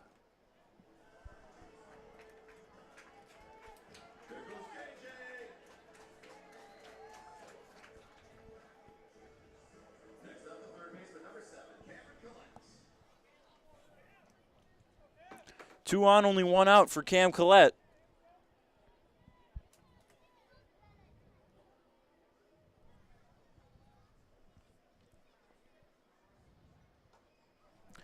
Well, we mentioned the Tiger game earlier that started. That game's already over.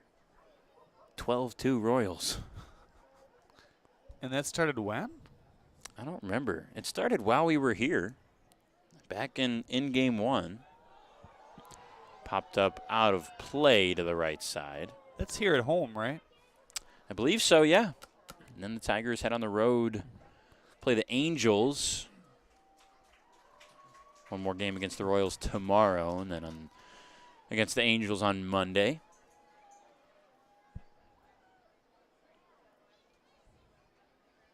We're going to talk about them on our radio show up at Michigan State tomorrow morning. Fouled back, 0-2. Looks like Dylan Cease has a no-hitter through 7. Well, there it goes. Broadcaster jinx doesn't matter when you're not broadcasting the game. It doesn't matter. No-hitter jinx doesn't matter in general. It does. You're an announcer, and you just said it. He can't hear me. Jinxed it. They're on the south side of Chicago. I'm telling you, it's this magical power. Collette, a little soft bloop to Hodo. Ooh, last second adjustment, able to make the grab. That one was more difficult than it probably needed to be. You just watch. You just watch. You're going to have to issue a public apology to Dylan on Twitter in a couple hours. Yes, they're all the White Sox people are listening right now, just waiting for me to say it. They're probably looking for some excuse for their team this year, right? Tony La Russa has a better chance of taking Dylan Cease out than me breaking up his no-hitter by saying it. That's not a good chance because La Russa's, I think. That's true. Yeah, that's true. Not with the team right now. Who is their interim manager right now? I didn't find out. I've lost a little bit of interest in the White Sox, to be completely honest. Ford pops it up on the first pitch. Sakopoulos over to the right side. The Beavers get 2 runners, but no damage done. They hold a 2-run lead as we head to the top of the 5th.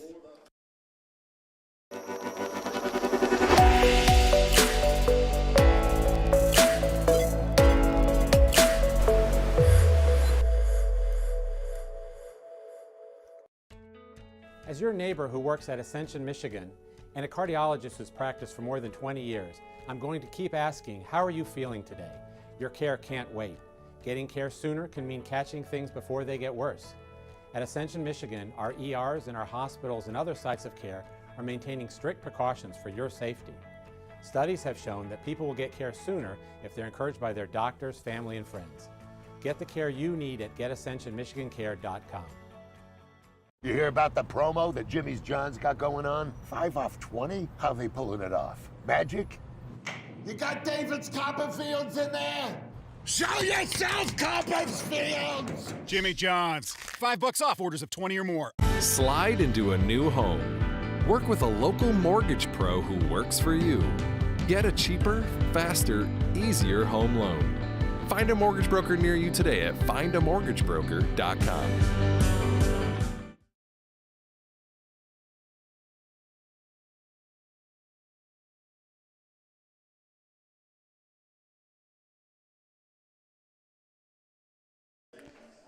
James Crick relieves Zach Devon here in the 5th. Devon, scoreless 4th inning, 3 strikeouts against Childress, Lambert, and De La Cruz. Pretty impressive for him, given that he pitched 2 days ago. Even through the fatigue, able to look pretty good. See what Crick can do here in the 5th. He'll go against the 8, 9, and 1 hitters, Parkinson, Hodo, and Attilis. If you didn't know the situation of what we had here today, you see Shea and Devin go 1 inning, and obviously Shea gave up a home run, so that was, take that for what it's worth. He did strike out 3 in the end after the inning was over, but you'd be like, well, that's a little odd from what we've seen from these Beavers so far this year, but they're trying to really pinpoint how they can win this game in the best possible fashion, and they feel that James Crick comes in and tries to maintain this lead in the 5th. Unicorns trailing by 2. This is the same position they found themselves in Game 1, trailing by 2 runs in the top of the 5th inning. They were able to scratch 2 across. Drew Galassi would score. Sakopoulos would also score on a wild pitch that tied that game. That was ultimately the decider. As it went into extra sudden death, the Unicorns win. Beavers, we've said it, need a win here. Parkinson takes outside edge of the zone for strike 1.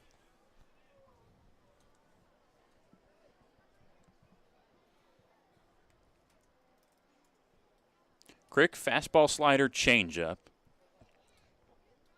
70% fastball. Parkinson swings at that one, 94.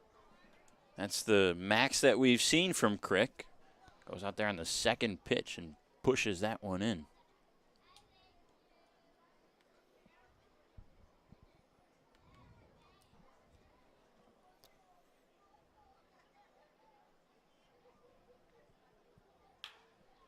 On the ground, Ramirez over to Stubbs, has to make a little hop off the bag, but comes down right on top of it for the first out. 6-3 goes the put out.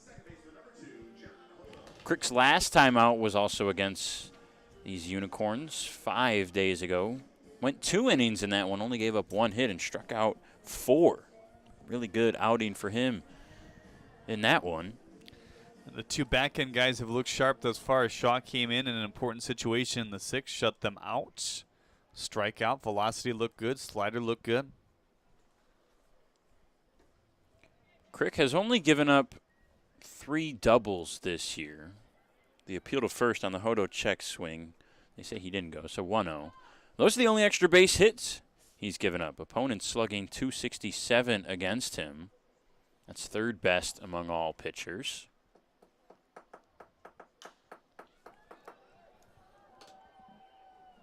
The Unicorns could really use some extra base hits right here. Walks have been a bit of an issue. 23 innings for Crick, 13 free passes to 25 strikeouts. Shaw is actually warming again. Warming, or is he just milling around over there with everybody else? I mean, he's throwing. I mean, he's not throwing from full length, but right there he is right there. That'd be a surprise. Crick, the leg kick on the 2-1. Chopped high. Collette, little backhand grab. I don't remember what his pitch count was, but it was fairly low. It's, it's obviously much different than coming out for a 2nd inning when you don't normally do. I mean, you're sitting down for a long time and having to come back and ramp back up to throw. I have an estimate of 14 in Shaw's 1/6 inning. It's kind of unlike any other scenario in terms of doing that here. Right. Tillis with 2 outs. Unicorns need a base runner to bring the tying run to the plate. Galassi would be next.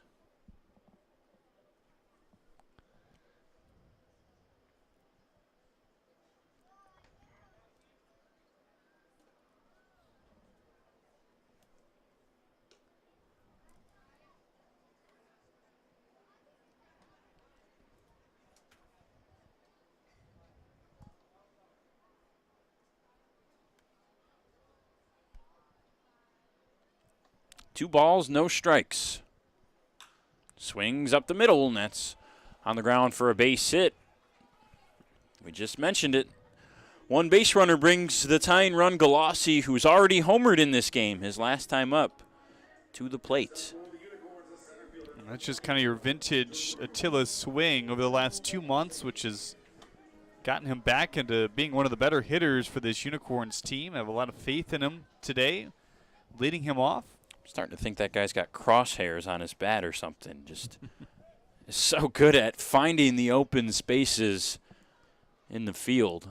I think they should leave him in the leadoff spot. Has speed, not necessarily a stealing threat. Just 1 for 2 on the year in stolen bases, both of them coming in the month of August. Crick fell behind 2-0 to Attilis, and he got a base hit. Now 1-0 here to Galassi. This is a big pitch. Got it in the bottom of the zone for strike 1. I think that's been such a successful aspect of this Unicorns lineup. They're so patient. They'll wait till they get ahead in the count. Galassi, Sikopoulos, Childress make you throw them a strike and just pounce on it.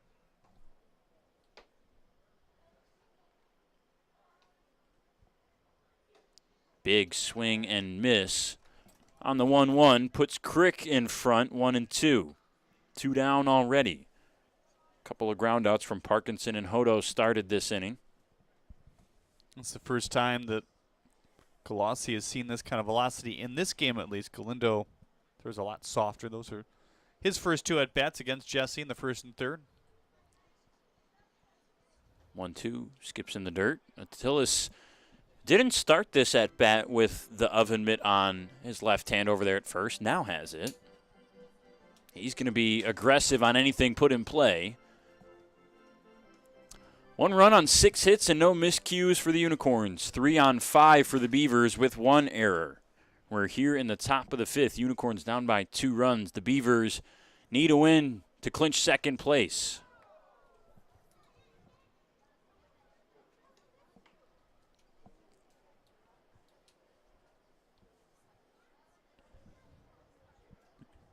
And we thought they had a pretty good handle on in the first game, and then sure looked that way. This Unicorns team said no. 4-0 at one point, the Beavers led that. 4 unanswered runs put up by the Unicorns and a sudden death win negated all of it. Beavers got 1 in the first in this game. Fenley scored on an RBI double from Castillo. Then McFadden with a 2-run double in the third put us where we are now. 3-2 with 2 down. Attilis on the move. Galassi down on strikes. Crick with a big K. Beavers with their last chance to add some insurance in the bottom of the 5th. It'll be Jeremy Otto here on the USPBL Network.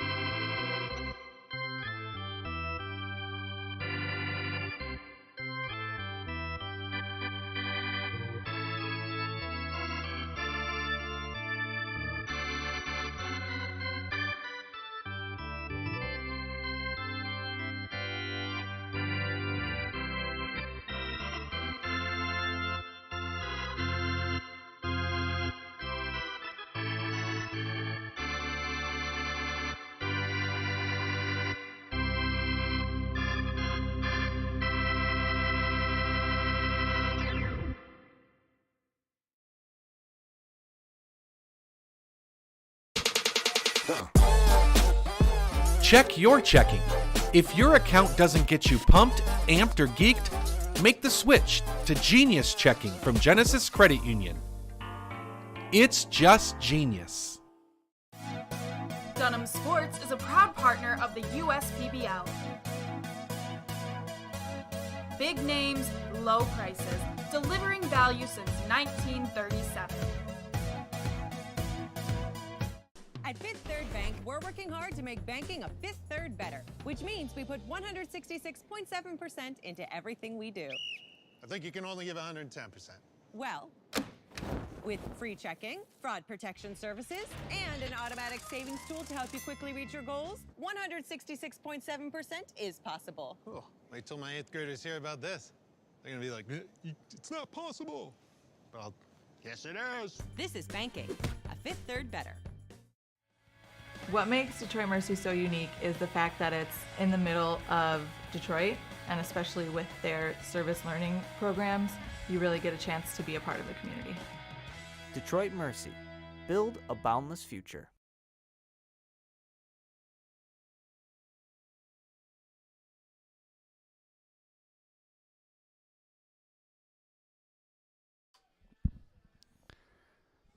Perry Bewley taking over on the bump here for the Utica Unicorns as Riggleman goes 4 here tonight.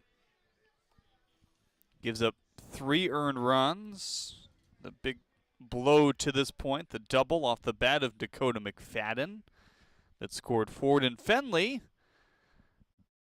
This Beavers team, the home team today, trying to add to their lead for the final time before the Unicorns come to the plate. They'll have 3, 4, 5 due up. Bolin, Sakopoulos, and Childress. And with that in mind, I'm sure they'd like to at least scratch across a couple more to get this out of Grand Slam territory. 0-1, poked foul. There's the Beavers pen. Nobody in action right now. So they might just see Crick go out back out there again for his second. Here's the 0-2. Swing and a miss. 1 up and 1 down for the Beavers.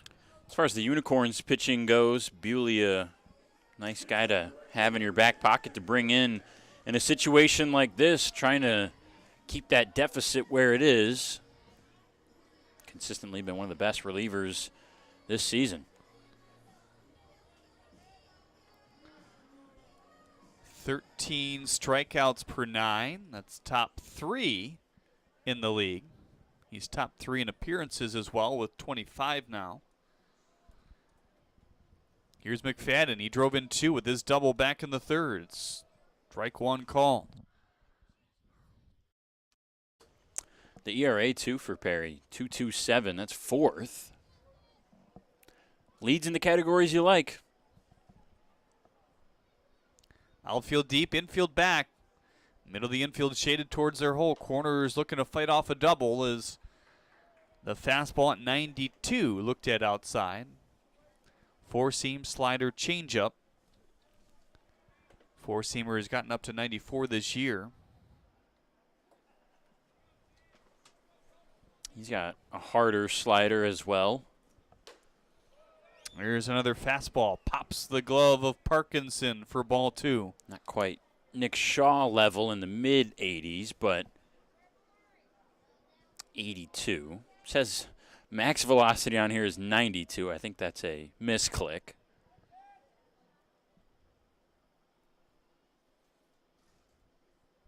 Two 1. The appeal says he did not go. 3-1. I feel like we had one earlier that. Yeah. I think that's the second one. Probably went. Yeah, the one earlier, I didn't think he really went. I mean, it's hard for us to tell up here. Here's the 3-1, swing and a miss. Slider there. Luckily for me, I had already put the second strike in the book, so I don't have to do any erasing or whiteout. This is the first full count for the Beavers in the second game. They barely had a 3-ball count, just 1 before this unofficially. 3-2 off the outside part of the plate for ball 4. Next up, the center fielder number 11, Marcos.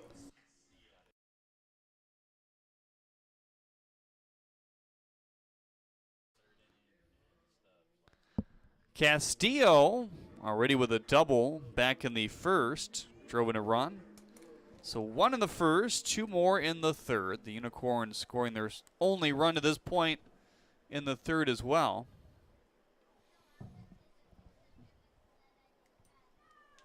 First pitch to Castillo, high pop-up.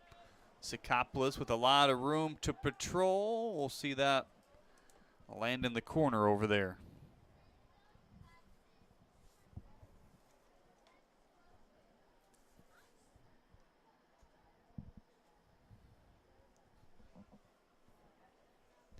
Castillo, the 4-hole hitter here today for Von Joshua's team.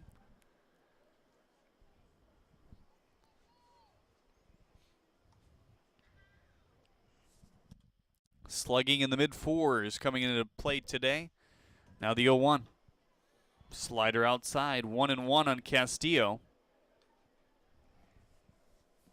McFadden waiting on first. He walked on a 3-2 pitch here in the 5th. Fenley Cade as the first batter here as the Beavers look to add to this lead at 3-1 right now. Now the 1-1. Fastball, strike 2. They got to settle in here if you're Bewley. Heart of the order in a big spot.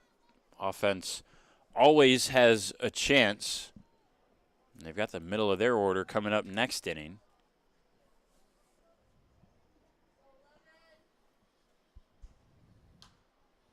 Slider in on the hands, and Castillo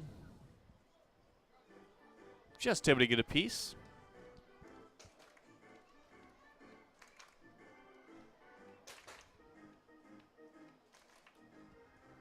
Unicorns and Beavers fans sharing the fun.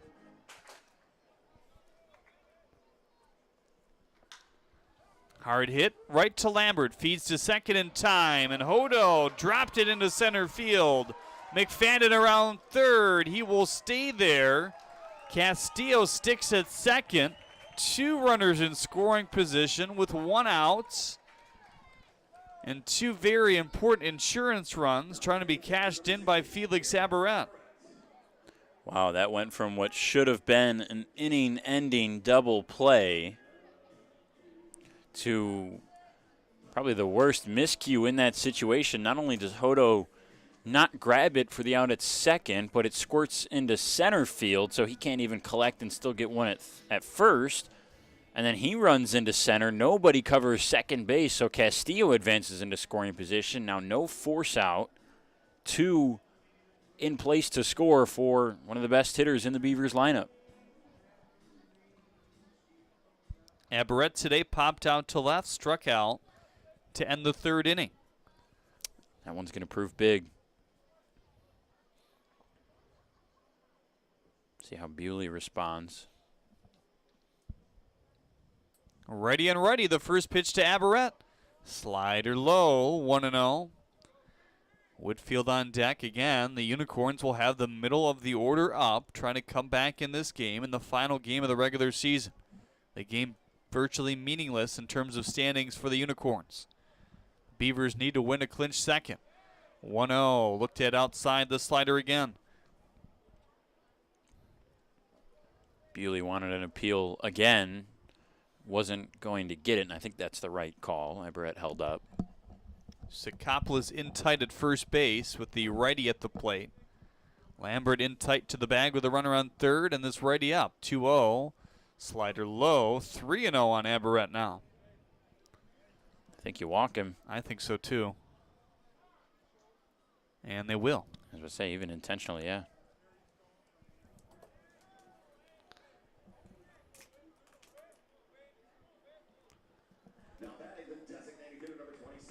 So here comes Eric Whitfield.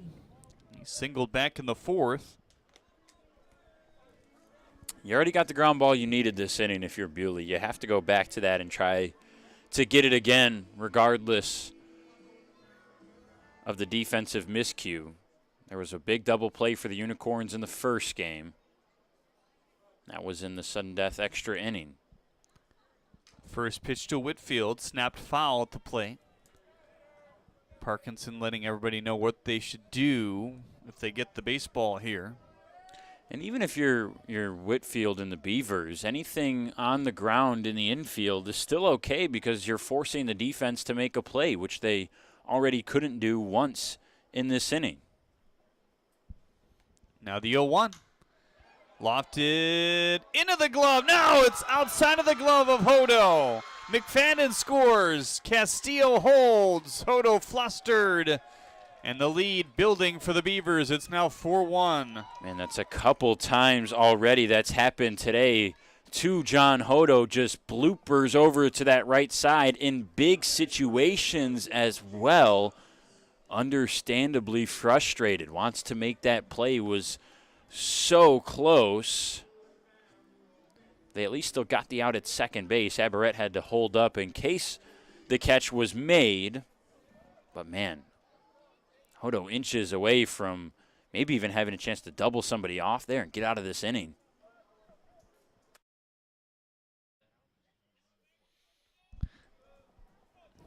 Here's J.D. Stubbs, 0 for 2, ground out, strikeout.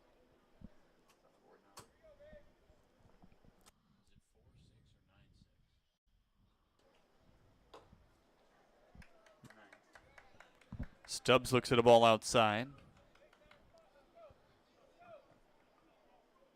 And what's happening here? Umpires coming together. I'm not sure. And maybe they're discussing how many outs there are. They do have 2 outs on the board. I think they missed it at first, but okay, yeah. We were on top of it. We had 2 outs on the board before the umpires remembered there were 2 outs. I think a lot of people missed the fact that De La Cruz was backing Hodo up on that little blooper, and because Aberrett held up, was able to fire to second and get the force out there. Stubbs ahead in the count, 1-0. Whitfield on first, Castillo on third. Here's the pitch. Fastball high, 2-0 on Stubbs now. There's still nobody warming up in the Beavers' pen. It looks like Crick will go too, and Shaw never really got to throwing in a very, I don't even know if he hit the mound. I mean, he was just kind of throwing, soft tossing there, so not sure exactly what that was about, but 2-0, tails away. I think trying to put a plan in place in case things got out of hand with the Unicorns at the dish, maybe. But instead, Crick was able to get just a 4-batter inning.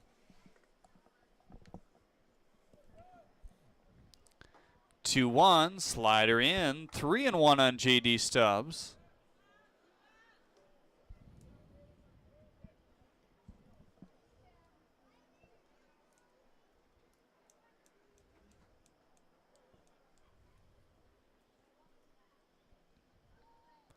Ready against the lefty J.D.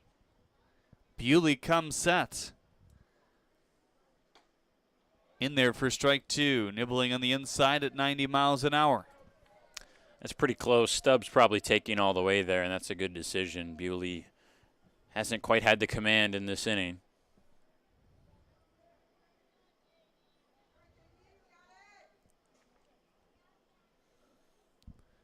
Runners move. It's a subtle move to the plate for Castillo as Whitfield was able to freely run to second. 3-2 still on Stubbs here. Yeah, Castillo's got to be careful. If it ends up being a walk, that ball is still live, and if he's too far off, Parkinson is not afraid to backpick over at third. I've already seen it in this game when they were trying to pick off earlier where nothing really happened. I think that was Ford on the base pass. Here's the 3-2 again. High. Yeah, that mind game that we had back in the third inning with Ford is the difference maker in this game. Because he gave Fenley 2 free pitches on pitch outs and didn't get picked off and wasn't caught stealing, Fenley was able to work the second walk in a row in that inning. Both of those guys would come around to score on the McFadden double. So Bewley has already walked 3 in the inning. Walks about 4 per 9, but this is kind of outside of his normal realm as that buzzes the tower of Ramirez.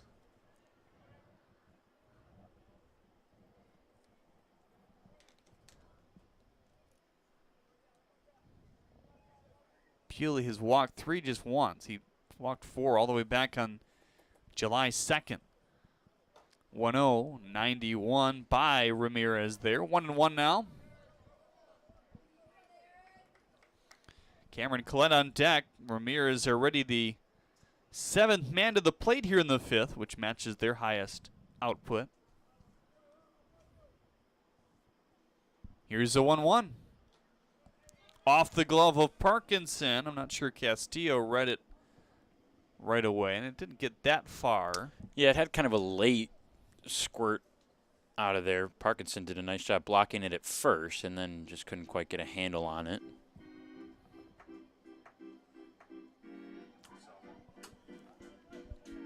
Jeremy, we've got breaking news from Chicago. I wasn't going to say it. I saw it already 5 minutes ago. Go ahead, tell the people. Dylan Cease has lost his no-hitter in the 9th with 2 outs.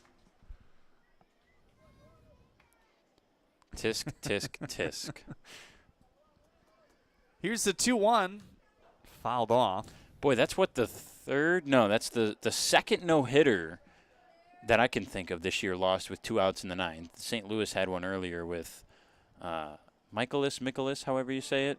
Michaelis, I think. And then the Rays pitcher, I forget his name. He lost a perfect game in the 9th. He went 8 complete perfect. The first batter in the 9th got a double. I believe that was Cedric Mullins. A couple have been broken up in a while since we've seen one. 2-2. I think that chopped off the plate. Lambert stays under it, throws to first. Sakopoulos just able to keep that foot on, and the inning ends. Another big insurance run comes around to score. The Beavers lead it by a score of 4-1. 3 outs, and they're the 2nd seed. When we get back, middle of the order is up for this Unicorns team. Can they do it again?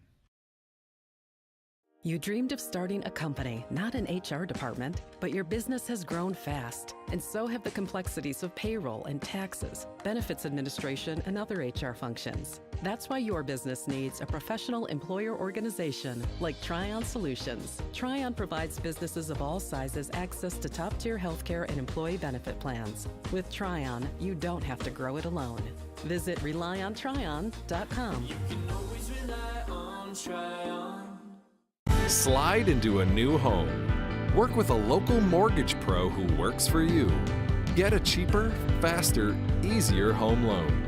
Find a mortgage broker near you today at findamortgagebroker.com.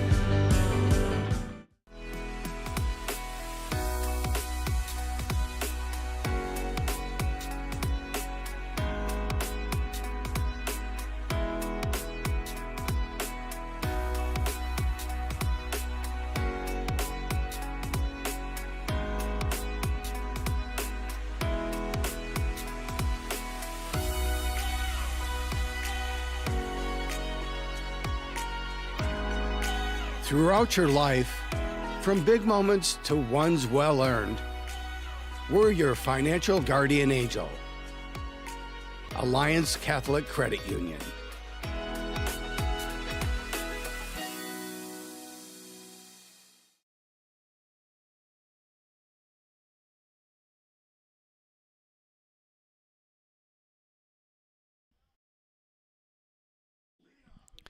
James Crick trying to close things out here in the 6th inning.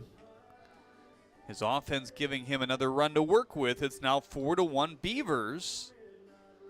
Could have been worse. As Bewley was able to strand the bases loaded. Castillo, Whitfield, and Stubbs were all on. Here it's Bolin, Sakopoulos, and Childress. The heart of the order for Jim Essien here today. First pitch to Malik Bolin. Slider away. Certainly not an insurmountable deficit for the Unicorns. We've seen them put up Double-digit runs in innings, multiple innings, plural, this season. If you're the Beavers, have to be on your toes. I think, too, for these fielders, you have to have the mindset that you want the ball hit to you so you can make the play, have that confidence to get the job done. We've seen defensive miscues come back to bite the Beavers before. They got to be ready here.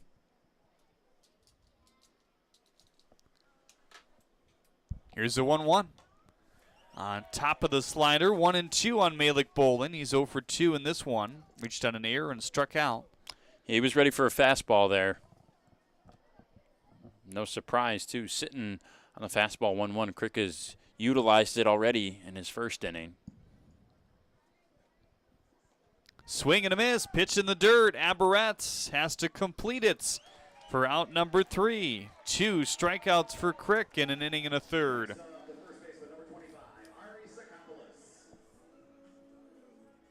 Well, Ari Sakopoulos had a big hit in game 1.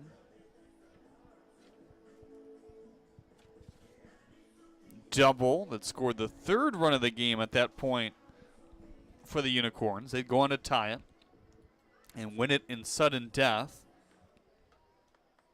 by shutting out these Beavers. Got some traffic on the base paths, got the winning run over to third base, but Keon Taylor able to keep him off the board. He pitched 3 innings in relief for the Unicorns, his season high. 0-1 on Sakopoulos now. Unicorns can't get caught in swing mode here. You got to be patient. You're not going to get back in this game with one swing. You need base runners first. Fly ball to right, on a line. McFadden says, see you later. That's over the berm and gone. One swing will help, though. Ari Sakopoulos just got a pitch he loved and absolutely bombed it over the right field wall. Number 13 on the year, him and Colossi have combined for 23 long flies for this Unicorns team. It still feels like a fairly high mountain to climb, but you got another power hitter up in Noah Childress.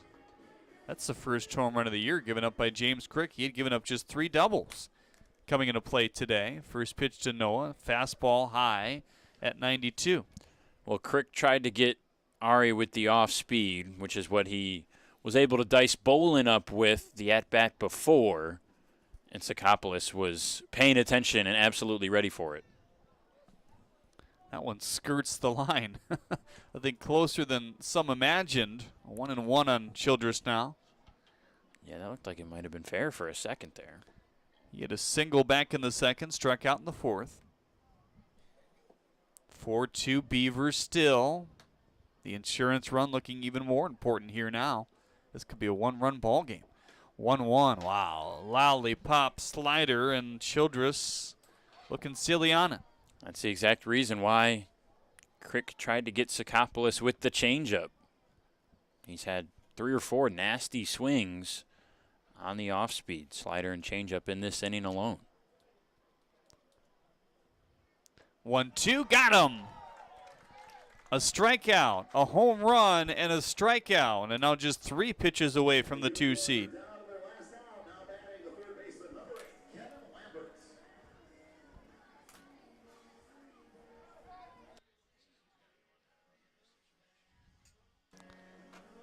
Well, take a look there. The Unicorns clinched the first seed a while ago.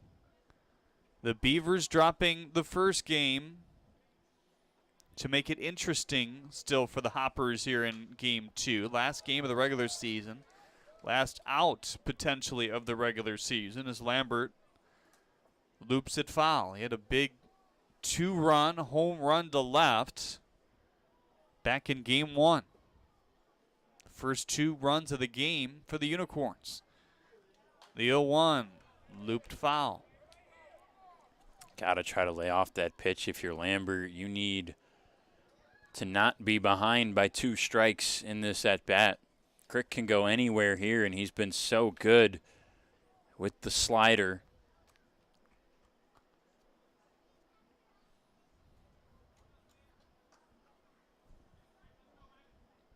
Rest on the 0-2. Here it comes.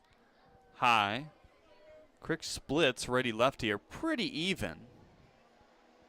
Righties hit 239, lefties 250.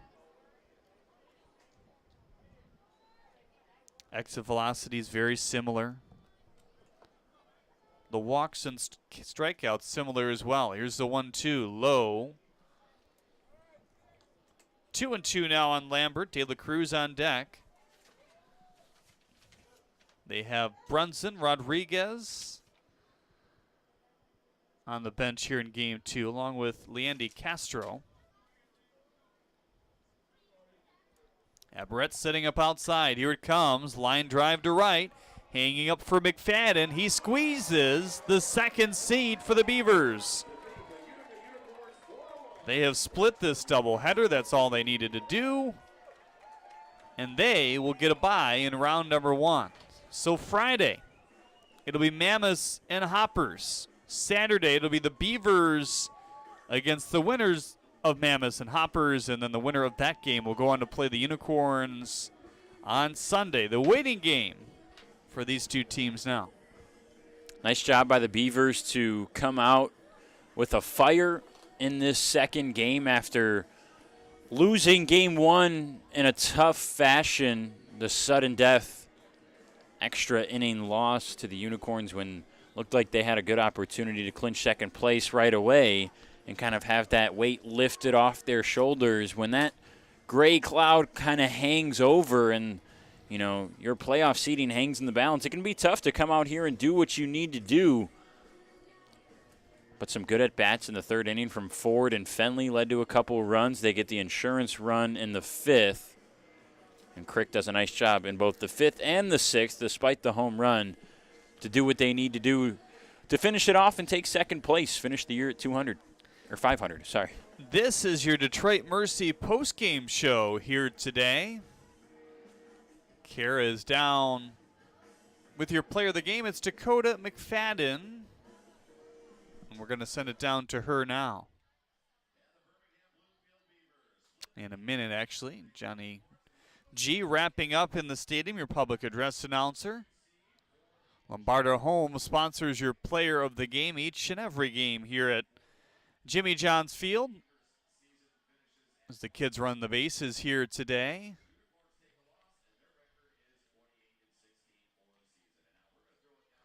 And now Kira is ready to go downstairs. All right, thanks, Johnny. Jimmy John's Field, I am here with our Michigan Orthopedic Surgeons player of the game, Dakota McFadden. So, Dakota, you hit a double that drove in the second and third run of the game. Now, coming off the first game, you guys suffered a tough loss, but you came right back in. Now you're player of the game, so tell me about that. First off, hats off to the Unicorns. Great team. All their arms are absolutely phenomenal. It's been a pleasure competing against them all year.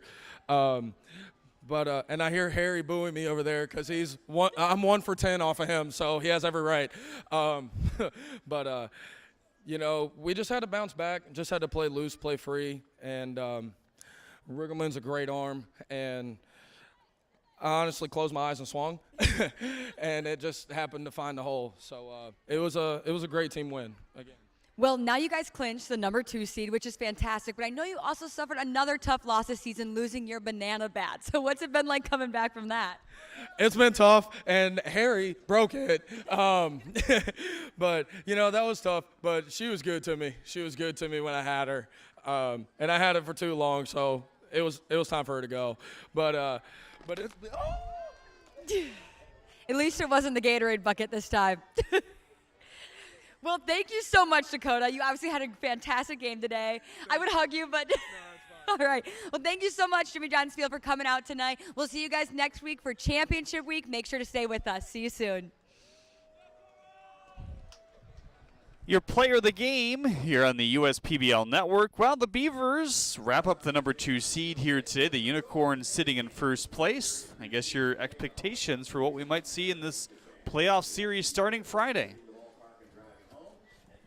Well, it should be a fun one. The last whole month has been exciting with the way the playoffs were shaping up. And it looked like, you know, the Beavers had a chance to even take first place at one point. And then the Hoppers made it close and kind of battled back to make second place a conversation. And that's perhaps a more enticing conversation because of the difference between third and second, getting that 1 game bye and only having to win 2 versus having to win 3 in a row if you want to take the championship.